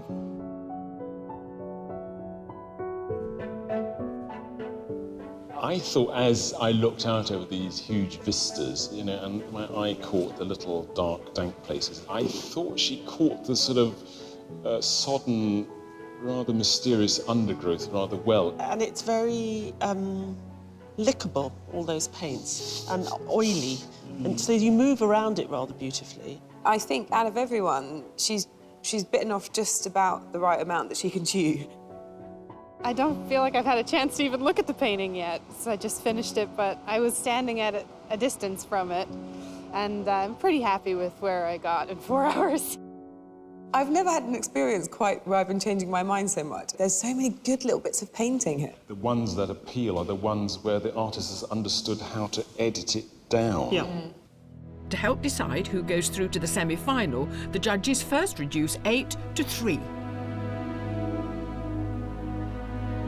The first of those artists is Liz Cowley.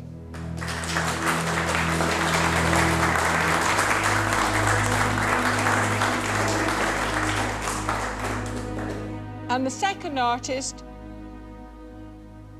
is Grant Wood.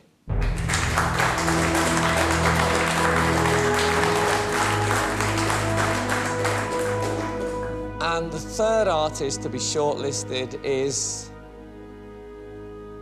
Emma Copley.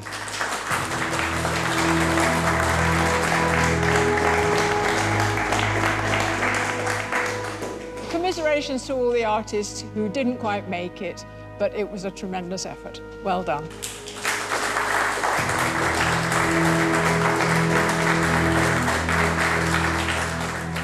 I think the whole experience of just being here is plenty for me today. Obviously, slightly disappointed, but I do respect the decision, and I think I'm quite happy with that. Before they settle on who makes it through, the judges talk to Liz, Grant and Emma about their original submissions and today's work. Liz, the way you've painted these trees behind the house, these beautiful spindly blues, it's utterly inspired. I just love it. But actually, it's not really so much a painting about the trees, it's actually the house. That's the main component of it. Did you know quite early on that you wanted to include it and let it be such a presence? Yeah, definitely. It's, I mean, it's a beautiful house. It's one of my favourite in Cornwall, I think. Surprised that they picked me, to be honest, and yeah, and I'm really glad that the pieces that I made resonated with them and that they were interested in them. I'm curious as to why you chose this particular subject matter for your submission. It's one of my most favourite subjects to paint, and I thought that it showed a nice variety of approaches to different textures. From your perspective, would you do more to this painting, or are you satisfied with it? I would be satisfied with it in the state that it's in now, because I think it has a pretty fresh sense of the day and the space. I think it's a toss-up, but I mean, I think between the three of us, it'll be fair ground. This one is, I find, much more evolved. They feel different. I mostly was trying to evoke a feeling. That was my goal for the 4 hours, is to get some kind of feeling. That was pretty exciting for me, to realize in 4 hours I could do something that I'm quite happy with. The other two artists' work is fantastic, and I'm really chuffed to be part of the group of three.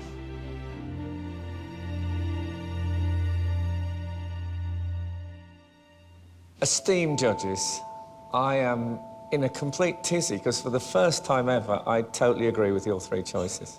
Let's change them. But I must say, and now I feel obviously a certain empathy with you, I am finding picking the actual winner a bit more difficult. I keep on coming in and out with regards to which one I think is the winner. Is judging a democracy? Is it 2-1? Or how does it work? We try to be unanimous. I think that's actually what's lovely, is you come to a painting through the eyes of someone else who's seen a whole catalogue of paintings you've never seen, and they bring their experience and their perspective. It's left me in a position, though, where I am really struggling to know who my winner is. Talking to them also throws a whole different thing into where you suddenly go, God, you're very authoritative and know exactly what you're talking about, and that's thrown me off a bit as well. Do you feel you have your winner now? 80% sure, is that Yeah, I'm 80% I'm sure. 80% sure, but if I'm going to just turn around in a minute and I'll probably change my mind again. But I think that's just because we've had such a fantastic day. There's just some really interesting paintings. Good luck. OK, get on with it.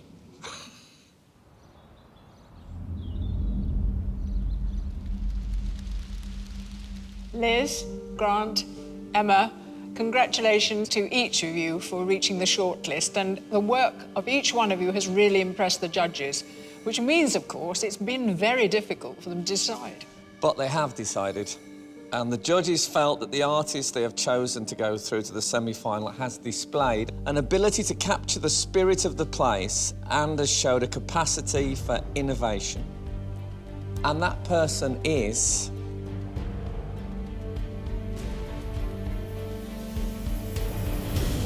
Emma Copley.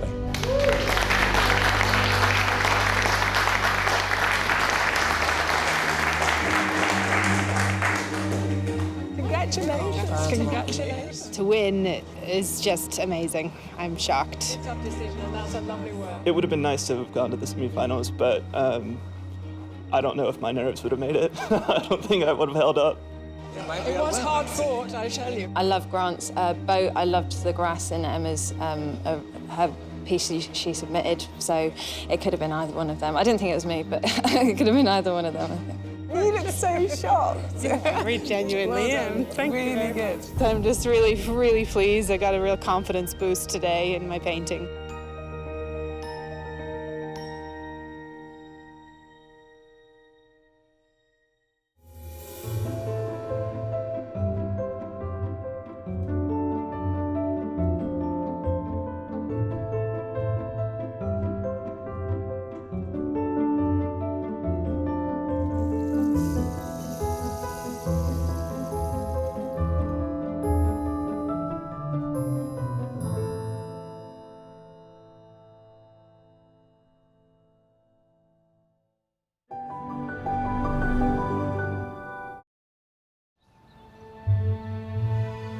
Hello, this is the truly impressive Wadston Manor in Buckinghamshire. In just a moment, 8 artists, a mix of amateur and professional, will attempt to paint one of Wadston's most impressive views. They have just 4 hours to prove themselves to our 3 exacting judges. But only one of them will get through to the semi-finals. So put your feet up and get ready to enjoy some seriously good art. This is Sky Arts Landscape Artist of the Year. In our search to find the next great landscape artist, we've teamed up with the National Trust, and they're letting us set up home in some of their most magnificent properties. Thousands applied, but only the best have been invited to paint some of the country's most outstanding scenery. Yeah, it's quite intense. I feel the time pressure, actually. They're competing for a £10,000 commission to paint one of the National Trust's most celebrated views, Flatford in Suffolk, which will become part of its permanent collection. I'm kind of feeling a little stressed by it at the moment. Today, another 8 have come to Wadston Manor to impress. You can't afford to make mistakes because once it goes down, it's there forever. Watching their work closely along with the judges will be Margaret Jennings, who was an evacuee at Wadston during the Second World War. She'll give an insight into her time here and, as a thank you for sharing her story, will take home her favourite painting. There's at least 2 alike. But our selected 8 artists aren't the only ones wanting to catch the judge's eye. 50 more from all over the British Isles are here to try their luck as a wildcard. It's like a fairy tale castle or something, and I'm hoping that I can capture a little bit of its fantasy. But with only 4 hours to complete a compelling landscape... This is how I run my life, believe me.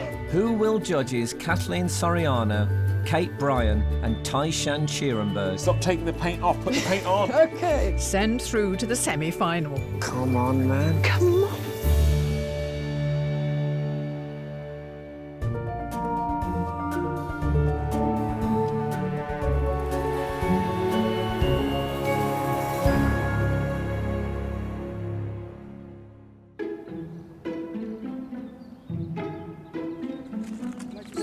Here to impress the judges today are professional artists Titus Agbara, Lucinda Metcalf, Claire Horde, Franny Sanders, Toby Mulligan and Paul Gaden. I do a lot of competitions. I think the location's fantastic. This building is absolutely gorgeous. I can't wait to paint it. Also taking part are amateur artists Simon East and Joe Abbott. I slept awfully last night. My little one keeps waking me up in the middle of the night, which doesn't help. But yes, I was too excited and too thinking about all the things I might have forgotten or wanted to bring with me, make sure I'd got. Picked solely for their talent, the artists entered with a digital copy of their landscape. But today, the originals are on display for the judges to examine the finer details. When you see them here, what's your initial reaction? My initial reaction is the different textures of the paintings and how the paint's been applied. I mean, this one, I liked its painterliness and its inventiveness of mark making. Seeing it in the flesh, it looks a bit sort of, well, I don't know, it looks like it's been kicked around the studio floor. Yeah. But it's definitely someone today that, given the conditions and this kind of overcast weather, could really pull something out of the bag. Now this is really different, very Lino different. cut. But it is very simple. I Don't think lino cuts have to be simple? Well, I think there's a tradition that means that they're quite sort of graphic and reduced. But what is interesting about it is each decision has to be a conscious one, and the artist has no leeway. So I kind of like the strictness of the medium, and I'm looking forward to it. This is by someone who entered last year. I don't know whether you recognise the style. Is it palette knife Titus? It is indeed, it is indeed. I can't believe the detail. Yeah. It's got a nice movement through it. It looks like he's worked really hard to get that composition right. Wow, look at those roofs. It's quite brave to just show you exactly what he sees. I'd always want to get the houses out of the view of the grand church. Well, it'd be interesting to see what he does with shrubs and trees as opposed to roofs and cathedrals.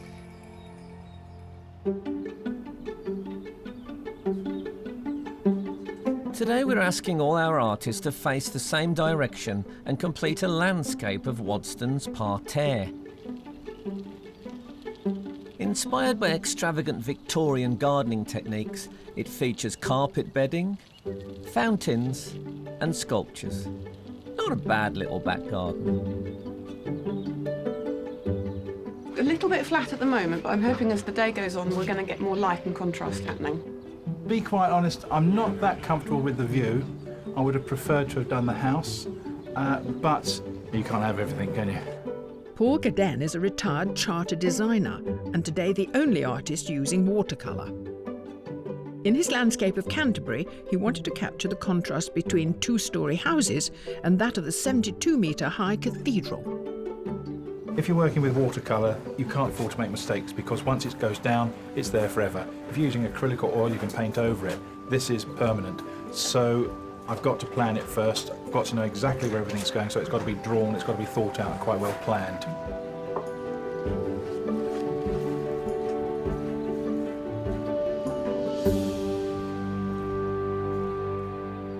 Artists, your challenge to paint the view of Wadston Manor Gardens is about to begin.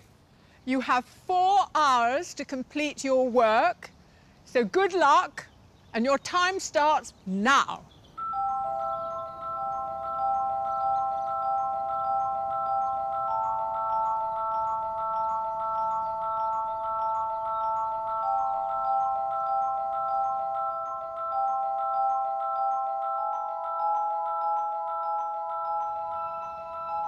Presented with a complicated landscape, the artists have to decide which elements to include. But one canvas is already coated in paint. My board is covered bright red, and I really like the way that it peeks through, so you won't see a huge amount of it in the final piece, but it has a kind of quite an intensity to it and makes the other colours sing. As well as painting professionally, Lucinda Metcalf also teaches art part-time. Her submission is of a hotel poolside in Cyprus. Based on photographs she took during her stay, she completed the painting in her home studio. I have to know whether every painting you do starts with this amazing colour. Most of them, yeah. It adds a slight melancholy edge to it. And so, are you going to find a melancholy in this landscape? I really like the statue sort of gazing out into the distance, longing for something. This fluorescent red is very, very bright. 5 artists are using snapshots to help compose their paintings. But one has created her own device. Got my viewfinder, so I'm trying to find what makes an interesting composition and then just trying to put them into my frame. 37-year-old Claire Hoard is a professional oil painter and part-time copywriter. The landscape she entered with captures Calcutta, a hilltop artist colony in Italy, which she completed in just 3 hours.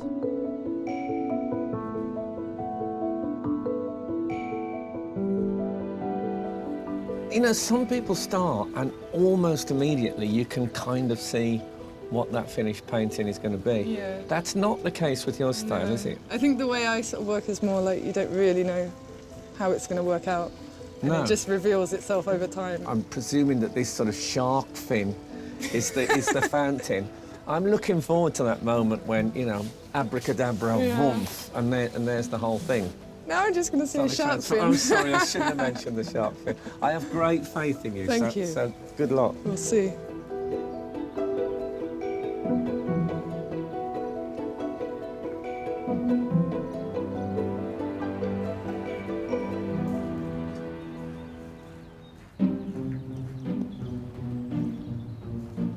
I think I'm the only printmaker. I actually brought a dice with which I sometimes make artistic decisions. So, you know, I might say 1 to 3 this direction, 4 to 6 that direction. Amateur artist Simon East is a molecular neuroscientist who's also written a novel and been longlisted for a UK Poetry Prize. He prints lino cuts, like this one of Port Meadow in Oxford, with an abstract element to his scenes. It's quite an aerial view almost, isn't it? Yeah, so basically I'm having to invent it a little bit in order to open up the angles. If I were to draw it as I'm seeing it, it would be a very shallow view. So the purest school of garden design we're going to see reflected in your beautiful lino. That's right, yeah. Great. So, Look forward to it. Thank you.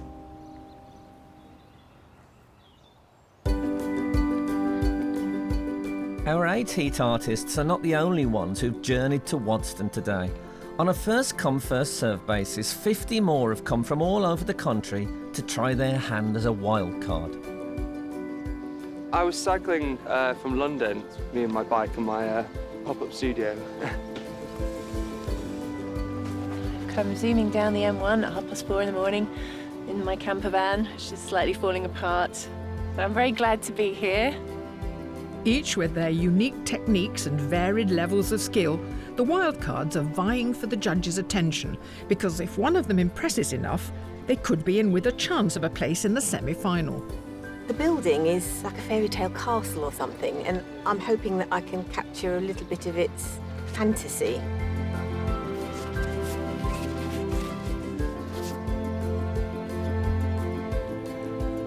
Just walking through here and seeing them already, I've got this just lovely, warm feeling. It feels very exciting. I don't know, it feels like you're on the edge of a sort of huge music festival just about to kick off as well.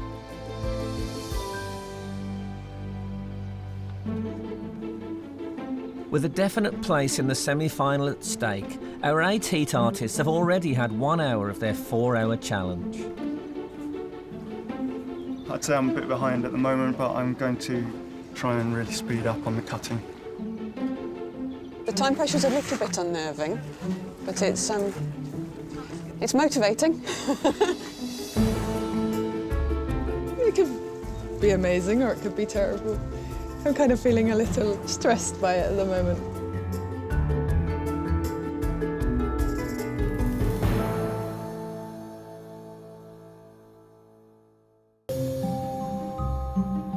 Here at Wadston Manor in Buckinghamshire, our artists are competing for the chance to win a £10,000 commission for the National Trust.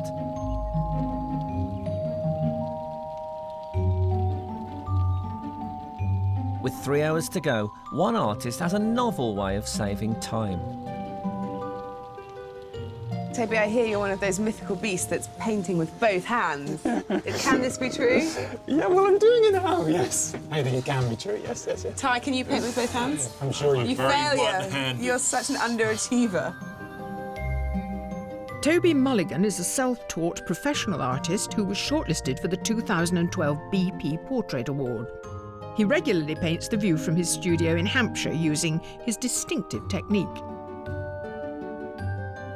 Are you looking at the sky and thinking, I feel pink in there? Yeah, it's a bit of a dull day, it's a bit flat. So I'm looking to sort of see what I can pick up on and exaggerate. Yeah. It's just lovely colours singing here. That's beginning to.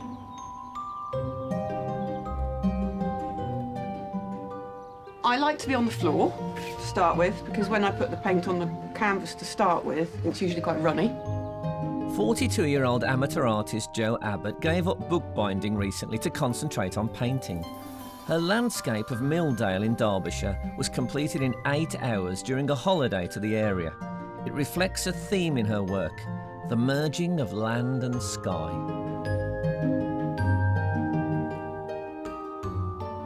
Is it right that you're relatively new to painting? Instead of doing an art degree, I did an English degree and then went into publishing. And it's only recently that I've got back into painting. You see, I feel that there was always a screaming wild woman inside you waiting to get definitely. out, and now here Very she is. Very frustrated, and now, yes, it's all coming out.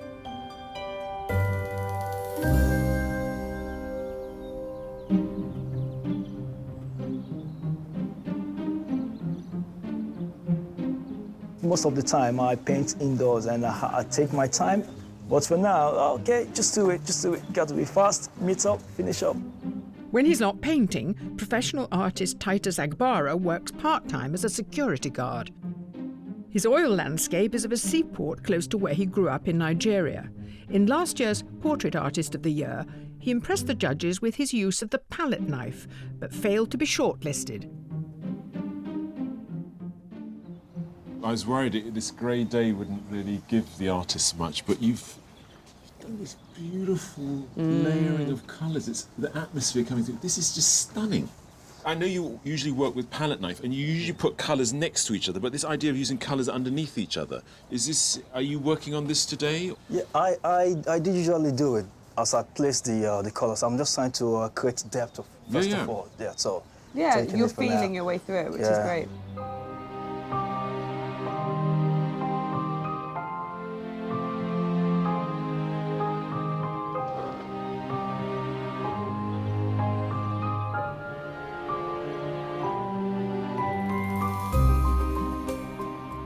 I think you've got a nigh on perfect position here. I've been very lucky. Obviously, the money got to you. What are you working on here? Aluminium. It's very smooth, so it forces you to be more painterly with your application of paint. So it's a bit of maybe a bold move to be doing it today. Professional artist Franny Saunders specialises in painting African landscapes and wildlife, and was once commissioned to commemorate a military tour in Afghanistan. Her nighttime landscape is of an area of northern Kenya under threat, that she wanted to capture before it disappeared. You've painted in exotic places, haven't you? Yes, I don't normally have organised sort of water features in war zones or savannas. But how do you paint under war conditions? Ish. I've only been out to a war zone once.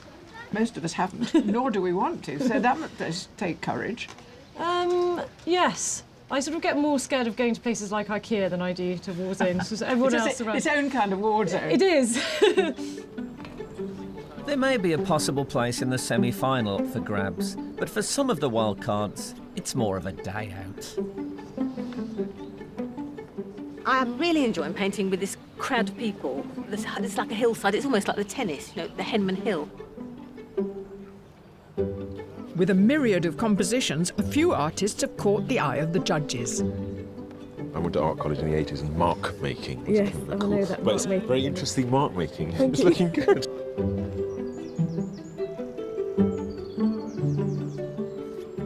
My goodness, you're actually putting people in. Yes, I am. And a couple of painters.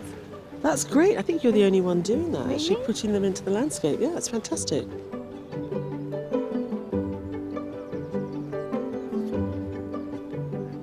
Keeping an eye on the art is the custodian of Wadston, the 4th Baron Rothschild.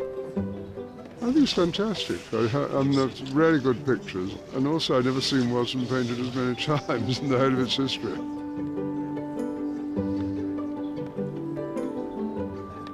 Don't you think it's so brave and honest of them? I mean, they've come along and they're just exposing themselves. But It's nice. amazing. But it's really supportive. You know, the public coming in and they're encouraging and they're talking to I think everybody. they're learning a lot as well.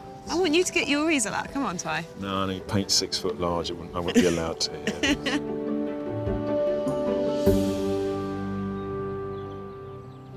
Wadston Manor was built by Baron Ferdinand de Rothschild with the idea of it being a palace of pleasure. But when the bombs of World War II started raining down on London, the popping of their champagne corks turned to the laughter of children.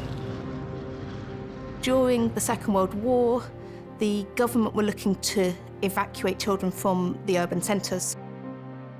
James and Dorothy de Rothschild were very aware that they wanted to do their part, and they offered Wadston as a home to very small children, which must have been very different to the normal, slightly quieter, more peaceful life that there would have been at Wadston.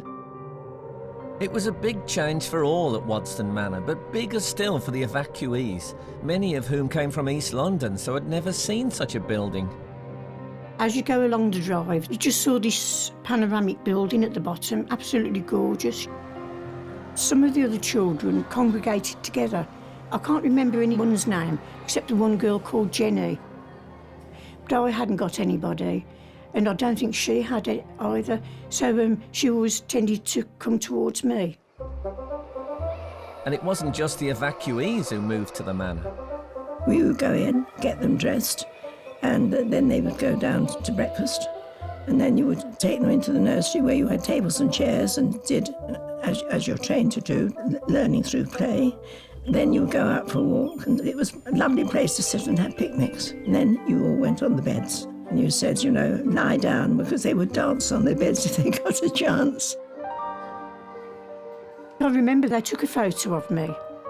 My hand was snatched, and me and Jenny both had to go down the steps, and we all sort of cascaded down elegantly.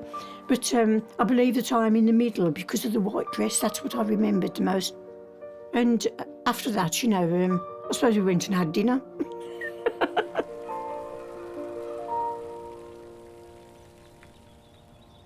So, Margaret, we're sitting in these beautiful grounds, and you actually used to live here. Yes. I mean, there must have been things that you'd never seen in London. I hadn't seen horses, and a little girl called Jenny, she said, come and look at the horses, and I said, what's those? She said, you know, like what the milkman drives with the milk on. And I says, oh. You hadn't seen and that I ran either. off. I didn't like the look of it, you know, I was really frightened. So, later today, there's going to be several paintings on display, and you get to choose one to keep. Mm. Is that going to be a nice experience, do you think? Hopefully. I mean, I haven't seen them yet properly. No, they might be terrible. Oh, yeah. Well, you never know. No, well, let's hope they aren't. I hope you can find one you're all right with.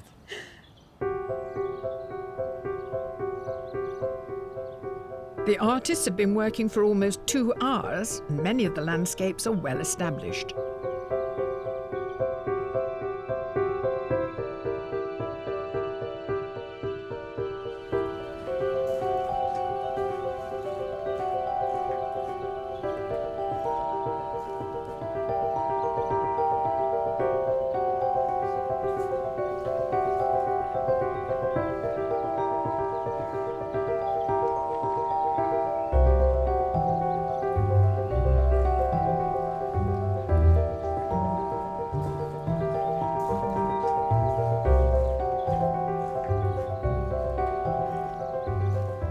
Paul, you studied architecture, didn't you? Yeah.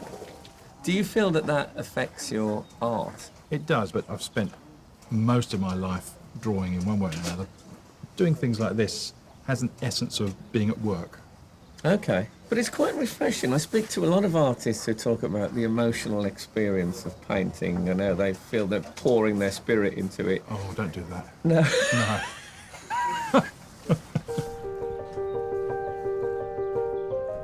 Simon's reduction method uses progressive cutting, inking and printing from one single piece of lino. It is then reduced further for each layer to produce a multicoloured print. I've never printed more than 1 or 2 colours in a day before. I'm going to try and do 3. It's a bit of a gamble. I mean, if I don't get the final colour on, it won't look as good as I'd hope.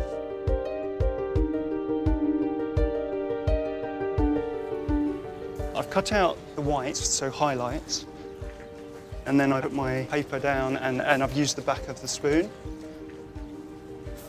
You've got to make sure that each layer lines up really well, otherwise you're going to end up with a mess. With his base colour done, Simon now has to repeat the process twice more, cutting into the lino and inking up in order to get the 3 layers he's aiming for.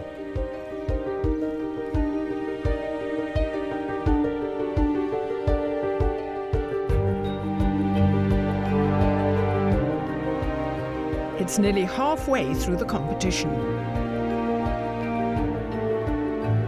Stop taking the paint off, put the paint on. OK. 2 hours. Yeah, I could make it. I could finish it up, yeah.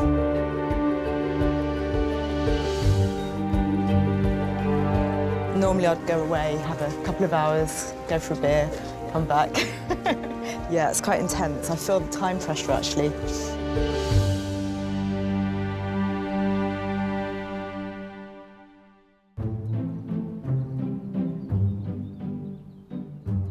At Wadston Manor in Buckinghamshire, our 8 artists have completed 2 hours of their challenge, which has given our judges plenty of time to think.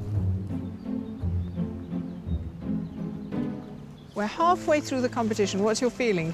Jo talks incredibly intelligently about the way in which she constructs her paintings, and she understands the tension that you need to find in the landscape. It's not just about finding a pretty view. She's got quite a lot to do. I think she's got less to do than Lucinda has. And Lucinda is now ready to put on large amounts of colour so that the luminous red will vanish. Well, I think if she gets that right, that could be a front runner, actually. Yeah, I agree. Lucinda hasn't really got that far, and Paul next door, I think he's sitting there thinking, what do I do now? It's a very beautiful watercolour.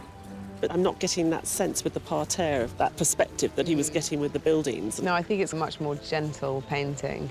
Simon, he's taken one imprint, but it's very difficult to tell where it's going.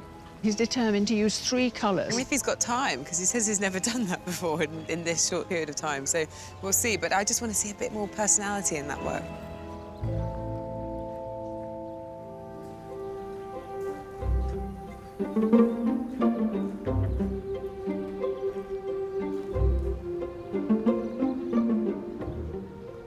I can now start putting on the colour, making it look a bit more unified, and yeah, this is the fun bit.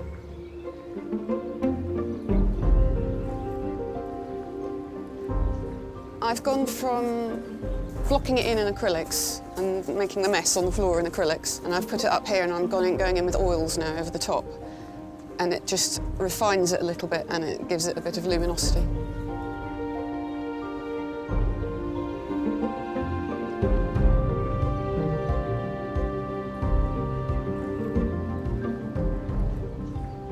I'm just doing the finishing bits now. I'm not totally pleased with what I've got because it's a bit sort of splashy. Perhaps something a bit crisper would have been better. There's a possibility I can have a go at a second one.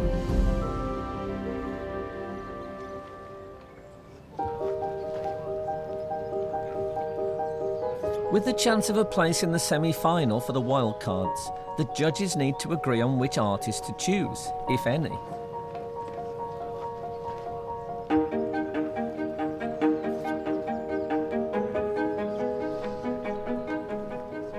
I've seen some quite nice painting in Yeah, there. me too. It's good. But the one that sort of sticks in my mind the most is the lady doing the watercolour on the floor Yeah, under the me umbrella. too. I thought it was incredibly luminous and a very beautiful, imaginative way of painting this building. Yeah. What do you guys think of the artist who's done a very precise architectural drawing and then spent the afternoon painting it in? I really like it. It's a watercolour, and I think if I had to choose between the two watercolours, I'd still go for the freer, more open, inventive one. There's a young gentleman at the end of the hill who's been incredibly brave with the different colours that he's used, and it's a little bit of poetry that he's created that one as well. in the work. I would have to say I find it very difficult to put one in over the other. Did you enjoy today? I absolutely loved it. Congratulations, you're the wild card today. Am I? Yes.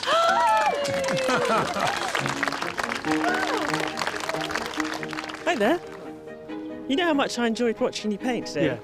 Well, I'm pleased to tell you that you're also going through as a wild card. That's unbelievable. Thank you very much. Well done. Thank you. Anthony and Susan join a pool of other successful wildcard artists from across the heats, of which one will be chosen to go through to the semi-final.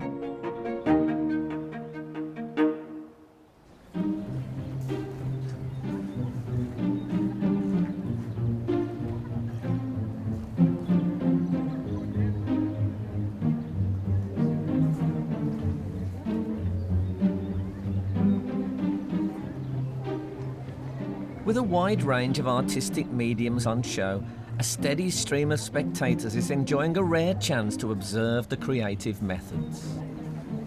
I'm quite impressed with what Simon's doing. I've never actually seen the process happening before, so it's also very interesting. If he's to be shortlisted, I think that will be a great change in probably his life or career. He might quit science, who knows, and do art instead. I've just picked up a couple of young women. You're Franny's sisters. You must be very proud. We've donated our artisticness to Franny. So you don't paint yourself? No. I'm loving this with the three. I feel like I'm in the cause. Oh, really? Yeah. We're definitely not musical. Start singing. I'll join Okay, in I'm later. happy. Wouldn't it be lovely? Shall we do a little... No. No, okay. Sing.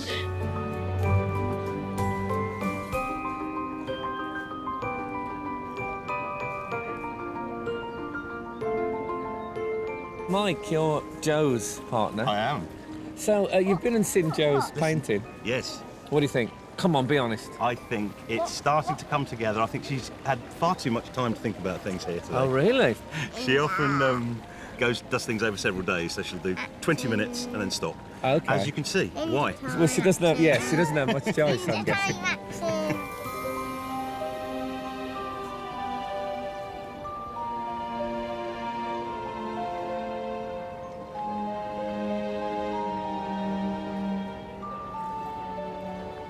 Paul, I see a blank page before me. What's happening? Where's your painting gone? Well, it's hiding underneath here. I see. Okay. I'm not 100% happy with it. I think I lost it a little while ago. So I'm going to try and see if I can do something with a second sheet. Mm-hmm. I should have stopped when I was ahead.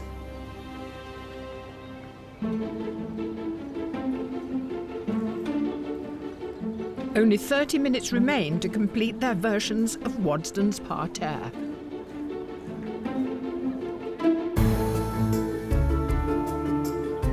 I could do better, but then I always feel like this.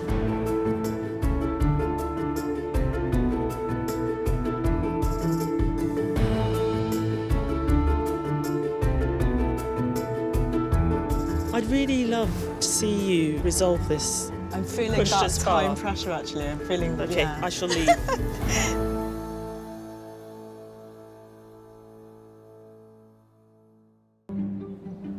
There's only 5 minutes left in this Wadston Manor heat of Landscape Artist of the Year.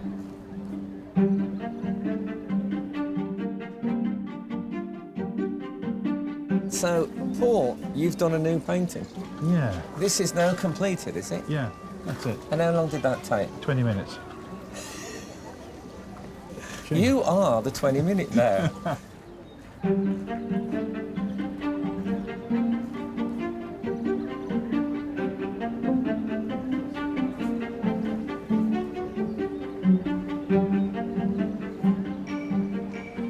Just got a bit more to cut out, and then I'm just gonna do the last layer in a complete mad panic. The final layer is the most important. It's the dark layer that really brings it out. I'm a little bit concerned.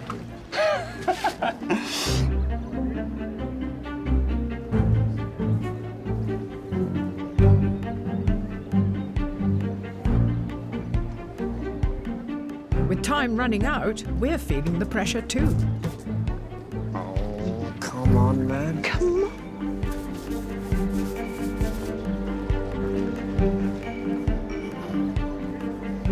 Artist, you have 1 minute left. I'm gonna print it with about, hopefully with about 30 seconds. This is how I run my life, believe me. Here he comes, he's getting the paper now. Listen, now just get it on there. Oh, don't start messing about. Just...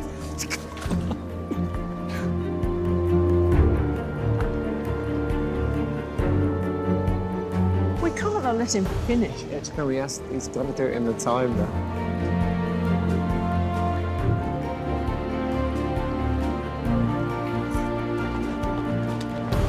Here we go, here we go.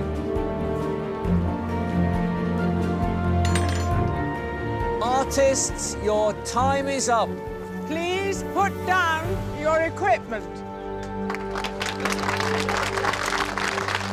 He did it. Look, he did it.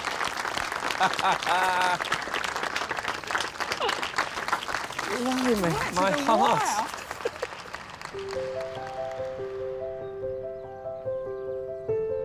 Before the landscapes are judged, Margaret Jennings gets to choose her favourite work to take home. Artist, would you turn your easels round, please? She was an evacuee at Wadston Manor during World War II, and in return for sharing her story, will have her own keepsake of the manor. The statuary was all here when you were here during the war, was it? They weren't like that. They was boxed in. So it was quite austere during the war? Well, I'm not surprised. Yes. I feel as I'm meeting the Queen. Margaret, this is your great moment now. Yeah. Have you made up your mind? Yes. You know? There's at least 2 I like. It's got to be one. Only one.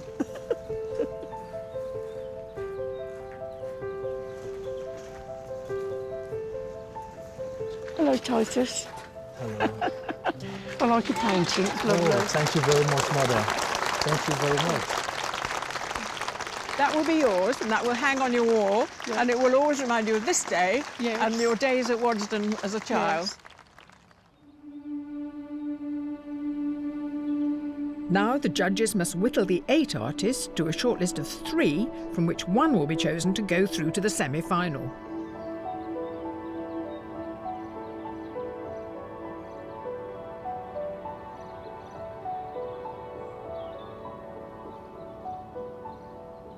Well, he was such a showman, the last 30 seconds. Peeled off the reveal, It was brilliant to watch. I find the composition interesting. However, I can't get my eye into it. It doesn't really engage me. I hope they'll like it. I think the worst thing they could be saying is, why didn't he go to art school?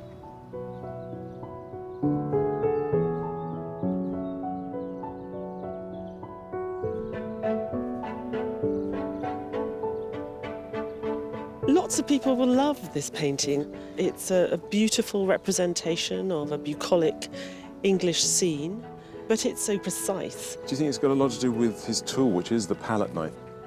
I understand why people really like this. I'm really glad it got chosen today. I'm really glad it got chosen today. Margaret chose my work. I was so happy about it. Just keep finger crossed and see.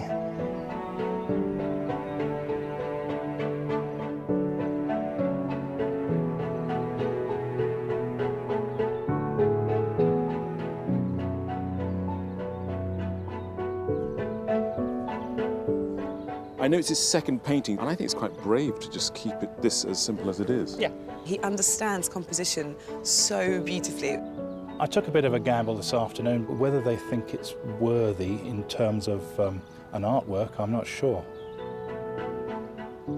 I love the fact that you have a first glance, maybe not think very much about it, and then you spend more time with it, and you grow to be in that landscape. And I'm also pleased that she did less of the scraping. In the one that she submitted, it felt a bit sort of artificial, whereas here, they're playing an active role, they're holding the whole thing together, so you don't really notice them as much. I love looking at it. I think it's great. I try to capture the essence of a place. I think the worst thing they could probably say is that they don't recognise that it's a view or that it's the feeling of this place.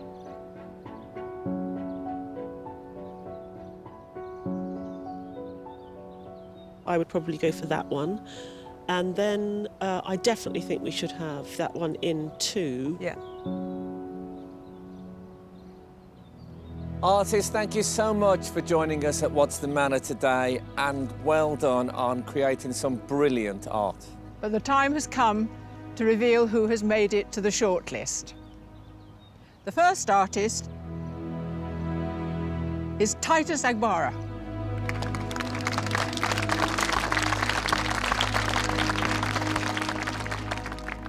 The second artist on the shortlist is Joe Abbott.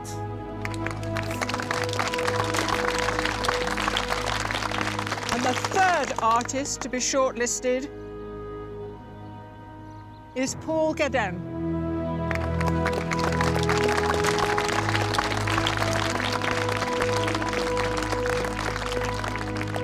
Commiserations to the artists who didn't make the shortlist. It's been so brilliant watching you all work today. Well done, and thank you very, very much.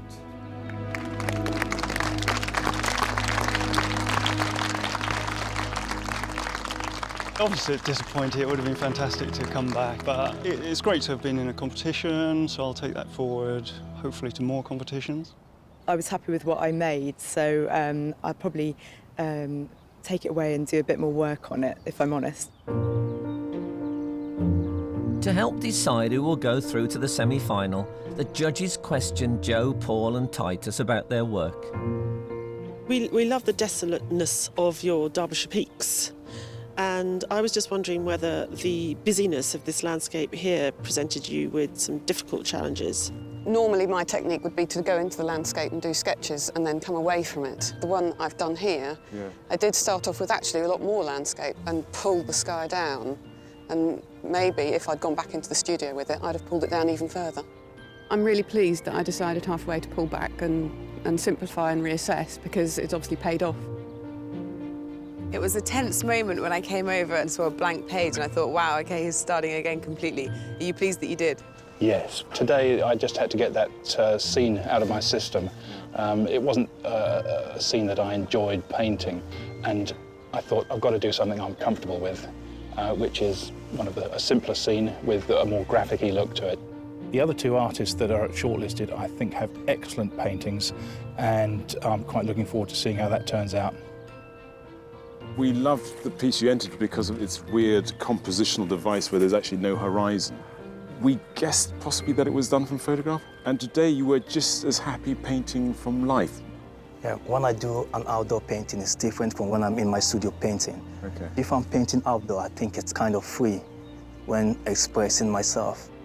My palette knife technique was successful, so I was like very, very happy with it. So you have to keep my finger crossed. Hopefully, if it's me, then fine. Only one place in the semi-final is available, and the judges are faced with deciding who goes through. Quite a lot of variety in the three that you've chosen. Who was very, very nearly there? I loved the lino cut. I wish it was in the top 3. Yeah. I just thought it was really, really clever and sophisticated and really evocative, but in its own distinct way. When I looked at Joe's pieces, they are quite similar, and I sort of thought neither of these are terribly dominated by what the subject is. You're right, on the surface, the marks and what she's doing with the surface of the painting look similar, but there are subtle differences, and I think she has responded to what she's seen today. All our shortlisted artists have found a way of reinventing themselves halfway through the day. Paul, he adapted to the day and really sort of went into unknown territory. I agree with you on that point, because if you look at Titus, working from a photograph, there was a sort of sense of flatness. But he said that, you know, he felt he could be a bit more expressive outdoors. And I think that's great that people can come and sort of say, right, what's the challenge that I've got and how can I best tackle that? And sometimes really good stuff comes from that. I think what we've got now is a good representation across the day. I feel pleased that we've got that range represented. Such a range. Are you agreed, do you think, on who the final winner is going to be? We might have to today? have a little chat, but I think we're getting there. OK. Exciting. We'll leave it to you.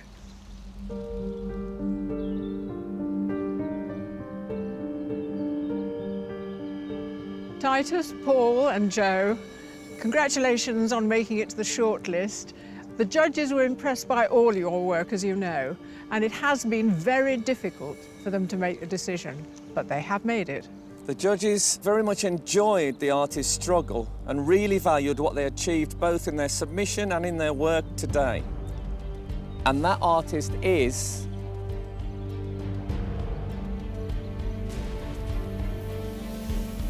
Joe Abbott.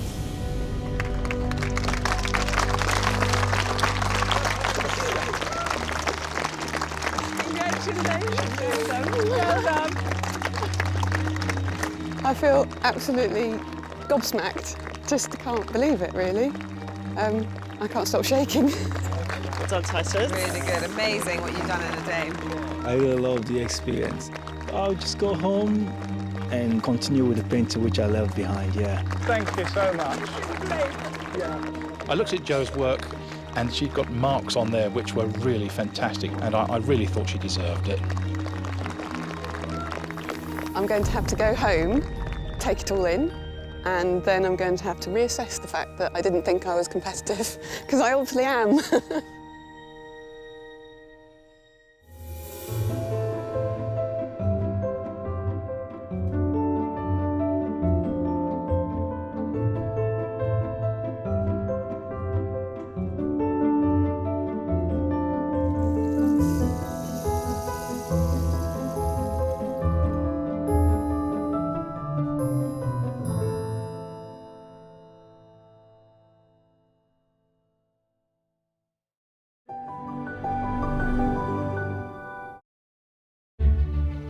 Hello, you join us at the impressive Lime Park in Cheshire, just on the edge of the Peak District, the first location in this year's search to find Britain and Ireland's most outstanding artistic talent. And this time we're heading outside.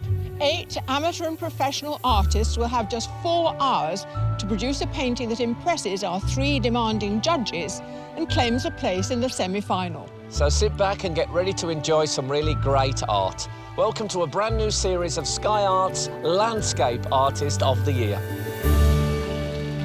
Over the next 8 weeks, we're setting up home in spectacular National Trust properties up and down the country, delving into one of the great genres of art history in a quest to discover the next Constable, Turner or Hockney. Over 1,000 artists applied, and those considered by our judges as the very best have been invited to compete in the heats. I think it'd be good to just do that square foot of grass over there. Each week, 8 different artists will be given the chance to paint these inspiring landscapes. All of them with one goal, to win a £10,000 commission to paint one of the National Trust's most beautiful views, Flatford in Suffolk, made famous by Constable himself. Yes, that's fantastic. Well, it's a start. But to make it through to the semi-final, they'll have to impress our expert judges. Award-winning artist Tai-Shan Schierenberg, independent curator and art historian Kathleen Soriano, and contemporary art specialist Kate Bryan. So that's a definite. Yeah, that's definite. It's just these 2 we've got to fight over. But there's a twist. Up to 50 more artists are coming along to each of the heats to try their hand as a wild card. And if any catch the eye of the judges, they could see themselves in the semi-final too. It's people doing something that's very personal to them, but doing it in a community. It's a beautiful combination. Whether they're painting... This is cow manure. Yes, fresh cow manure from this morning. Where did you get the cow? Sketching. Are you a sufferer with nerves? A little bit. Because you have an enormous bucket. I wondered if that's in case you're overcome with nausea. Or printing. We can't let him finish it. Here we go, here we go. He did it! Only one artist can claim the title of Sky Arts Landscape Artist of the Year.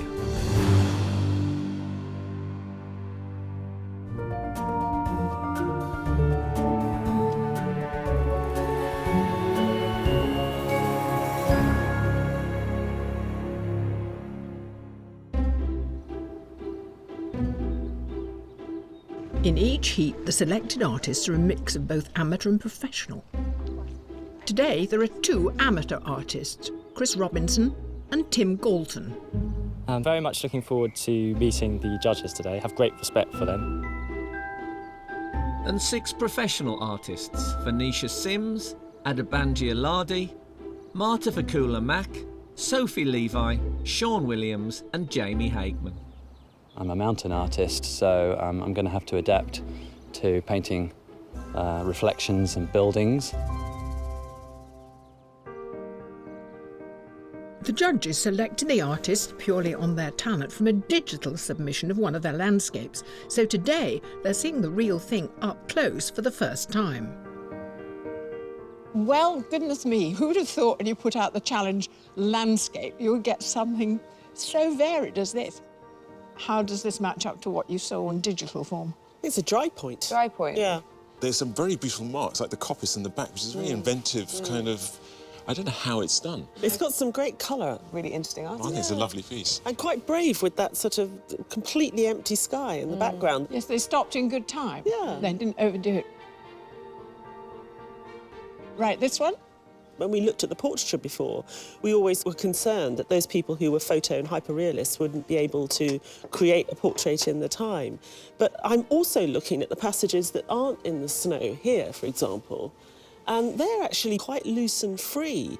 So I think this person possibly has an ability to do both elements quite comfortably. I think I should point out the 2 tiny figures there to give some sense of perspective.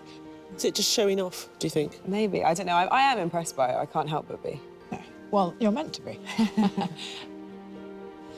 What a deal of paint on here. Goodness. A lot of palette work. I don't remember it being so blocky. Yeah. Well, it's like the slate, isn't it? I mean, the paint is like the slate. Yeah. I don't know what to make of it because it feels a bit too formulaic to keep using the same little blocky squares everywhere. I wish they could loosen up a bit, make some parts much looser and allow other parts to be much tighter. And finally, a very delicate one. I think they love the tree, and I think they just thought, this tree is sublime, the tree will be what seduces people. I like the fence, actually. I like this kind of like dirty, grubby, unfinished bit there. And I'm quite intrigued by them that they would do that when the rest of it is so finished. And given that they don't have much time today, I would hope that this artist, who's proficient, could undo themselves a bit. I do think that they will be very happy today because they've got trees and a building, Yes, so they've had some practice. They start with an advantage. So we have high hopes of them.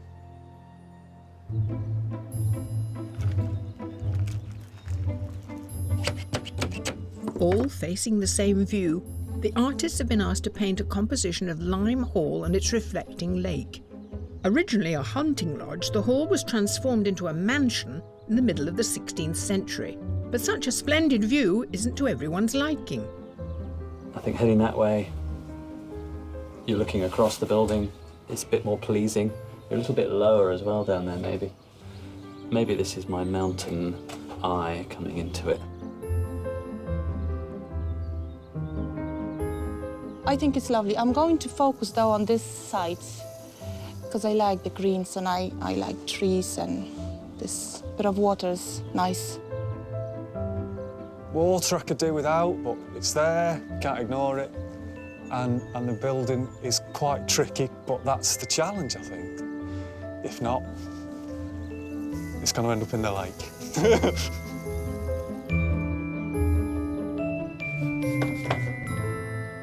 Artists, I hope you're ready to paint one of Cheshire's grandest houses. You have 4 hours to complete your work, so good luck. Your time starts now.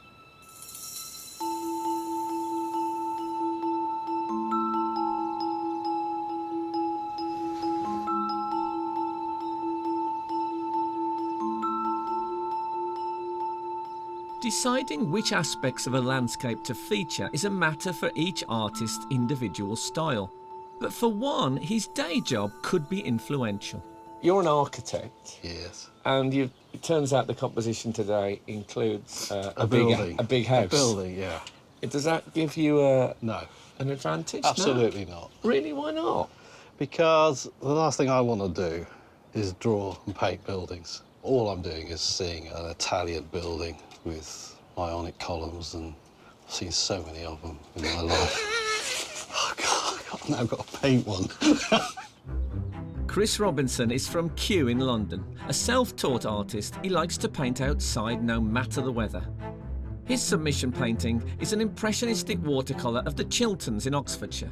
It epitomises for him the English landscape. Theoretically, Chris, you could not draw the house. Big risk, Frank, I think. Do you think that the judges might be impressed by your Do you think so? courage, though? You could avoid it, though. You know them better than I do. Well, yeah, I think they'd hate you for it.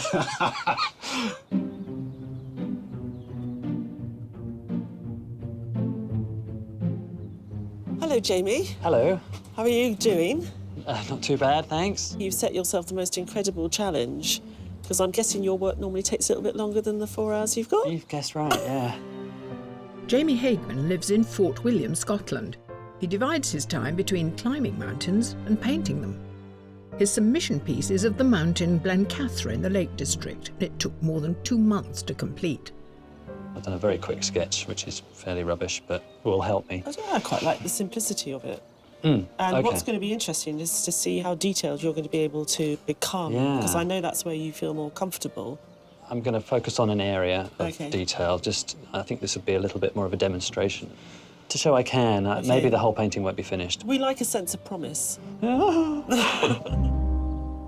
Even though they're trying to impress the judges by painting Lyme Park, not all the artists are exclusively landscape painters. Do you ever done portraits? Yes, I do portraits, yeah. Have you ever had one in National Portrait Gallery? Yes, I had one in, well, I've had 3 times in the BP. Yeah. I had one. Absolutely spectacular. A very narrow-faced older gentleman. Oh, yes, Cliff. Very nice to meet you. Oh, of course. Sophie Levi is from London and divides her time between landscapes and portraits. Her submitted painting depicts the rocket-shaped spire of All Souls Church in London. This was one of Sophie's first paintings using a circular canvas, rather than the traditional landscape format.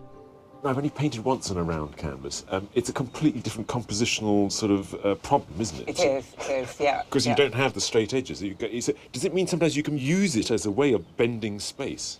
Yeah, partly the bend comes from just being greedy and wanting to fit a lot in, and so you have to squeeze it in. And partly because it's in the round, can make it work compositionally. To create a landscape within the 4-hour time limit, one artist, who usually works on a large scale, has had to find ways of adapting his style. I did some trial runs in a 4-hour period and they were disastrous, really. So I thought maybe just today in this 4 hours, maybe I'd be a bit more confident working this scale. Seems like you've downscaled everything. I mean, these are little milk for my cup of tea, and then these are sort of medicine packets, which you're mixing colours in. Yeah, they're quite handy, that mixing up acrylic in those and then sticking a bit of foil over it, rather than wasting, it doesn't come cheap, No, none of this does, no.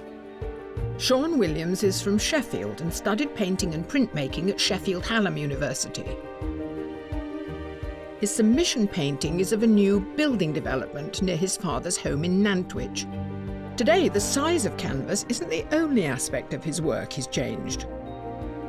I've abandoned acrylics and I'm going to go for watercolour pencils with a bit of watercolour. So this is presumably a technique that you're familiar with and you've used many times to work Not at all. quickly. OK. No. This has given me kind of a get-out card. If it's no good, I think, well, I don't work like that anyway, so...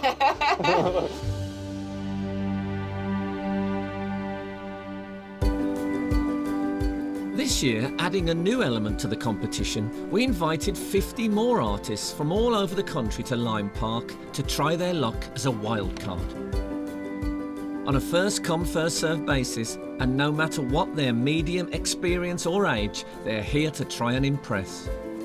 Painting with all these other artists is always inspiring and a bit intimidating as well sometimes. I love the wildcard area. It feels like a sort of fantastic community of artists and the people just doing what they love. So refreshing just to go back to people's pure, unbridled passion for art. And if they catch the judge's eye, they could be going through to the semi-final. You've brought the whole studio with you, have you? Trying to. That is fantastic. My abstracts get a bit violent sometimes. Yeah, but that, you could hang that in an art gallery. That's a beautiful thing. Now, you're still at school. That's right. You're doing A-levels? Yeah, I'm studying art foundation next year, hopefully.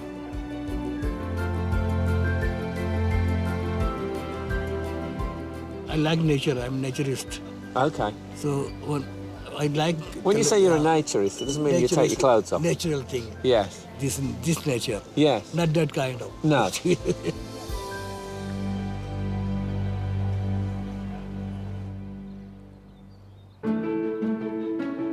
There are still 3 hours of the challenge remaining. But only one of the artists can claim a place in the semi-final.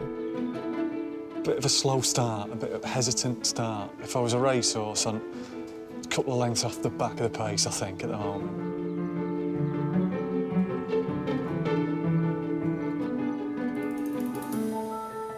I was trying to work out the last time I painted a building, and I think it was probably 2007 in Venice.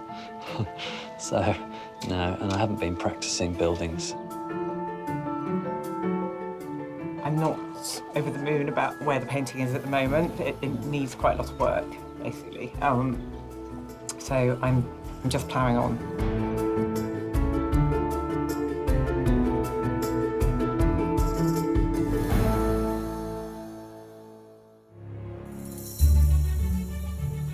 At Lime Park in Cheshire, we're 1 hour into the first heat of our new competition. All of our artists are concentrating on their composition of Lime Hall. And one has quite an audible way of staying focused. If you watch it enough, you'll see it, boy, you know? Just get into this. Just take your time, baby. Banijay, I hate to interrupt your personal commentary. Oh, no, sorry, I'm a bit of Maddie. I talk to myself, yeah. Is it true that you do sketches of people on the bus? Bus, train, tube, yeah. It's one of the ways I interact with people, because I don't want to be quiet in the tube, so yeah, I get attention and people say, what'd you do, why'd you do that, blah, blah, blah. Banijay is from Kent, and alongside painting landscapes and people for a living, is also a motivational speaker. His landscape of the circus in Bath was made in one 6-hour sitting and features a subject he's very passionate about. I love trees, yeah. I see them as human beings, so they're creepy, you know, some are like happy, sometimes the weeping willows are sad, so how does that go? I'm slightly obsessed with trees. With trees as well. Oh. I have hugged trees at 1:30 a.m. in the morning. My day. Tree hugging, okay. There you go. And you're a big man. I mean, you could do the circumference of quite a sturdy trunk. I have to stick with saplings. Canvas, brushes and paint are usually part of an artist's kit, but they're not the only way to capture a landscape. I have some dry point needle here. It's very sharp. Even gentle marks. They will show up, they will print strong How can line. you see what you're doing there?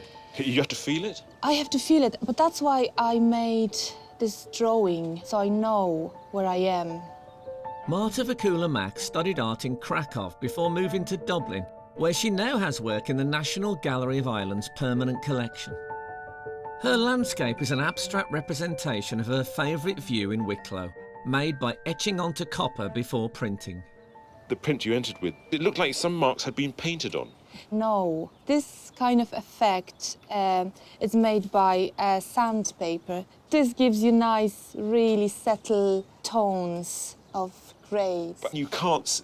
I can see. No. I can see how you would see the marks you're going to make with your drawing, but with the tones you've got to go. No. You've got to. It's experience. It's you know what's going on. Okay. Yes, yes. You're fearless. I'm fearless.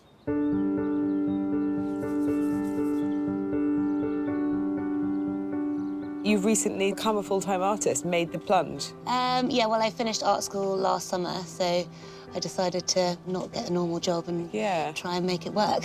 Venetia Sims from Salisbury studied portraiture at Heatherley's College in London before furthering her training in Florence. Her landscape is the view towards Albania from her aunt's house in Corfu.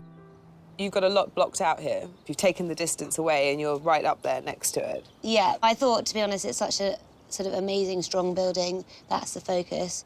And I want the reflection sort of running into the viewer. And I think that could look quite nice. I was wondering if anyone was going to take on that challenge.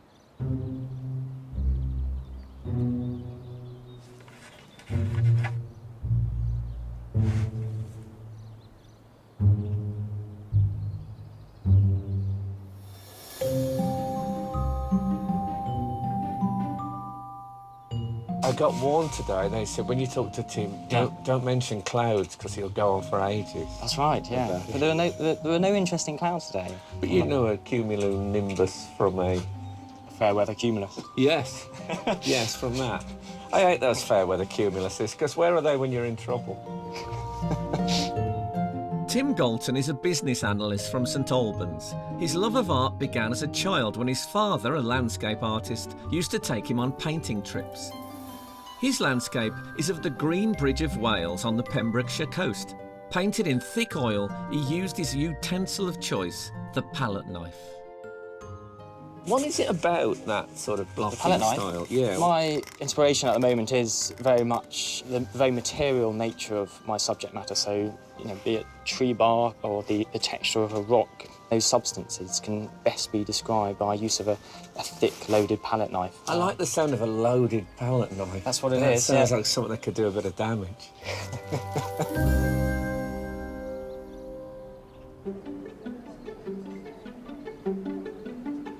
With a possible place in the semi-final, the Wildcards are embracing working so close to each other. I love the fact you've included all the artists because it's such a pretty scene. But the building is not bright red. Yet. No. The earth will be the building to start with, and then I'll point in some windows, and then it'll be about 10 o'clock at night. You've only got 4 hours, but then we throw you out. Yeah. Everyone's sort of got 100 miles an hour, and I just like, you know, it's a long day, I can just ease through it. You know why, though? That's because you're cool. Ah, yeah. Or lazy. Or lazy. It's a very fine line. It is isn't a fine line. You should just stick with what you believe. Yeah. Is that your phone? Yeah, he's my phone. Oh, see, you're popular as well. I hate you.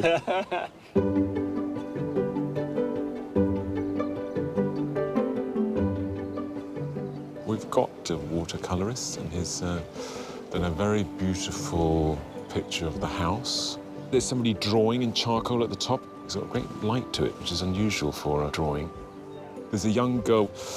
Her colour's a bit grubby, but it's a fantastic piece of painting. There are a handful of good artists, so it should be quite easy to find a winner.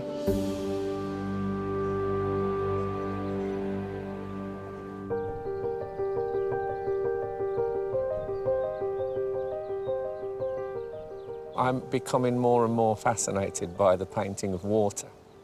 Is it some mysterious art that... And when it's right, it's really enticing, isn't it? It's beautiful when you see it. The thing about water, all the edges are sharp. So if you get the reflection and then those ripples crisply, you get the tone of the reflection, which is slightly darker than the object that's being reflected. You get those general elements right, it cons the eye into believing it's water. Can I ask you one of my stupid questions? Yeah. Would you turn your canvas and paint it Do you know what I mean? So then you're painting the building the right way up. But it doesn't quite work like that. If we look at the reflection, it's changing. The water is simplifying it at the same time as it's reflecting it. So all the shadows are being elongated as they come down. You can see that now, can't we? In fact, the water does a sort of an abstract painting of the building. It's better than the house. It is fantastic, yeah. That tree's pretty good as well. Yeah, Look at that. That's I didn't even see that now. I love walking with Stop you. it. You see everything. Look, that man's red jacket is reflected. Can you see Oh, that? yes, I can. Brilliant. Our 8 heat artists are battling it out for a place in the semi-final. And they have just over 2 hours left to impress. That's incredible detail here. I want to do the reflection next because I think that's quite important. Bit of foreground, 2 hours time. Call it a day. Yeah.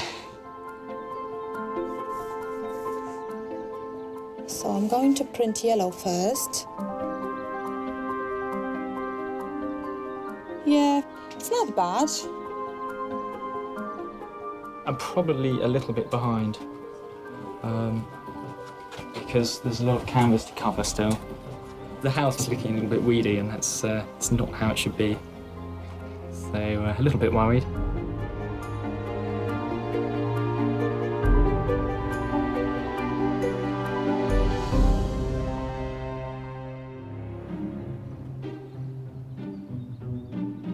Here at Lyme Park in Cheshire, the artists who have been painting for 2 hours are halfway through their challenge.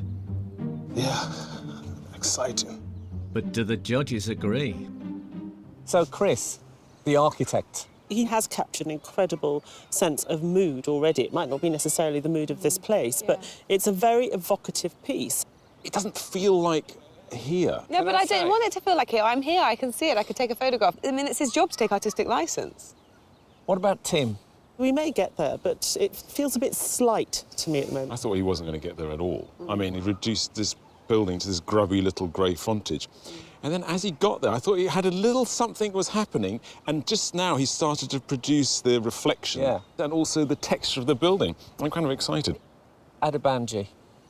He raced off this. I couldn't believe the speed with which he got everything in place, and the water was fabulous and done with very little. Jamie. I like Jamie's. I think the colour choices are really unusual. Has no light in it. You have the elements, but you don't get a sense of light coming from anywhere onto the elements. And the colour scheme he's gone for is quite glacial, even though this isn't at all. But I mean, I don't think we can punish someone who paints snowy mountains for bringing a bit of that to a posh building. Well, I think he has to compromise. The mountain wouldn't come to Jamie, so Jamie should come to the mountain. Oh, Frank, you have been so excited to say that.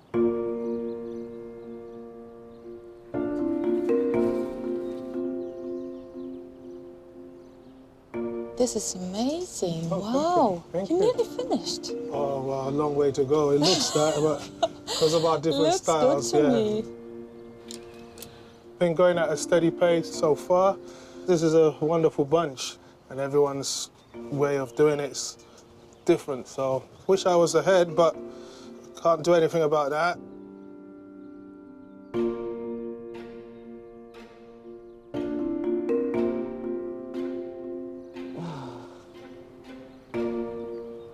Chris, I just heard you say something, which was, I've started to fiddle and that's bad. Yeah, because I had originally got what I wanted with a few brush strokes. The colours are deadening now because I've started to put one too many washes over No, it, but wait so- a minute, when you stand back, this cloud is terrific, so don't meddle with that. OK. Originally used as a hunting ground, Lyme Park is known for its 16th century hall and reflecting lake. But there's another building that has become synonymous with the local skyline. You can see the cage from miles and miles around. Its primary function was as a hunting lodge, a viewing tower, if you like, for the ladies to watch the lords hunting, and then they'd all come back here at the end and have a banquet. Originally a timber construction, it's thought the cage was remodelled into its current form in the 1720s and 30s by the same architect that designed the house, Giacomo Leone. However, the origins of how it got its name are shrouded in mystery. The cage possibly got its name because it was used as a holding cell, a prison of sorts for poachers held here overnight, waiting for the local constabulary to come from Macclesfield and cart them away in the morning. So I guess that might be one of the reasons why it became known as the cage. After many years standing derelict, other than being used by the Home Guard during the Second World War, the cage has now been restored and sits resplendent atop the moorland of Lyme Park. Locally, it is very much an iconic landmark. It really makes you realise you're being transported back into a historic landscape. Phil Stokes has devoted his working life to Lyme Park, so as a reward for his dedication, today we'll be giving him the chance to pick his favourite painting for himself. You grew up not far from here. Not far, just in the middle of Stockport. And I grew up not far from here too, so I know this place, but I don't know it like you do. How old were you when you first came here? I was 15 when I came here to serve an apprenticeship in carpentry and joinery, 4-year apprenticeship. It wasn't just about teaching you your trade. They taught you how to apply that to Lyme Park and care for the buildings on the estate. Lyme is famous for one particular television programme, Pride and Prejudice. Yeah. With Colin Firth coming out of the water. Yeah. It's legendary. Did it happen in that pond? No, it was quite a murky little pond further back in the estate. You're breaking 1,000 hearts. You're breaking 1,000,000 hearts. I was reluctant to tell you. Right. You get to choose one of the paintings for yourself. Well, I've had a quick look round, on my way past, and there is some stunning work going on. So. All right, well, we'll let them finish before you make your choice, but once you make your choice, it's yours. OK, thank you. Our 8 artists are battling it out for a place in the semi-final. But will any of the Wildcards be joining them? Blimey, it's positively vibrating with energy.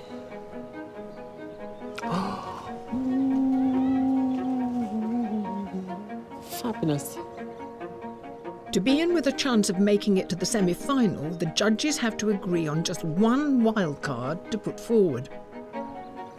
Hello, Celia. Don't want to interrupt you. You're still busy working.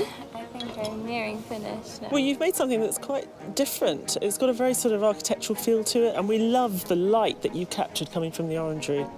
We'd like to put you through as the wildcard today to the next round. Oh my gosh. So congratulations. Thank you so much. I'm thrilled. Well done, you mate. Nice one. Well done. Yeah. Celia is now the first person to join a pool of wildcards. After all 6 heats are complete, one will be chosen to go through to the semi-final.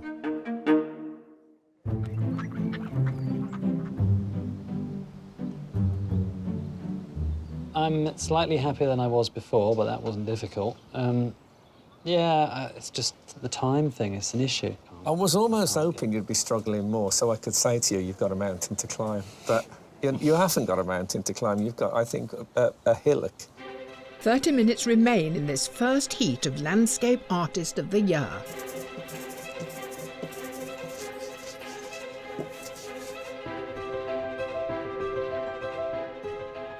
This is print number 5, is that right? This is print number 5. The yellow was a little bit too light. OK. But I'm happy about the black, but the yellow didn't work out. Okay. So I need to do it again.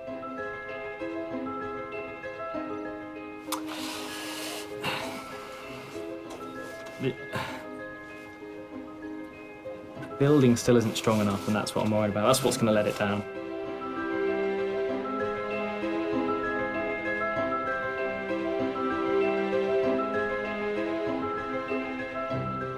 Are you going to touch this, do you think, or not? Maybe just put dashes of flowers, just small little white dashes. Yeah. Those are the little kind of bits and pieces that might just... One of the dangers when you get to this stage Yes. is to do too much. I know, it's deadly.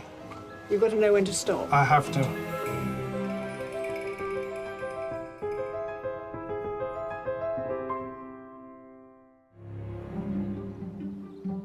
Here at Lyme Park, there are just 5 minutes left in this first heat of Landscape Artist of the Year.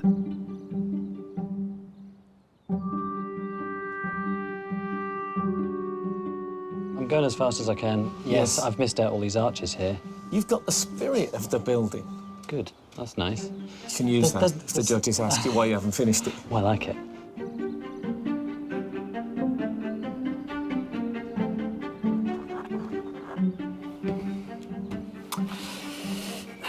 There isn't enough definition in it. I know I'm panicking because you start doing stupid things.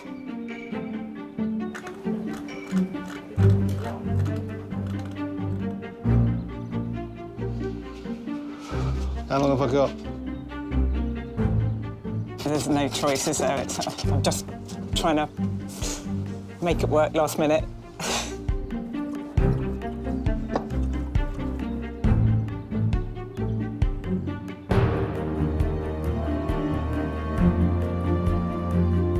Give me another couple of months and this would look splendid.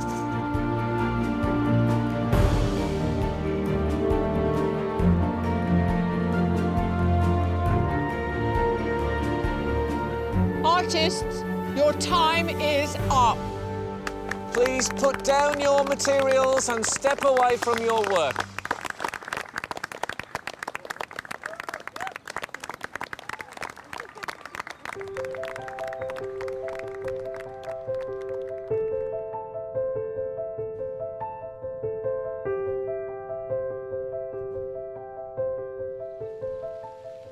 Sheltered from the rain and before the judges look at the final landscapes, Phil Stokes, who has worked at Lyme Park since he was 15, will now choose his favourite painting to keep as a thank you for his commitment. So, artists, can you please turn your easels?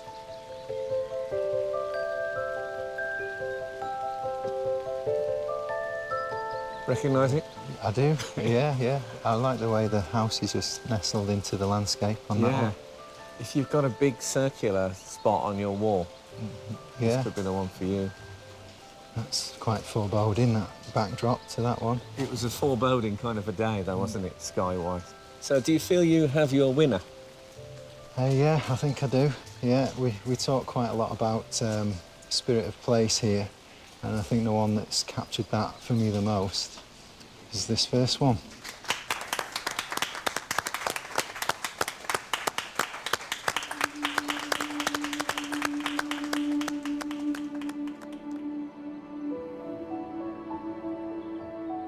To help them decide which artist will claim a place in the semi-final, the judges first whittled down the 8 to 3. I'm really pleased with this one. I think the scale of the picture sort of really loosened him up rather than that tight submission, and fantastic sort of reflection in the light and attention to detail. It's gorgeous. And fantastic sense of space as well. He really has that sweeping edge of the water and the building in the distance. That's really... I mean, I think it just looks like it's easy to him. It's amazing. To be shortlisted will be a double blessing, but for now I'm really pleased. I can tell my kids at home that someone chose my painting and he works here and it's going to be with him forever. It is not quite as dynamic as I hoped it was going to be, and I think the sky was much more dynamic earlier on in the day, which is a pity that she's lost that. It hasn't quite got that dynamism and energy that the other one had, and somehow the relationship between the different elements doesn't work as well as it did in the other, which sort of completely took you around the picture.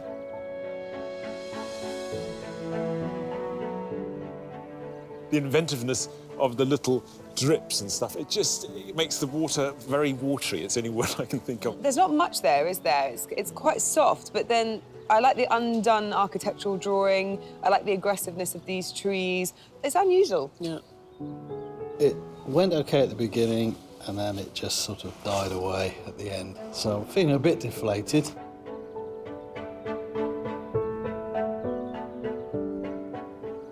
It's got great monumentality. That's why I'm surprised. I just really didn't think he was going to make it because he took so long on the building. I didn't like this painting until he started making the reflection of his building. It was a bit rougher, the way the water plays around with the sky. It's great. I actually like the reflection so much, I wish he'd painted the building like that. I think this is quite wonderful, actually, because he knew he had to compromise. He couldn't paint the way he normally did in his submission, that fantastic mountain. But I think he's created something quite fabulous. I feel like it's sort of David Lynch meets Tim Burton by way of surrealism.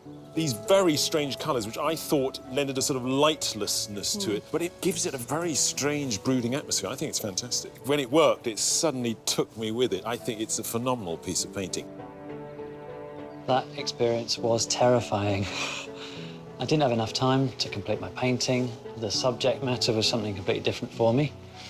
But I produced a painting at the end of it, and it's all right. I'm having trouble deciding between the sort of more graphic style, works on paper-y style. Whereas that is so strange. I think it's fantastic. It stands alone and it's really cool. So that's a definite. Yeah, that's definite. It's just these two we've got to fight over.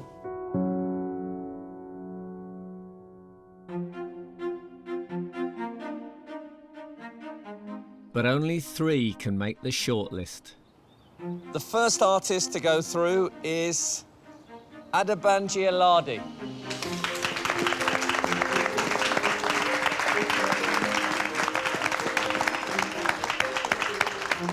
The second artist is Tim Galton.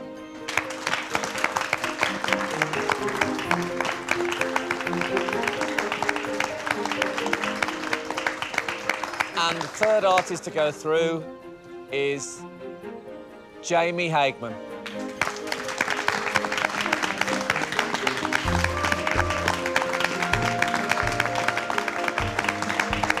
And commiserations to all the artists who didn't quite make it. Well done. Yes, very well done.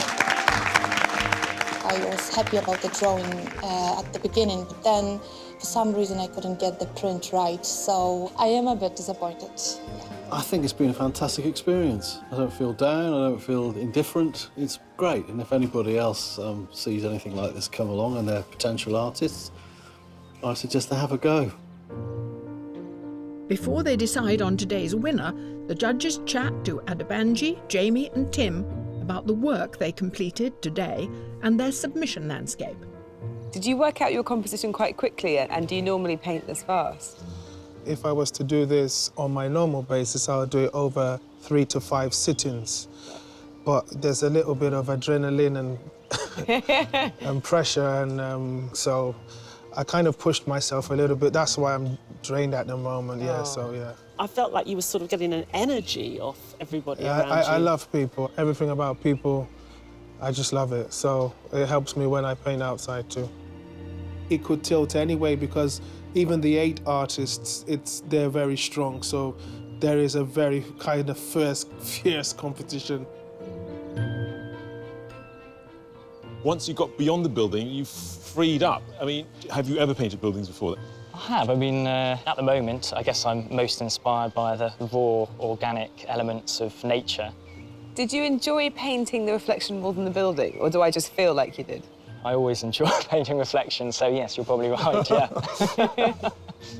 I knew that the first half would be tricky and there wouldn't be much on the canvas, but it did get to a stage where they're obviously happy with it very late on in the 4 hours. These are both very accomplished paintings, but both very different. Is one your style that you use from painting from life and the other from photograph? I think really they're the same style. I paint quite realistically and very bold colours. But this feels, it lives off its unfinishedness in a sense. Would it become more and more finished if you had time? Yes, if I was to work on that for a couple more weeks, then I would get into the nitty-gritty, into the detail. I'm curious, because you're clearly not very happy with it. You're not as happy with it as you are with something like that. I think, actually, the more I look at this now, the more happy I become. It's taken a while.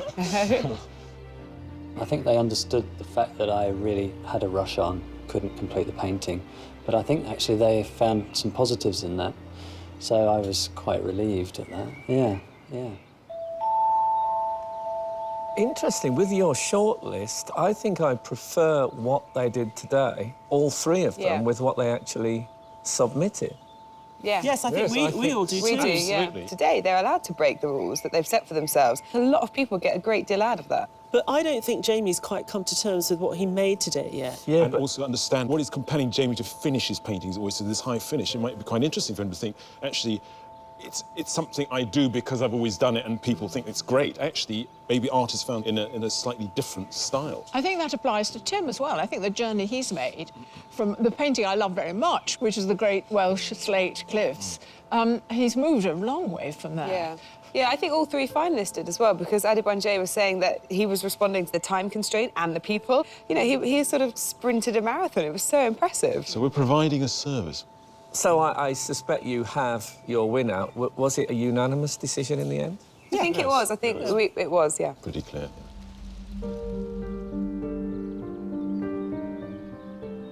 Banijay, Tim, Jamie, congratulations to each one of you. Your work has really impressed the judges, but as you know, only one of you can go forward.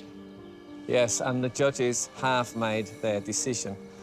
They felt that the person that they are sending through to the semi-final has inventively adapted their style to create an unconventional and evocative work. And that person is Jamie Hagman.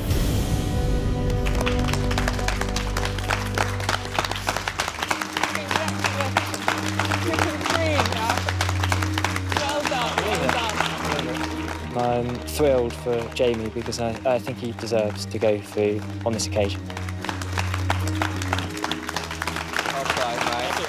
It's not athletics or sports. You don't win because you were first across the line. It's all down to the judges and what they look for. It's a beautiful painting. Thank you, thank you, thank you. I've gained belief that I can paint really quickly and produce something that is a pretty decent finished painting, I suppose, and that I can paint something other than mountains.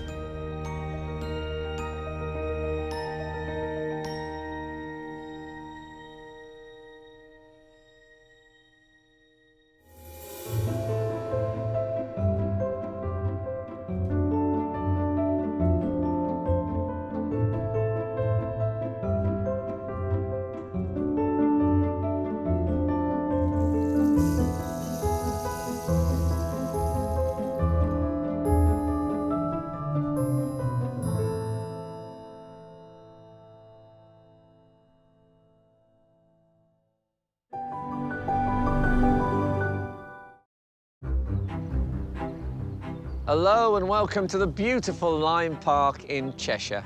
Set in 1,300 acres of deer park, it today hosts the latest heat in our search to find a talented new landscape artist.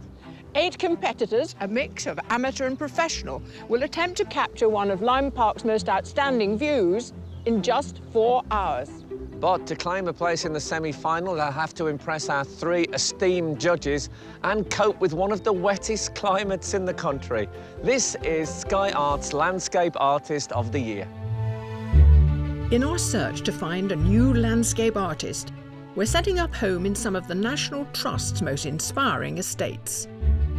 Over 1,000 applied, but only the most impressive have been invited to the heats. I'm really pleased with the view. It's got everything I like in an image. At stake is a £10,000 commission to paint one of the National Trust's most historic views, Flatford in Suffolk, made famous by Constable. The winner's painting will become part of its permanent collection. You can just sort of get high by looking at the landscape and being like, wow, look at that colour, it's amazing. Today at Lyme Park, 8 more artists are out to impress. I'd like to see much, much more. I'm sure my fellow judges would like to see much, much more as well. Yes. But it's not just the judges eyeing up their work. Kate Atkinson has dedicated 33 years to Lyme Park, so as a thank you, she'll be rewarded with her favourite landscape. I wouldn't have believed that there were so many techniques. And 50 more artists of all ages, abilities and mediums are descending on Lyme Park to compete as a wildcard. So decided to use spoons? I was about to ask about the spoon. Right, OK. I thought maybe you had a cup of tea on the go. But with just 4 hours and a temperamental environment... No way. Who will judges Kathleen Soriano, Tai-Shan Sheerenberg and Kate Bryan? I'm at the panic stage. Send through to the semi-final. Debbie, are you actually wearing an official artist's smock? No, I'm wearing official Guernsey seaman's smock. Oh, OK.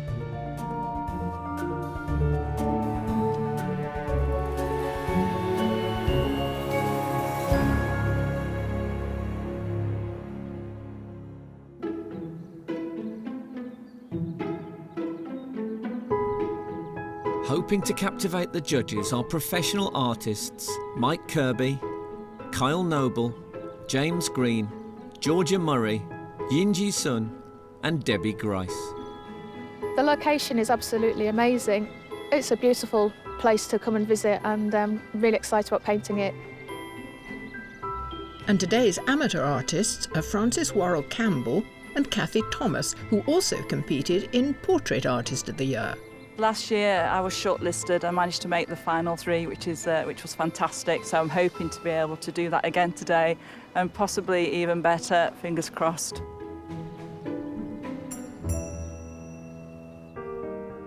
The style and talent of each of the artists was recognised by the judges when they evaluated a digital copy of their submission landscapes.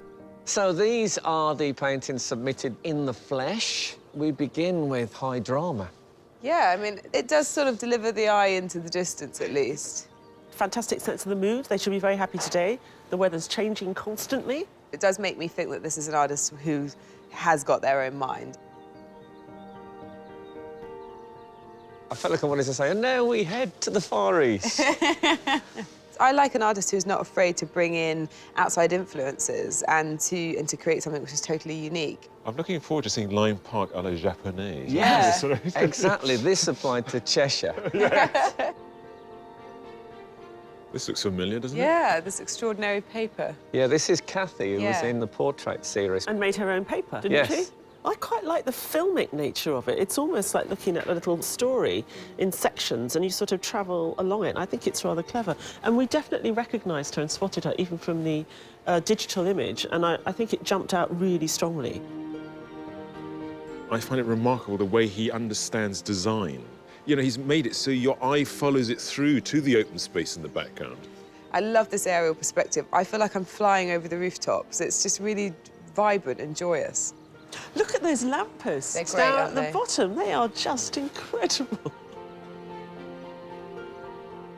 Oh, I remember this on the image. This was gorgeous. This had a fantastic sort of tragicness to it. And also the artist has edited their view, so it's actually a very well-balanced piece of abstraction as well, rather than putting something in the centre and to making it the main subject. I hope that they take a very, very good little snapshot and deliver a really interesting little corner, or make a feature out of something which isn't really a feature. Yeah. What I like about the wall generally is it asks a lot of questions, and then they're all going to get answered in the next 4 hours, which is great.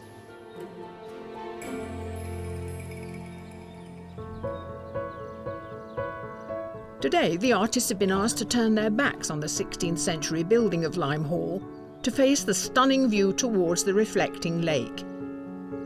Surrounded by luxurious herbaceous borders with several mature trees, this man-made water feature includes an island covered in flowering plants and a small waterfall. I'm really pleased with the view. It's got everything I like in an image. It's got lots of pathways, lots of really nice structures in it. It's not perhaps what I'd normally do. I normally have buildings and stuff in the landscapes that I do, but, you know, again, it's a good challenge. Artists, I hope you're all settled, because the judges are ready to be impressed. You have 4 hours to complete your work, so good luck, and your time starts now.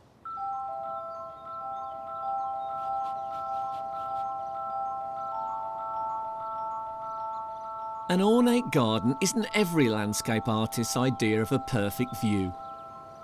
Most of the time I do a lot of urban landscapes, and this is a bit sort of pretty picture, sort of chocolate boxy, and not my normal subject, to be honest.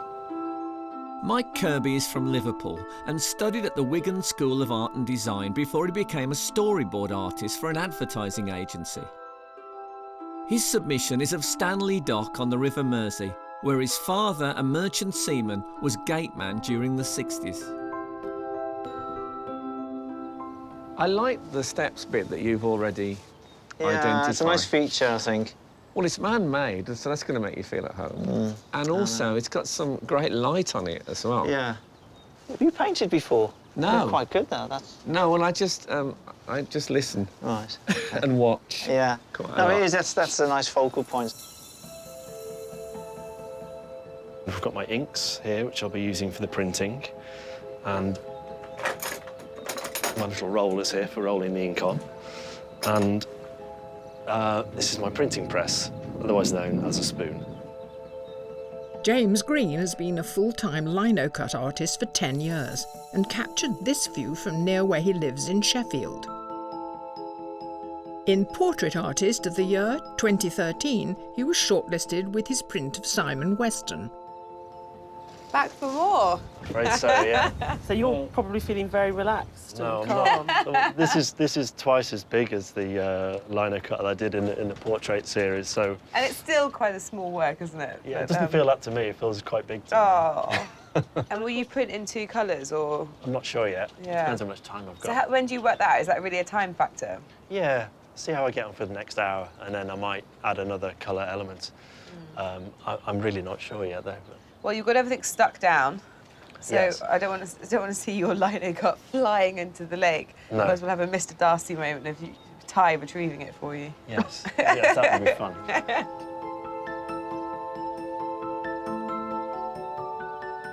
I don't tend to do lots of landscape painting. This is quite a new venture for me. I've probably had a practice on about 2 or 3 paintings so far.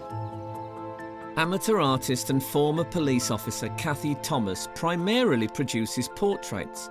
She paints acrylic on handmade paper, and her submission of Macclesfield Forest was only the 2nd landscape she'd made. I'm doing something very different. You're doing the U-walk. Is that down there yes, somewhere? And it's absolutely beautiful. Yeah, it is fantastic. Yes, it is. It's really, really nice. I love all the textures. And yeah, but we gave you this fantastic view with reflections. It's very pretty for me, though, very pretty, and I prefer something a little more rugged. Yeah, I mean, your submission was kind of... What's the word? You were saying it was a fairy tale and sort of scary, gloomy... Yes. For me, this is just very...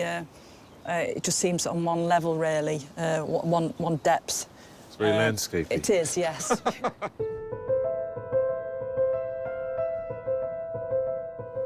Original plan was a landscape for the whole lake here.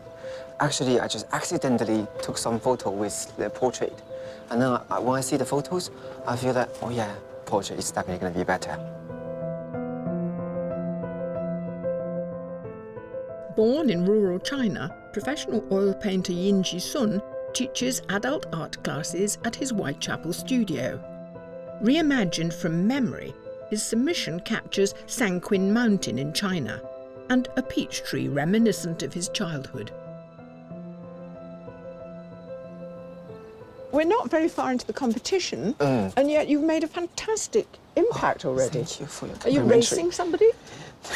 No, because like once I decide what I'm going to paint, actually the image is already in my mind. And once Free you've myself. decided, just go for it. Go for it. As well as our 8 heat artists, 50 more have travelled to Lyme Park to give it a go as Wildcards. Laden with paints, brushes and easels, they're here to capture the many views on offer in a bid to impress the judges. I wanted to concentrate on the plants, but I'd go for an organic type of painting. I might go portrait and do the building or landscape and put the trees with the lake in. I'm just deciding. But painting en plein air, they're exposed to the elements. I'm normally in shorts and a t-shirt, you know, which on worse days than this in hail and what have you. So this is quite a novelty for me to be sat in my clothes. I love this. Oh, better stop then. Do you always start with purple? Is that your... What I do is I start with all the darks, and then as the day goes on, I'll get lighter and lighter and lighter, and I start very thin, and then I'll get thicker and thicker and thicker. I see no purples in that. Do you see purples in it? I'm choosing to... I'm not a fan of green paintings very much. I don't do lots of tree, greeny things, so this is a bit of a challenge. That is a slight dilemma, isn't it, with this particular... Yeah, so to make it more enjoyable for me, I'll maybe sort of transfer colours a bit and see colours that aren't there. Yeah, why not? This is very unusual. It's a very dark scene you've conjured up. Basically, I couldn't loosen up my work, so I decided to use spoons. I was about to ask about the spoon. Right, okay. I thought maybe you had a cup of tea on the go. No, you were painting with it. No.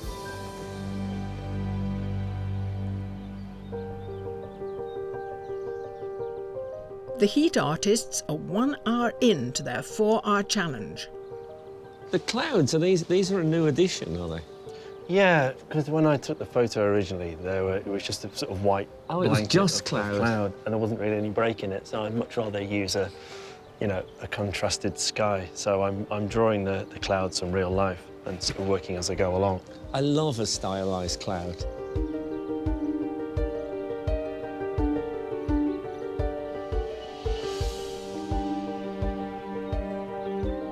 This isn't my typical kind of scene. I'm used to something a lot more bleak and perhaps more barren, but I've sat here and I've got my head around how I'm going to deal with it. The vastly changing sky is a challenge. The danger is concentrated on one particular area. I can't do that, can't afford to do that. I need to think of the whole thing.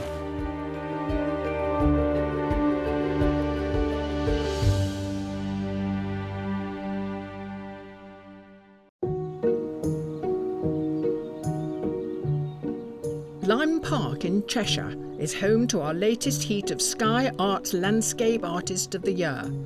Our artists have 3 hours left to capture the view they've been presented with. Debbie, are you actually wearing an official artist smock?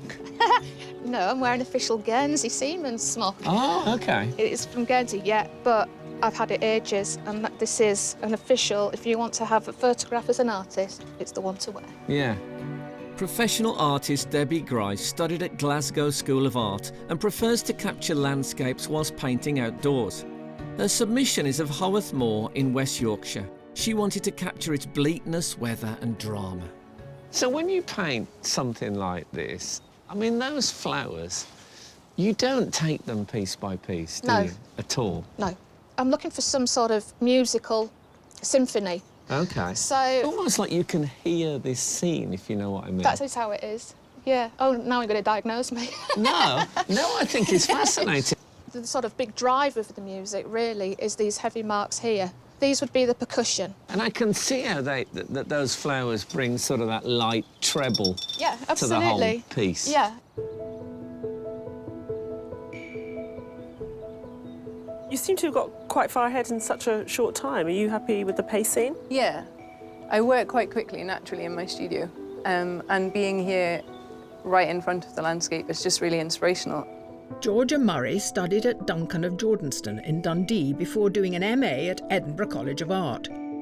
Created whilst living in Taiwan, her submission represents the connection between her and her brother whilst living on separate continents. Today, Georgia has a connection with another artist who, by pure coincidence, was also chosen by the judges to attend this heat.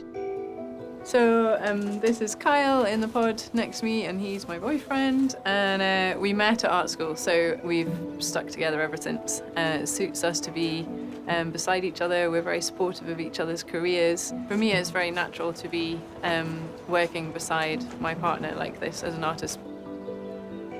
I've just been having a nice chat with Georgia, and I hear that you both seem to be united by a love for colour. Yes. There's only maybe like 4 or 5 colours in my piece, whereas George's it'll be... Yeah.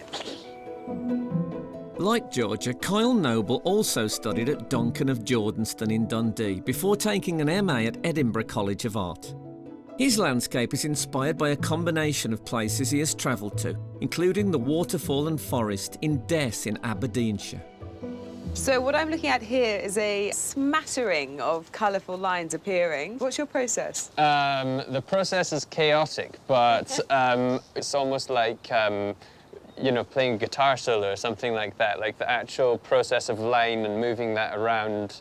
And that's why I think there's quite a strong element of drawing in my work, because it feels like I'm sort of able to flow through time using the line or something like that. But you say flow through time. There is a time limit today. How are you feeling about that? Squashed.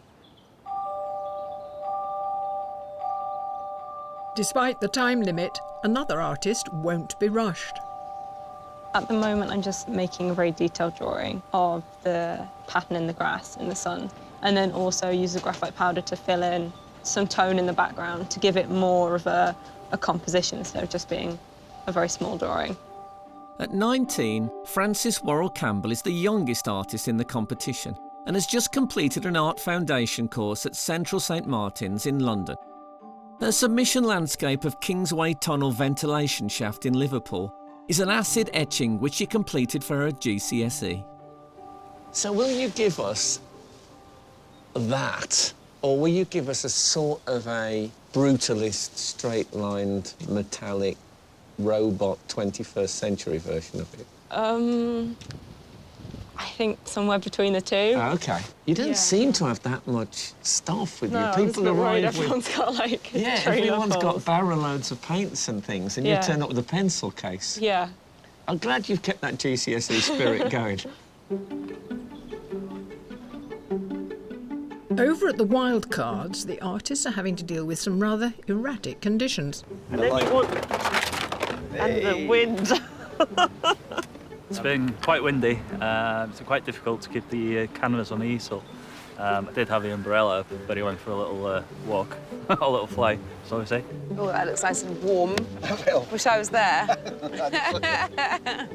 That is beautiful, if you don't mind me saying. Thank you very much. Are you a full-time artist? No. I'm a taekwondo instructor. You have your sensitive side, and then you can kill someone if you need to. Yes, I could. Do my best not to. No, don't get on the wrong side. Obviously not. No, that's why I've come over and said what a wonderful painting it is. Well, you're catching the spirit of the weather. I know. It's happening a lot. Somebody's just lost an easel over the other side. Well, it's a blowy day and it's a blowy picture, isn't it? Yeah. I love the feel.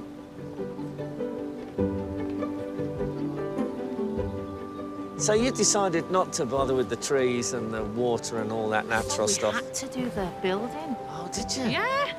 Did it not seem suspicious to you that some people were painting in the opposite direction? Yeah.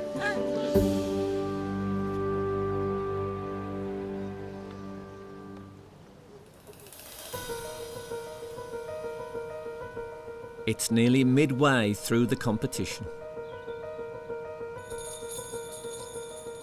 I'm looking at trying to get the right, the different greens. You've got bluey greens, you've got yellowy greens. It's got all sorts. I just of look at it. Isn't that good? It's a nightmare. Green is a nightmare, isn't it? I think you've got to embrace the greens. Yeah, Mike. yeah. We'll see how we Good. go anyway. No way. How much of a problem is the wind today? Very much so. It's blowing everywhere. And I'm very sorry to the owners of Lyme Park because they may be finding bits of paper for quite a few weeks to come. They may, but you know what? Yes. It's beautiful paper. Thank you very much.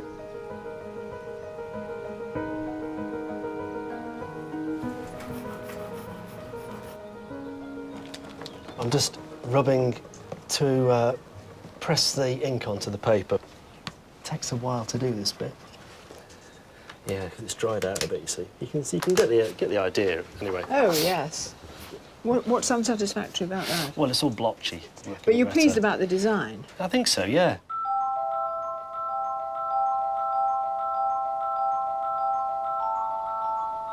The collage is all done now, so it's just a case of applying paint. I would like to have been finished a little bit sooner, but I could be in a worse position than this.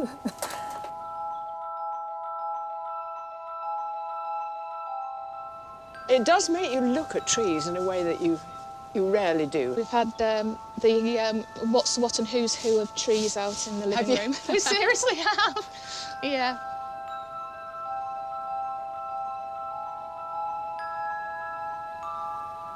I think it's going a bit behind schedule. Should just try and keep going with it and see where I get to.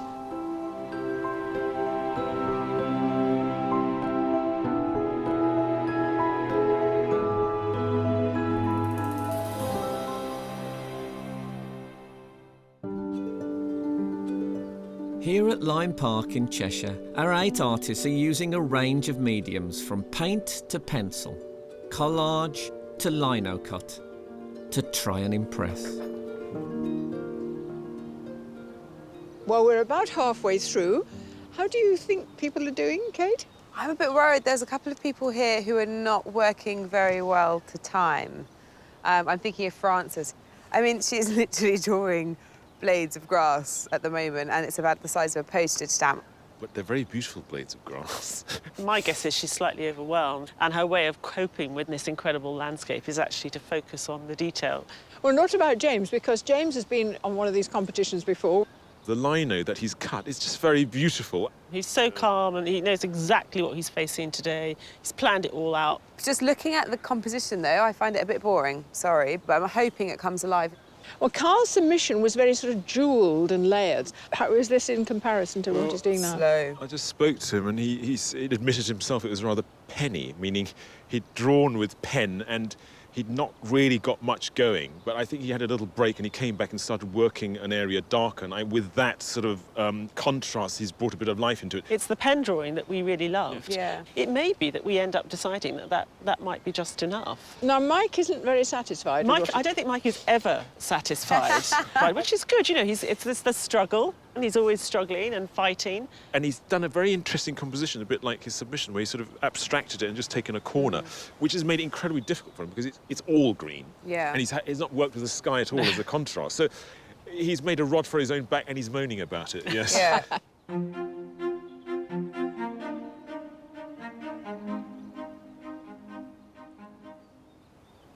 Now, in your submitted piece, there's peaches and we're looking down on the landscape.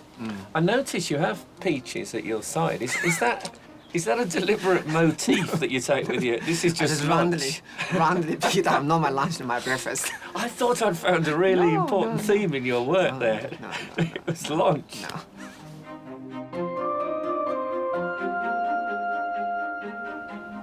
I'm going to add another colour, so I'm going to do a blue. Oh, this is the second colour? Yeah, I'm going to do blue clouds and so hopefully the colour print on will top. be the clouds and this grass line? Yeah, I'll hopefully get kind of 3-colour effect.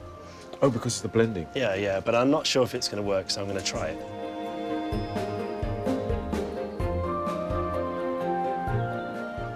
I think hopefully people will be able to see the image emerging now from the blackness.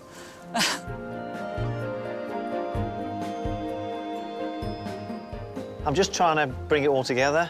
It needs a bit of structure, strengthening in some areas and a bit of bringing some more highlights in, give it a bit more depth.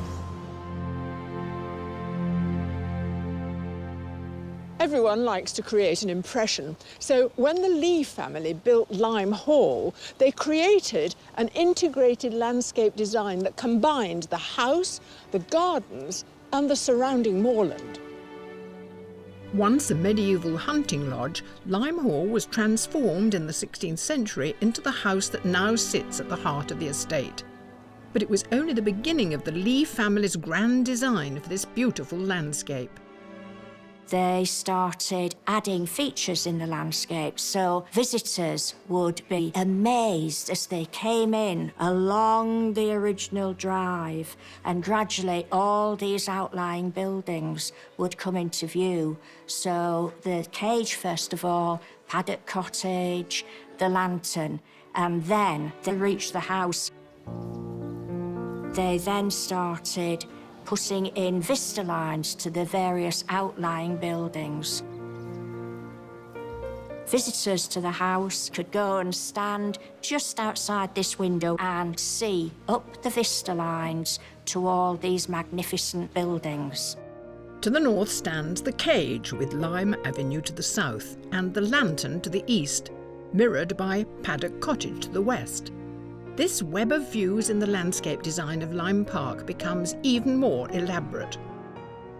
Other vistas were created from focal point to focal point. So you've got a vista from Paddock Cottage to the cage. You've got another one from the cage to the lantern. So you've got crisscrossing lines going between the vista lines as well. Kate has worked and volunteered at Lime Park for over 30 years. I've often experienced life on those vista lines, walking in the morning before I start work. It's a joy, it's a privilege as well, and you feel as if you're in another world. It really is a magical place to come. So, Kate, what does it mean to you, this place? Do you think you could sum that up?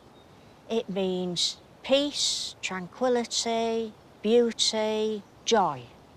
That's a lovely summing up. I'm surprised you didn't include rain, wind, sub-zero temperatures. It gets into your bloodstream, everything. And if you're not careful, it can take you over. What happens then? Your family disown you. Oh, no, I thought you were going to say you turn into a deer at midnight. Later on, Kate, you're going to be choosing a landscape of Lyme Park. Wonderful. It will be cherished. OK, well, I look forward to your choice. With 50 artists trying their hand as wildcards, there's many different mediums and techniques on display. But with a chance to gain a place in the semi-final, the judges need to agree whether any of the wildcards has impressed them enough. I really like the guy who's painting that small painting up high, and then he's... I like him. He's obviously He knows practiced. what he's doing, doesn't he? Yeah. What about the woman that started in purple? I love her. I like the way she put the paint on. It was kind of moody and dark and interesting. I like that one. There's a woman who's doing a watercolour and she's done the orangery beautifully. No, the sky is fantastic. The sky is amazing. The And the sky sky is has got really the good. big grey foreboding clouds, and I think she's told the story of today beautifully.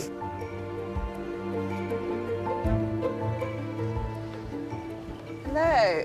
You're sitting there with your tea, and I'm delighted to tell you that you're today's wildcard winner. Well done,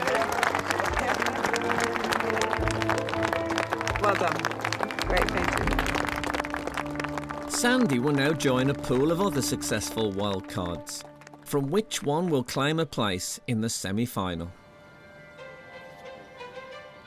Not only do our artists have to create a piece of work for our judges in just 4 hours, but they have to do it in front of a steady stream of spectators.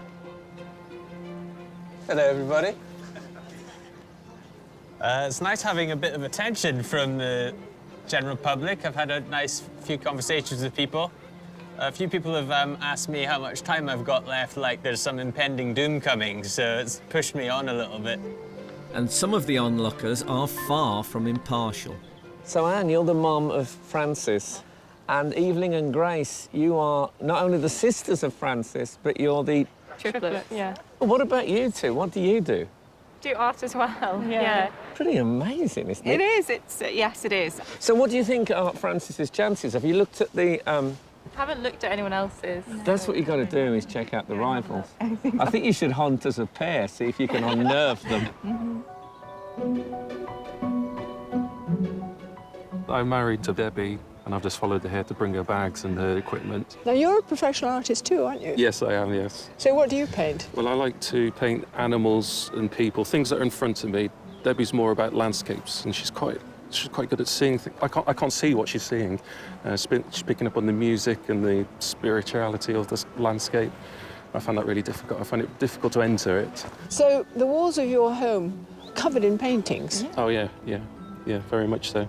But mine aren't allowed on the walls in the main part of the house. I'm getting quite an insight into your domestic life. Thanks very much. OK. What are the big issues for you at the minute? The main thing is the oil's still wet underneath, and when you put oil on top of oil, you're mixing in the colour underneath, which makes it muddy. I see. So I'm going to leave over layering until the last 20 minutes. It's almost as if we're looking at a small brook running through into a valley. I quite like that sort of licence that you've taken with it. Yeah. There are 30 minutes of the competition remaining. I've got to wait for the ink to dry on the first blue layer, and then I've got to print the second layer with the green on top and see if that works.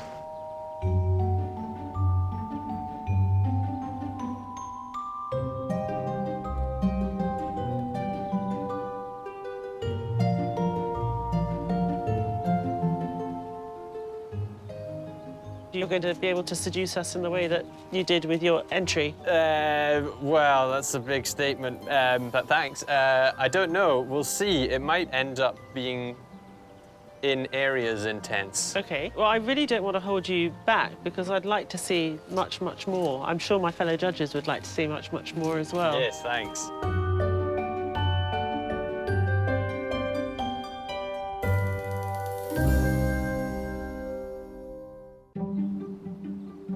Our artists are entering the final 10 minutes of this heat of Landscape Artist of the Year.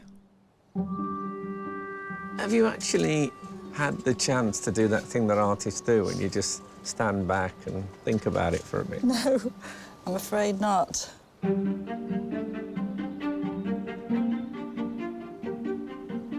The paint isn't drying fast enough, but this has got to be finished whatever.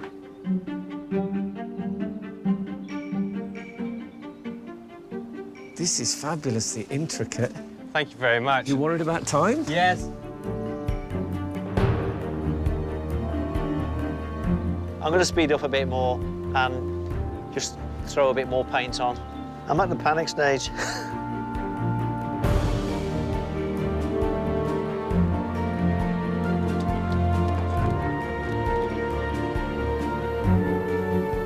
Artists, your time is up.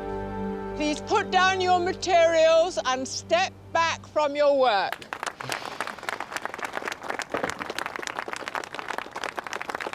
I'm so tired.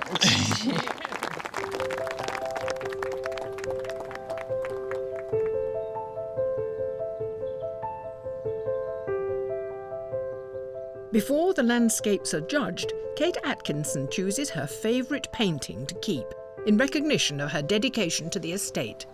Artists, will you turn your easels round, please?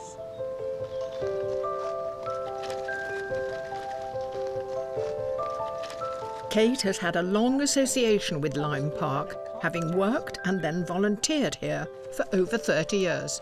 When I started work here in '81, that was buried completely. It's lovely to think that we've brought back something in the landscape. I wouldn't have believed that there were so many techniques. And yet they're all part of the landscape you know. Exactly. I know which one I'm going to go for. OK. And it's over there.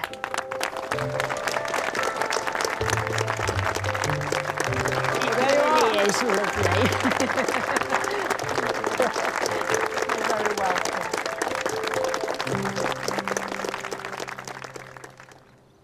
Before selecting an artist for the semi-final, the judges first have to decide on their shortlist. The use of the two colours, we didn't know which two colours he was going to use, and he's done that very nicely in the ripples. They're sort of strange colours to put together because this is a very natural, earthy green, and this is something which is much more sort of minty and cool. But I really like that combination. I think it's successful. The judges might think it's too simple, but that's just the way that you have to work with lino cut. You can't really be too detailed.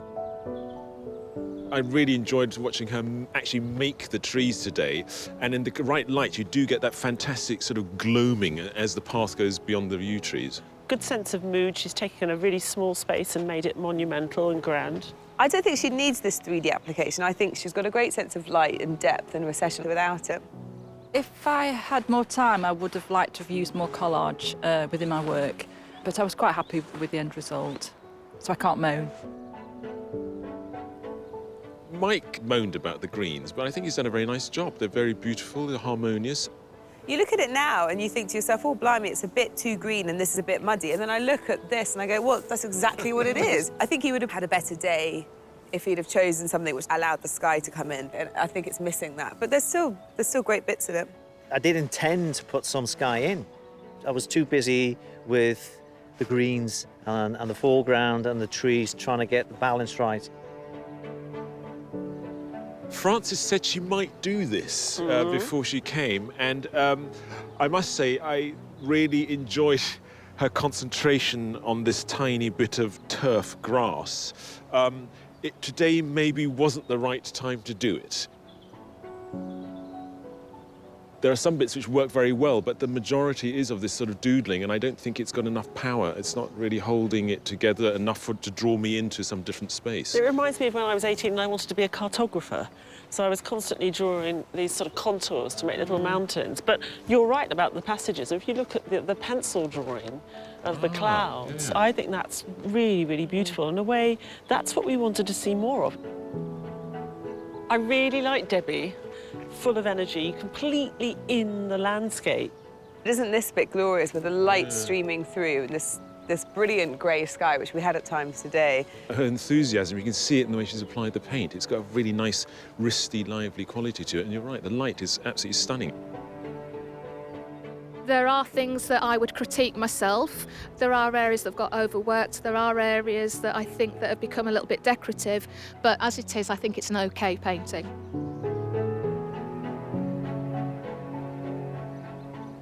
It's between those three? Yeah. It's going to be a good 3, yeah.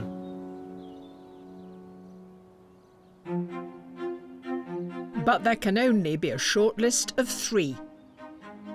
The first artist is James Green.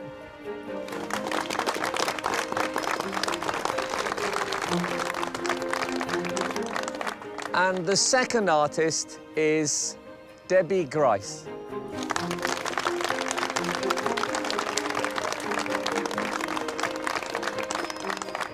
And the third artist to be shortlisted is Mike Kirby.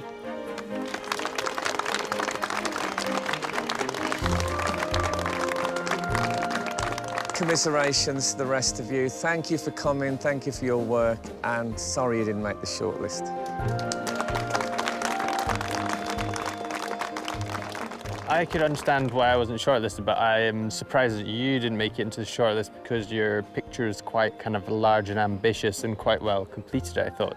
And mine is quite fiddly and small. Oh, but pretty. Congratulations to the 3 who've been shortlisted. The work's absolutely fantastic, so well done to the 3 of them. To help decide which artist should claim a place in the semi-final, the judges quizzed Debbie, Mike and James about today's work and their submitted landscape. On your submission here, you've got this fantastic sort of smoky sfumato sort of here in the foreground, or the middle ground. Yeah. Would we have seen you start to do that more here? Or? Yes, that would have been more dramatic and something, you know, probably away from reality. I found this area here. I disliked that area, and that maybe would have come into something a little bit more sort of meaty and, you know, agitated at the front. You complained a lot about the greens today. Did you realise that in doing that sort of cropping of a corner, you're going to lose that contrast of the sky? I did intend to put some blue aspects of the sky in there, but...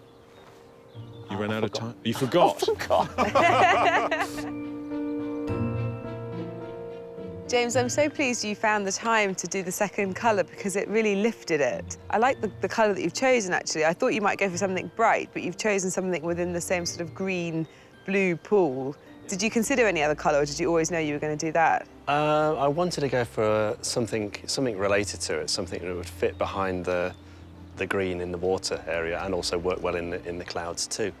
And luckily it worked, but I literally only had about 3 minutes before the end to realise that. Well done.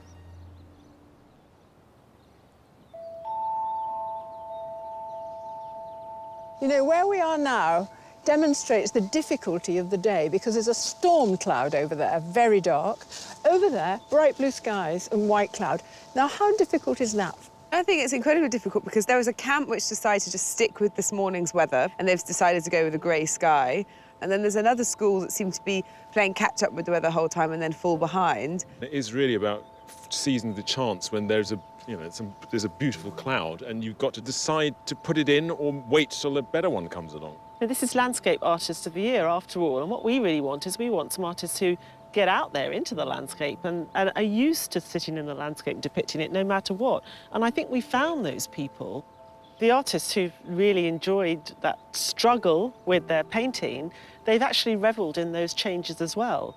I was over at the Wildcard and there was a woman painting and the ground was brightly lit with a dark sky above it and it looked wrong. And then I looked at it and it was brightly lit with a dark sky above it. We've been here and it's been an experience and I think we want our artists to convey that a bit as well. Each one had a completely unique vision, didn't they? Yeah. Not at all one like another. No, not at all. Totally differentiated. Which makes it really hard to judge. Yeah.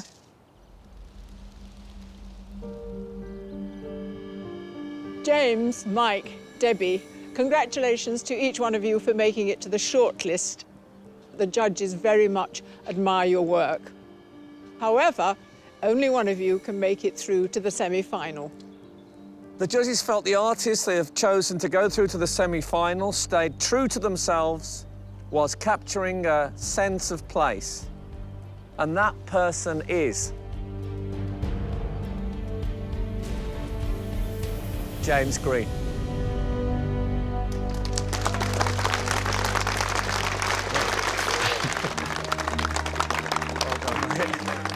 I can't quite believe that I've won. Just entered this as a challenge, you know. I had never expected to be selected. That was, yeah, it's crazy. I'm made up to get to this stage. I was quite pleased with myself. And would I do it again? Possibly. Possibly. Oh, bad luck, Deborah. It was so lovely to meet you. I'm really happy for James. It's quite refreshing to see actually somebody doing work like that in the field. I had my eye on him, so yeah, the best man won. I thought about maybe jumping in the lake. Might not do that. I might go home, have a glass of wine, and celebrate in that way instead.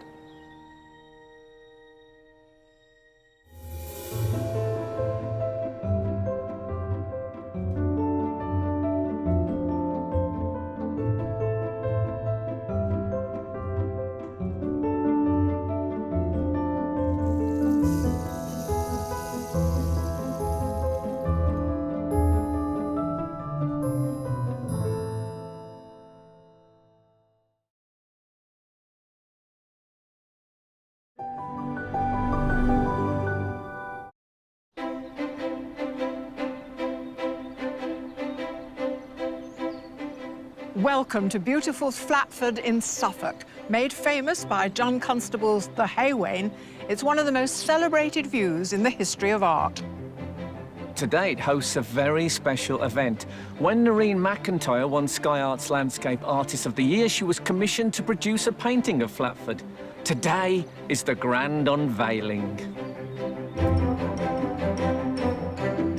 For the past 8 weeks, we've travelled the country in search of an undiscovered landscape artist. All right, I'm ready. Exciting. From painters to lino cutters, etchers to sketchers, over 1,000 applied, but only one could win. Narin McIntyre. Narin never failed to impress the judges throughout the competition. She's just gone beyond my expectations. I think she lives and breathes landscape. It's fantastic. I'm so happy. This will definitely change my life. Now Narin tackles her amazing prize, a £10,000 commission to paint one of the jewels in the National Trust's crown, Flatford in Suffolk. It's so iconic. It is quintessentially the soul of England. Following in Constable's footsteps. I never thought I would be able to come somewhere like this. And finding her own way through the landscape. It's very magical being here because you're taken back to when he painted. Narin will be painting one of the world's most admired views that will then become part of the National Trust permanent collection. Okay, okay. Here we go. Okay.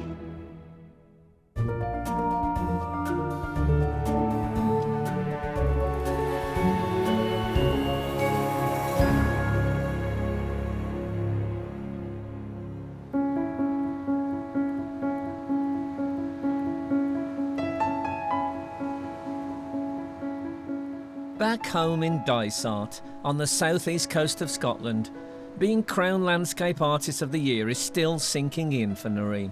I couldn't believe it when they said my name. I really couldn't believe it. I remember shaking and just, because I just didn't think I would win. I was so emotional and it was like a dream. Narin's journey in the competition started at one of the heats at Wadston Manor in Buckinghamshire, and she faced a challenge from the outset. I was really, really nervous about going to Wadston because I don't normally paint buildings at all. So the first hour I was panicking quite a bit. Then I thought I'd just keep painting and, you know, get through it. I think it's a really courageous, brilliant contemporary painting. This is absolutely magical. I've fallen for it, I'm afraid. Yes! I've been seduced by it completely. Narin evolved throughout the competition. She entered with this very magical, realist, undergrowthy forest which came out of Grimm's fairy tales, and the competition puts incredible strains on the artists. You know, she really was moved out of her comfort zone, and she adapted very well. Narin overcame the challenges of including buildings in her compositions, so much so that she was even playing with the reality of the view in her painting of Tower Bridge in the semi-final. We were quite impressed by her brazenness. You know, it's got this fantastic, huge building, and she felt free to put it in a dark forest, flip it round, and make a very sort of evocative image. It invites you to spend more time, and the more time you spend with it, the more things are revealed. She's delivered something really special there. With her place in the final secure, Narin was given 2 weeks to paint a commission piece for the National Trust at Plasnowith in Anglesey. This was judged along with her final competition painting at the Landscape Garden of Starhead in Wiltshire. Here, in a commission, you get not only the mysterious light, but you go through the painting. I think it's come together fantastically. It's just phenomenal. I really liked the Stourhead landscape in terms of the huge amount of woodland and the different shapes and lines created by the trees and sort of the layout of that landscape. I really liked that fact. I also liked the fact that there was not one central focus of a building, so you could take quite a few elements from each, so I really enjoyed that. She's also doing something with layering as well. So in the way that we're taking the elements from this landscape, it's almost like there's a layering of history. The Sky Arts Landscape Artist of the Year is Narin McIntyre. I couldn't be more proud of Narin winning the competition. More than anything, she just wanted to get really good comments and feedback from the judges, and for the judges to actually like her stuff. So I think that was probably the most important thing for her. She won as soon as I clapped eyes on that painting, and I really felt so strongly that we had a groundbreaking artist. If you think of painting as a sort of three-way thing between the subject matter, the artist, and what happens on the canvas, there was a lot of stuff coming from her into the picture, and I like what she had to say about the world. I think she deserved to win because she's got this incredibly fresh approach to landscape. It's not really like anything we've seen before. It's a new language, and in a way, I think that's what you're always hoping to find in an artist's work. You want to see them looking at the landscape, interpreting it in a brand new way. My work is mainly seascapes or dark woodlands, or quite maybe haunting woodlands, some people would say. I almost feel like you can go through them and you can be engulfed in them, and the darkness helps with that, contrasting maybe with dark elements of gold or light. So it does create, for me anyway, a magical mood or a magical emotion within the work. What is clear is that she has a voice, and it's a voice that's developed over quite a few years. She's a mature artist, not in years, but in experience and what she wants to say about the world. And it was refreshing, it was new, it was something I hadn't seen before. Do you know what it is? Butterfly? Nearly. Ladybird? Yeah. It doesn't fill me with much confidence in painting. Narin graduated in fine art from Edinburgh Art College in 2002. Now 35, she has 2 young sons and juggles home life with her own painting. She works part-time as principal teacher of art and design at Dunfermline High School. It's really structured, really organised just now. We can think about even more geometric shapes, or even almost like a broken or a smashed mirror or something like that. Miss McIntyre comes around and she'll just fire out ideas, and we just sort of take it as a class, and everyone's always helping each other. We're really pleased that she's won. It's an amazing achievement and we're proud of her. Kind of excited to see what her work's like now, No. because so many people applied to be part of this competition, and that she's won. Yeah, I'll definitely be taking her advice from now on. When she entered the competition, she didn't actually tell us. It was only when she came rather sheepishly to say that she'd been invited to attend some heats that she asked for time off, and when she told us the full story, we were absolutely delighted to support her. She plays everything very, very quietly indeed. She never boasts or brags about anything. My only worry, and it's a very selfish one, is that I don't want her to be too successful in that sphere because I do not wish to lose an outstanding teacher. Narin's prize as Landscape Artist of the Year is to produce a painting for the National Trust Permanent Collection. At £10,000, this is the biggest commission of Narin's artistic career and will bring its own challenges. She'll be painting a location which came first in an online poll held by the National Trust, Flatford in the Stour Valley in Suffolk, made famous by one of the greatest British landscape painters, John Constable. I'm really pleased that Narin's painting is going to hang permanently at Flatford. I think it's a real mistake if you think about what the National Trust does as preserving everything in aspic from the past. We're really trying to incorporate new views of the world into the work that we do, and I think she will make a great contribution to that debate about what landscape means to us as a people, the importance that we as the English nation hold our landscape for, and what we do with it. And I think that is really something that she could contribute to. Giving the winner the chance to do a commission of Flatford Mill is bonkers. I mean, it's so iconic. You can't even see the view without thinking of Constable and seeing it through the lens of Constable. It is quintessentially the soul of England. Also, Constable paints about light. But actually, there are very rich green, dark shadows. And I'm thinking, Narin will have a fantastic time painting this. So, on the one hand, it's a crazy endeavour to give it to her because it's so iconic. On the other hand, it'll be refreshing to see what she comes up with, because I think, as an artist, she will find something new for us to see. I was really excited to find out that it was the Flatford view. Constable, such an iconic artist. It would be really interesting to delve in a little bit more and see his working methods, his approaches, the sort of things that interested him in landscapes. I've never seen a constable in real life, so I mean that would be, you know, that's going to be amazing. And to actually be in the place where he's worked, it's a very big feeling, a big responsibility almost. So I'm really looking forward to it.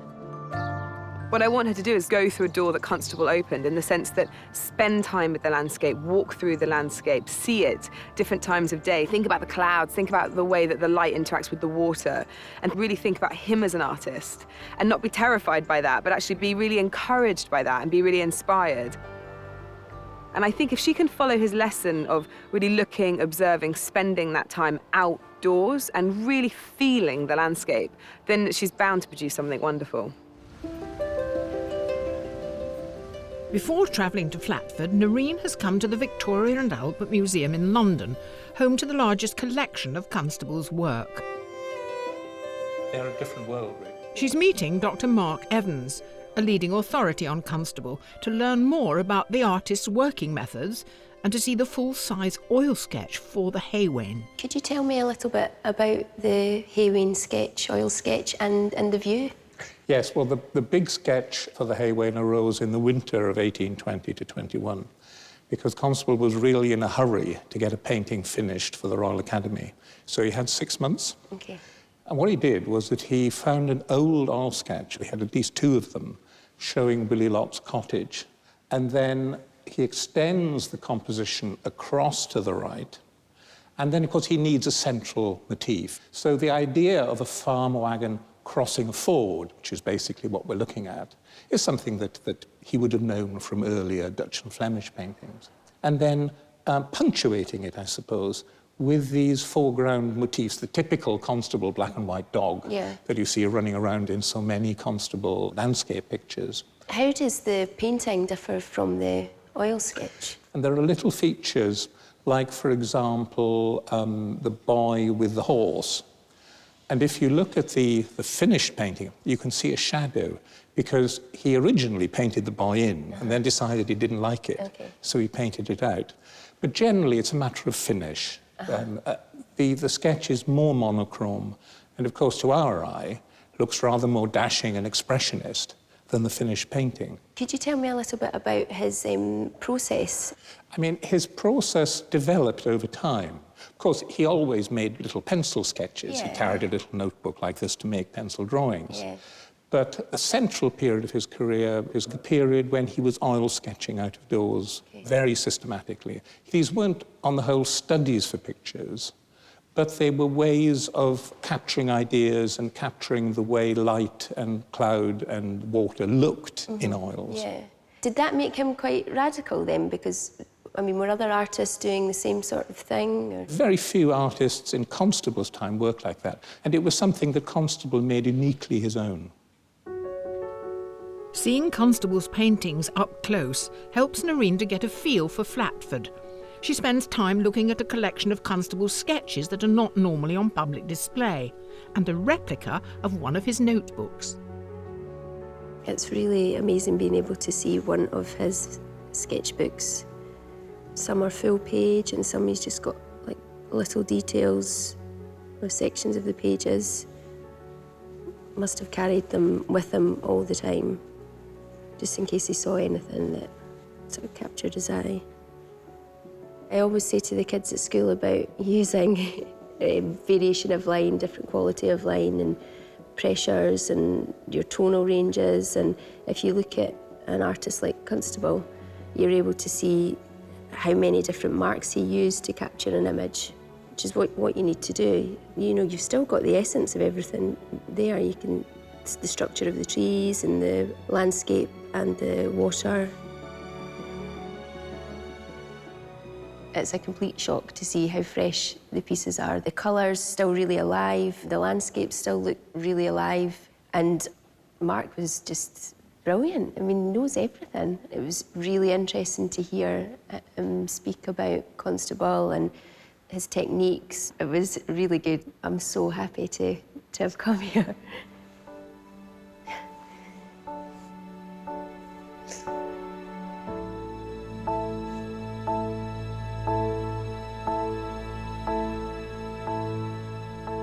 I never thought I would be able to come somewhere like this and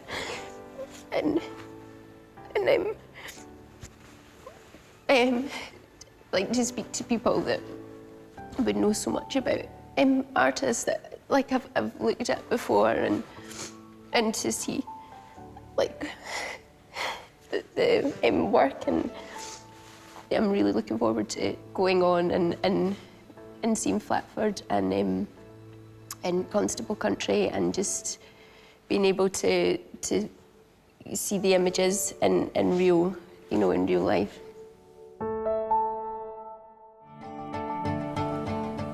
Landscape Artist of the Year winner Narin McIntyre has been commissioned to produce a painting for the National Trust, and so far her research is going well. I really enjoyed my time at the Victoria and Albert Museum. It was really worthwhile. I feel that it's really helped me prepare going forward to Flatford.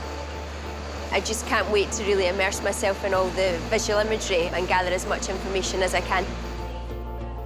Narin is on her way to find out the National Trust's hopes for the commission and to start her preparatory work in the place that has become affectionately known as Constable Country. It feels really exciting to be travelling into Constable country, especially at the same time of year as he would have been working on his landscape, the haymaking time, with the way the natural light sitting off the landscape and the atmosphere that's created. I just get a stronger sense of connection, so I'm really excited about going to Flatford. Since the end of the 19th century, visitors have travelled from London by train to set foot in the landscape which featured in so many of Constable's paintings. The scenery is beautiful.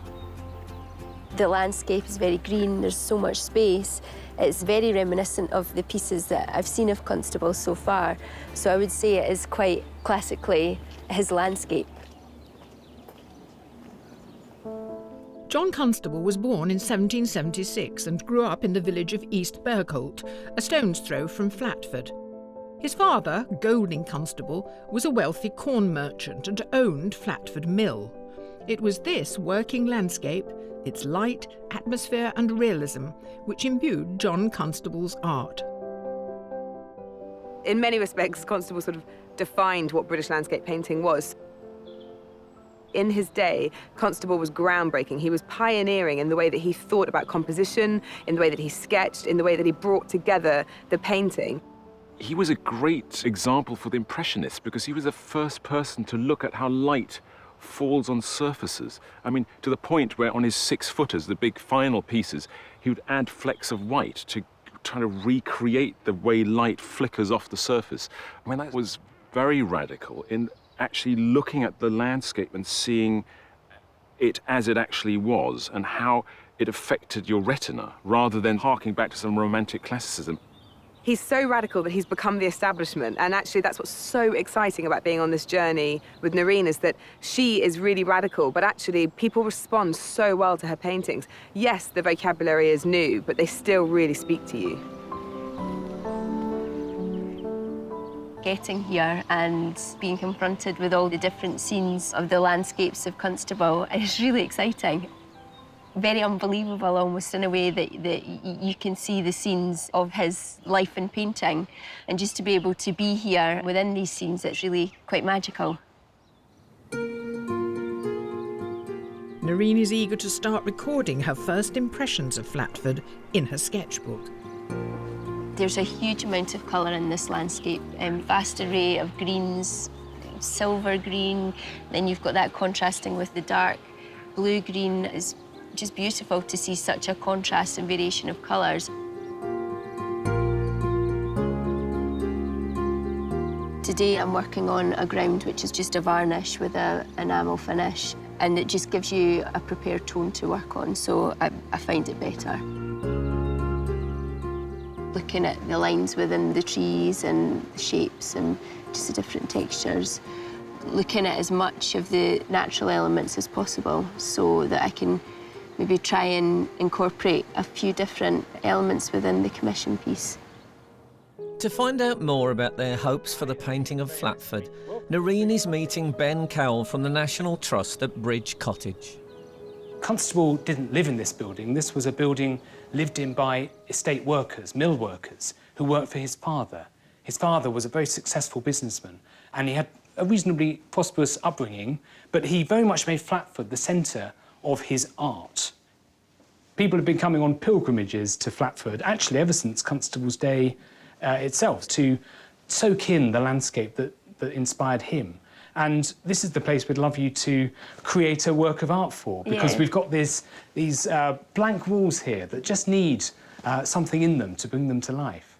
And really, it's for you to think about what landscape would fit best in one of these two spaces. Because I do such a lot of work editing the sketches and the photographs that I take when I go back to the studio, I would probably wait until I've really immersed myself in that, but I'll definitely have in my mind, going along and going back to the studio, a really clear vision of where the image can possibly hang.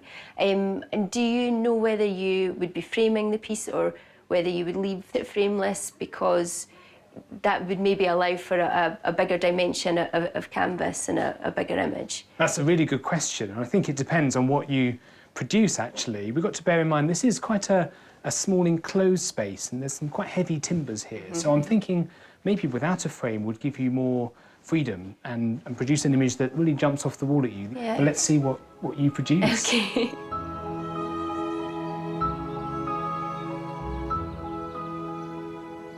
We're really thrilled to be part of the Landscape Artist of the Year competition.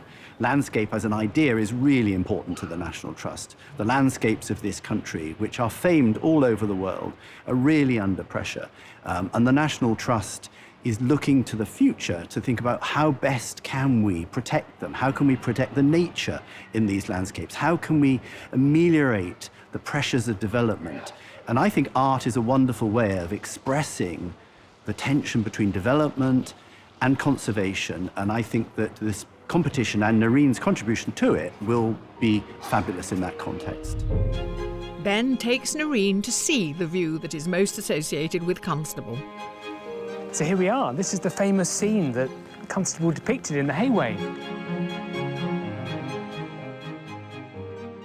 It's really amazing to see it in real life after having seen the painting. The landscape still looks really familiar.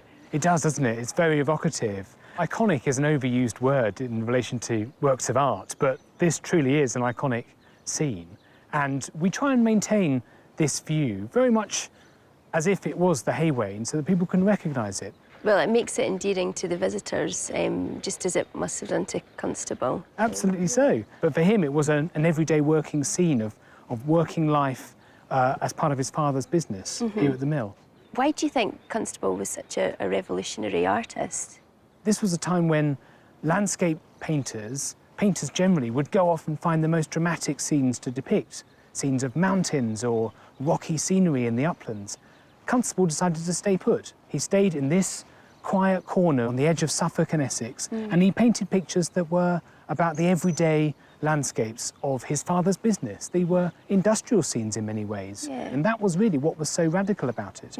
I think that and the fact that he took such meticulous detail to record every single little nuance and subtlety in that landscape. You can lose yourself for hours in the pictures that he painted. Every single aspect of the landscape he just revelled in, and he made it his life's mission to paint landscape in a way no one else had painted landscape before. I think Narin has a tough job following in Constable's footsteps, and I'm not expecting a copy of the hay wain or any of Constable's famous pictures. I think it would be great if we could include some of that detail that Constable was so meticulous about recording, and in a sense there's a tension at the heart of this. So I think Narin has to create a scene that is both peaceful and placid, but also full of movement and activity, and somehow recreate that essence of what made Constable's art so special.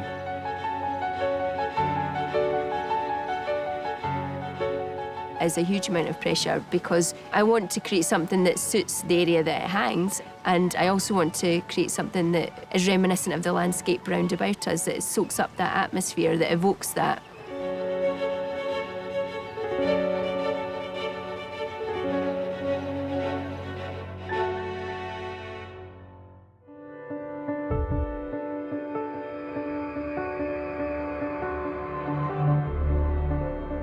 To fulfil her £10,000 commission to paint Flatford in Suffolk, Landscape Artist of the Year Narin McIntyre has set out her palette and is getting a feel for her surroundings.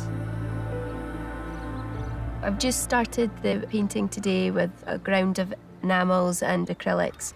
And I would usually work on a ground in the studio as well because it gives me a tone and sometimes a texture to build upon.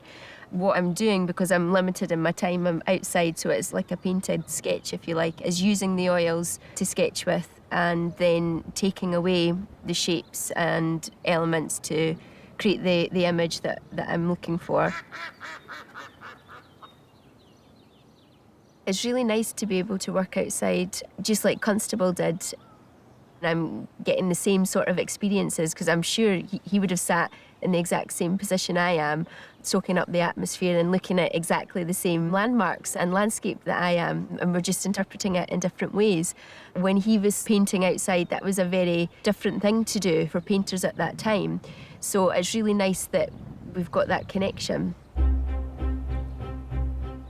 By using the various photographs she's taken of Flatford, Narin can get a feel for what the final commission will look like. I've edited the composition and changed the trees sections and brought some of those forward, moved the cottage and the bridge over to the side rather than having that as a central focus. Really, the colours are coming from everything that I've soaked up, other things that I've seen. So that's something that I'll be able to look at and see if it works and decide later on whether to use that or not. Also, the scale of the piece, I'll be able to see whether to keep it maybe a rectangular framed format, or I might decide to use another dimension. It gives me plenty to think about.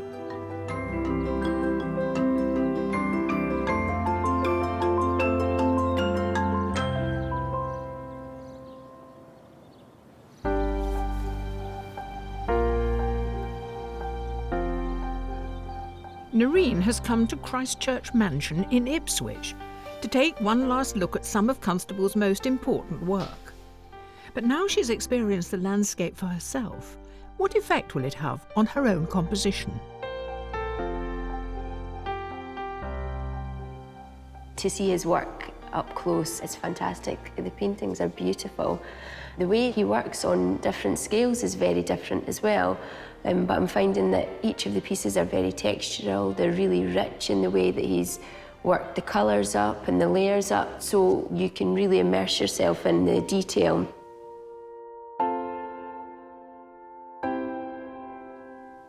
The larger pieces like Salisbury Cathedral are framed by huge arching trees, beautiful structures, and then they're balanced out by the large expanse of sky.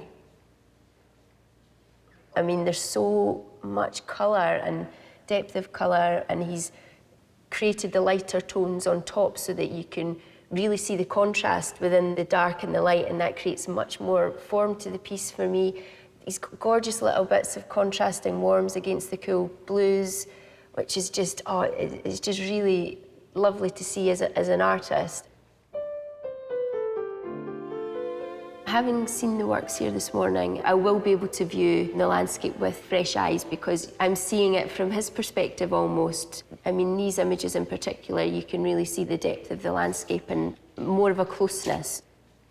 I was thinking about including quite a dominant collection of trees or, you know, something quite powerful, either arching to frame the piece or possibly even centre of the painting. So it is comforting to know that he also went down that route and explored that structure within his composition. So it's definitely given me some food for thought.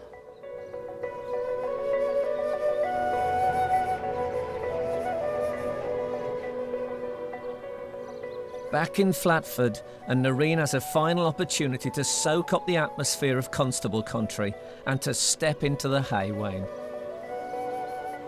The Hay Wain's Constable's most famous viewpoint, and it's very magical being here because you're taken back to when he painted his landscape, but it's also quite eerie as well because the landscape remains largely untouched, to be honest. It is still very recognisable.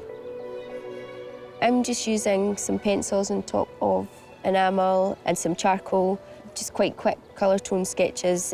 Not similar, I would say, to Constable, just because of the works that I've seen of his. He's made oil sketches and graphic pencil sketches, so different in that respect. I'm just trying to capture the layout of the composition and some colours that I might play around with back in the studio.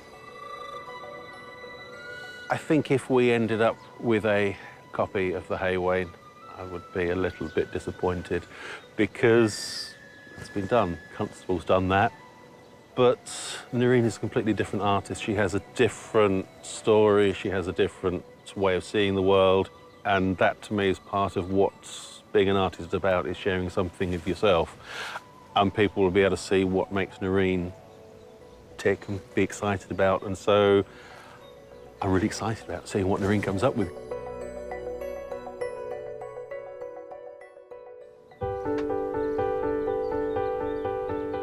Before Narin leaves Flatford, she's keen to experience the landscape from one last viewpoint, the River Stour itself.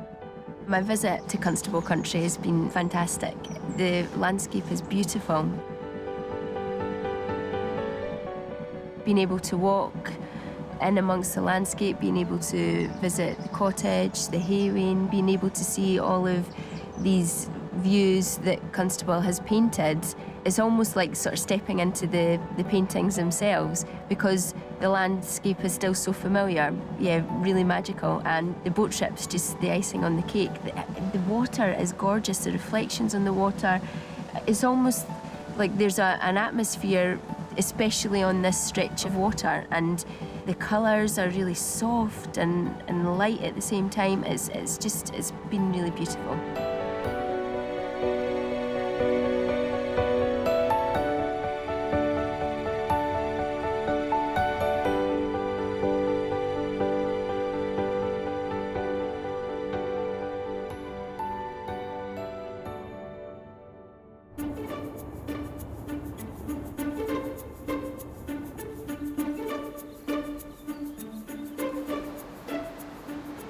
Narin's visit at Flatford is now at an end.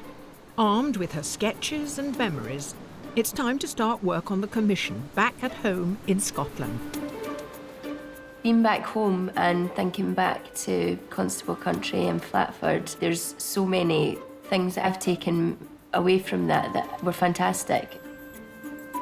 being immersed in his world, if you like, and seeing the sort of landscapes that inspired him was a real highlight. I saw so much, and so coming back, I've had, a good amount of compositional development in terms of the possibilities for the piece. So I have to say, even at this stage when I'm ready to paint, I'm still thinking it's going to be very changeable. So I do have quite a few ideas. To create the composition, I go through all of the photos that I've taken, and I'm really sort of looking for maybe a structural piece or something quite familiar in the landscapes. Within the journey, there was some really nice trees that stood out just singularly, so I'm going to try and incorporate one or two of those.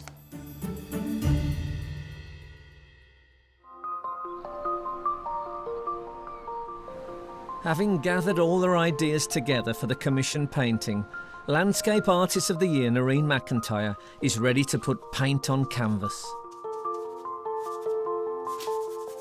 It's always quite exciting when you start a new painting.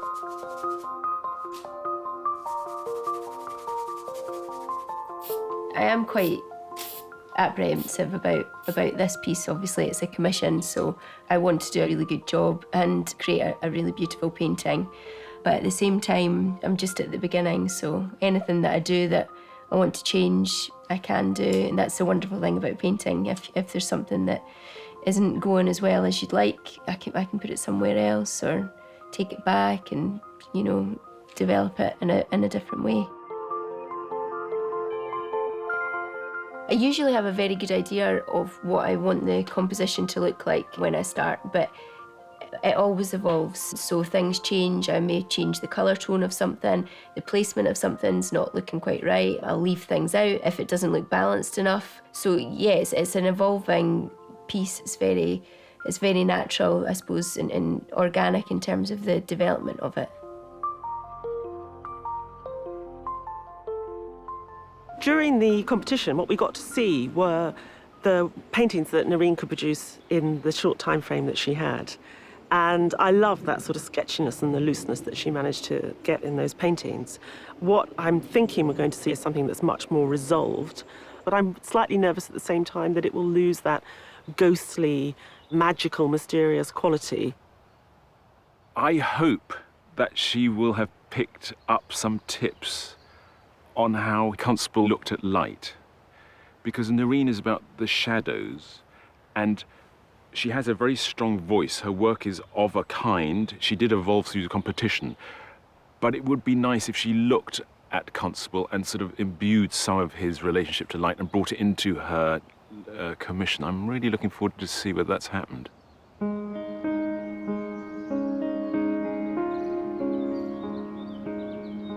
Narin has been working on her commission piece for the National Trust for 2 weeks now. Things are getting on quite slow at the minute, just because I started with the tree in the middle, but then I wanted to maybe explore a little bit more balance in the composition, so I've sort of obliterated the middle section and taken it back, and I'm going to try with a tree sort of arching over, maybe just to try and balance out each side. So it's set me back a little bit. So I'm just sort of frantically trying to catch up or to be where I think I should be at this point. I really hope that they like it when they see it. I hope that they see something recognisable but different as well, and the fact that I've tried to bring in quite a few elements of the landscape, because it was a big journey. I was able to take away a lot from it, and I wanted the painting to feel like that there was different elements in it. It's not just one view. There's different aspects to it, and I just really want them to like it.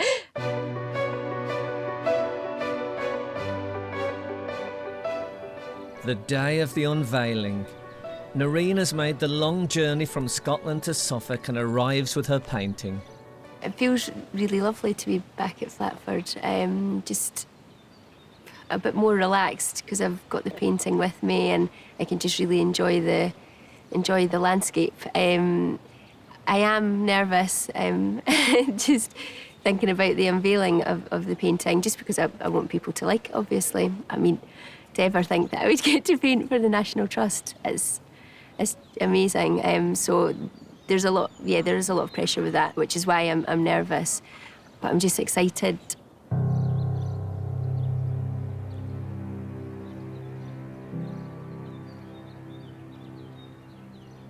Narin, so you are the battle-scarred veteran of Sky Arts Landscape Artist of the Year.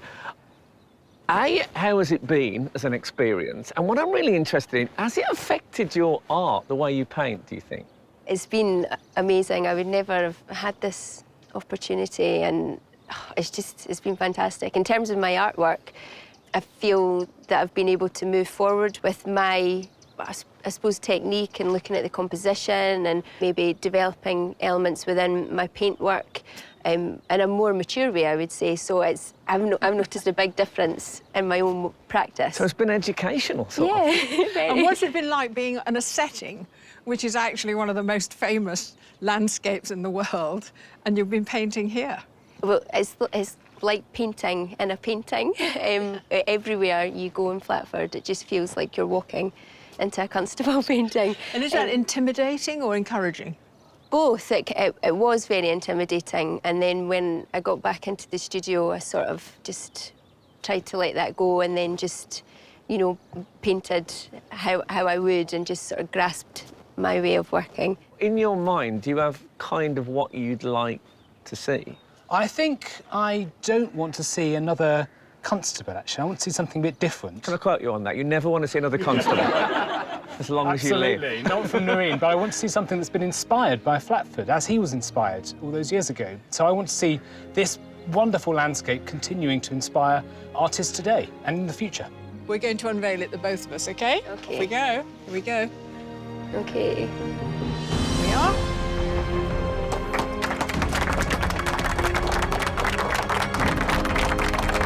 I love it. That's great.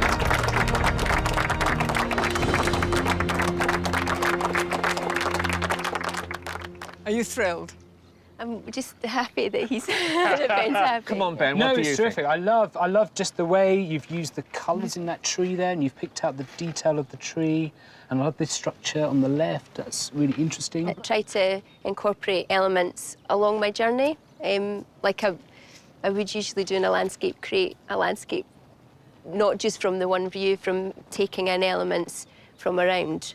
And I've called it Flatford in Summer because it's elements of Flatford to me, rather than just looking at the Haywain view. It's the Flatford experience. Yeah. OK, well done, Narin. You are, Thank you. I think it's fair to say, a worthy champion. Thank you. Well done.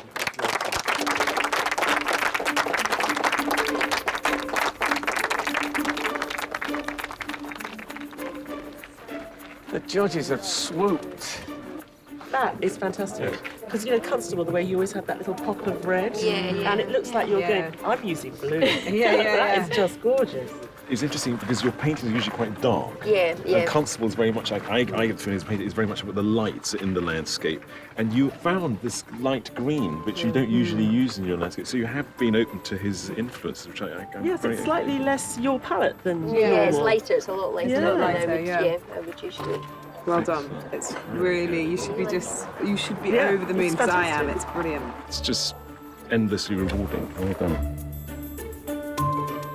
Narin's created her own interpretation using different images, so it's a sort of compilation of her experiences here at Flatford, and I think that works really well. It's a modern interpretation of what landscape is and what this landscape is. So I think visitors will love it because it's so different from Constable's art, and I think that's what makes it a fantastic addition to our collection.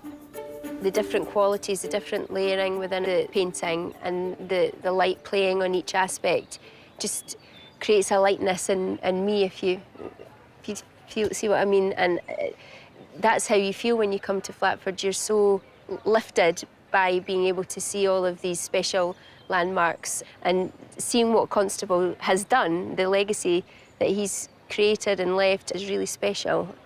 So I hope that when people look at the work, they think that it's special and they enjoy it.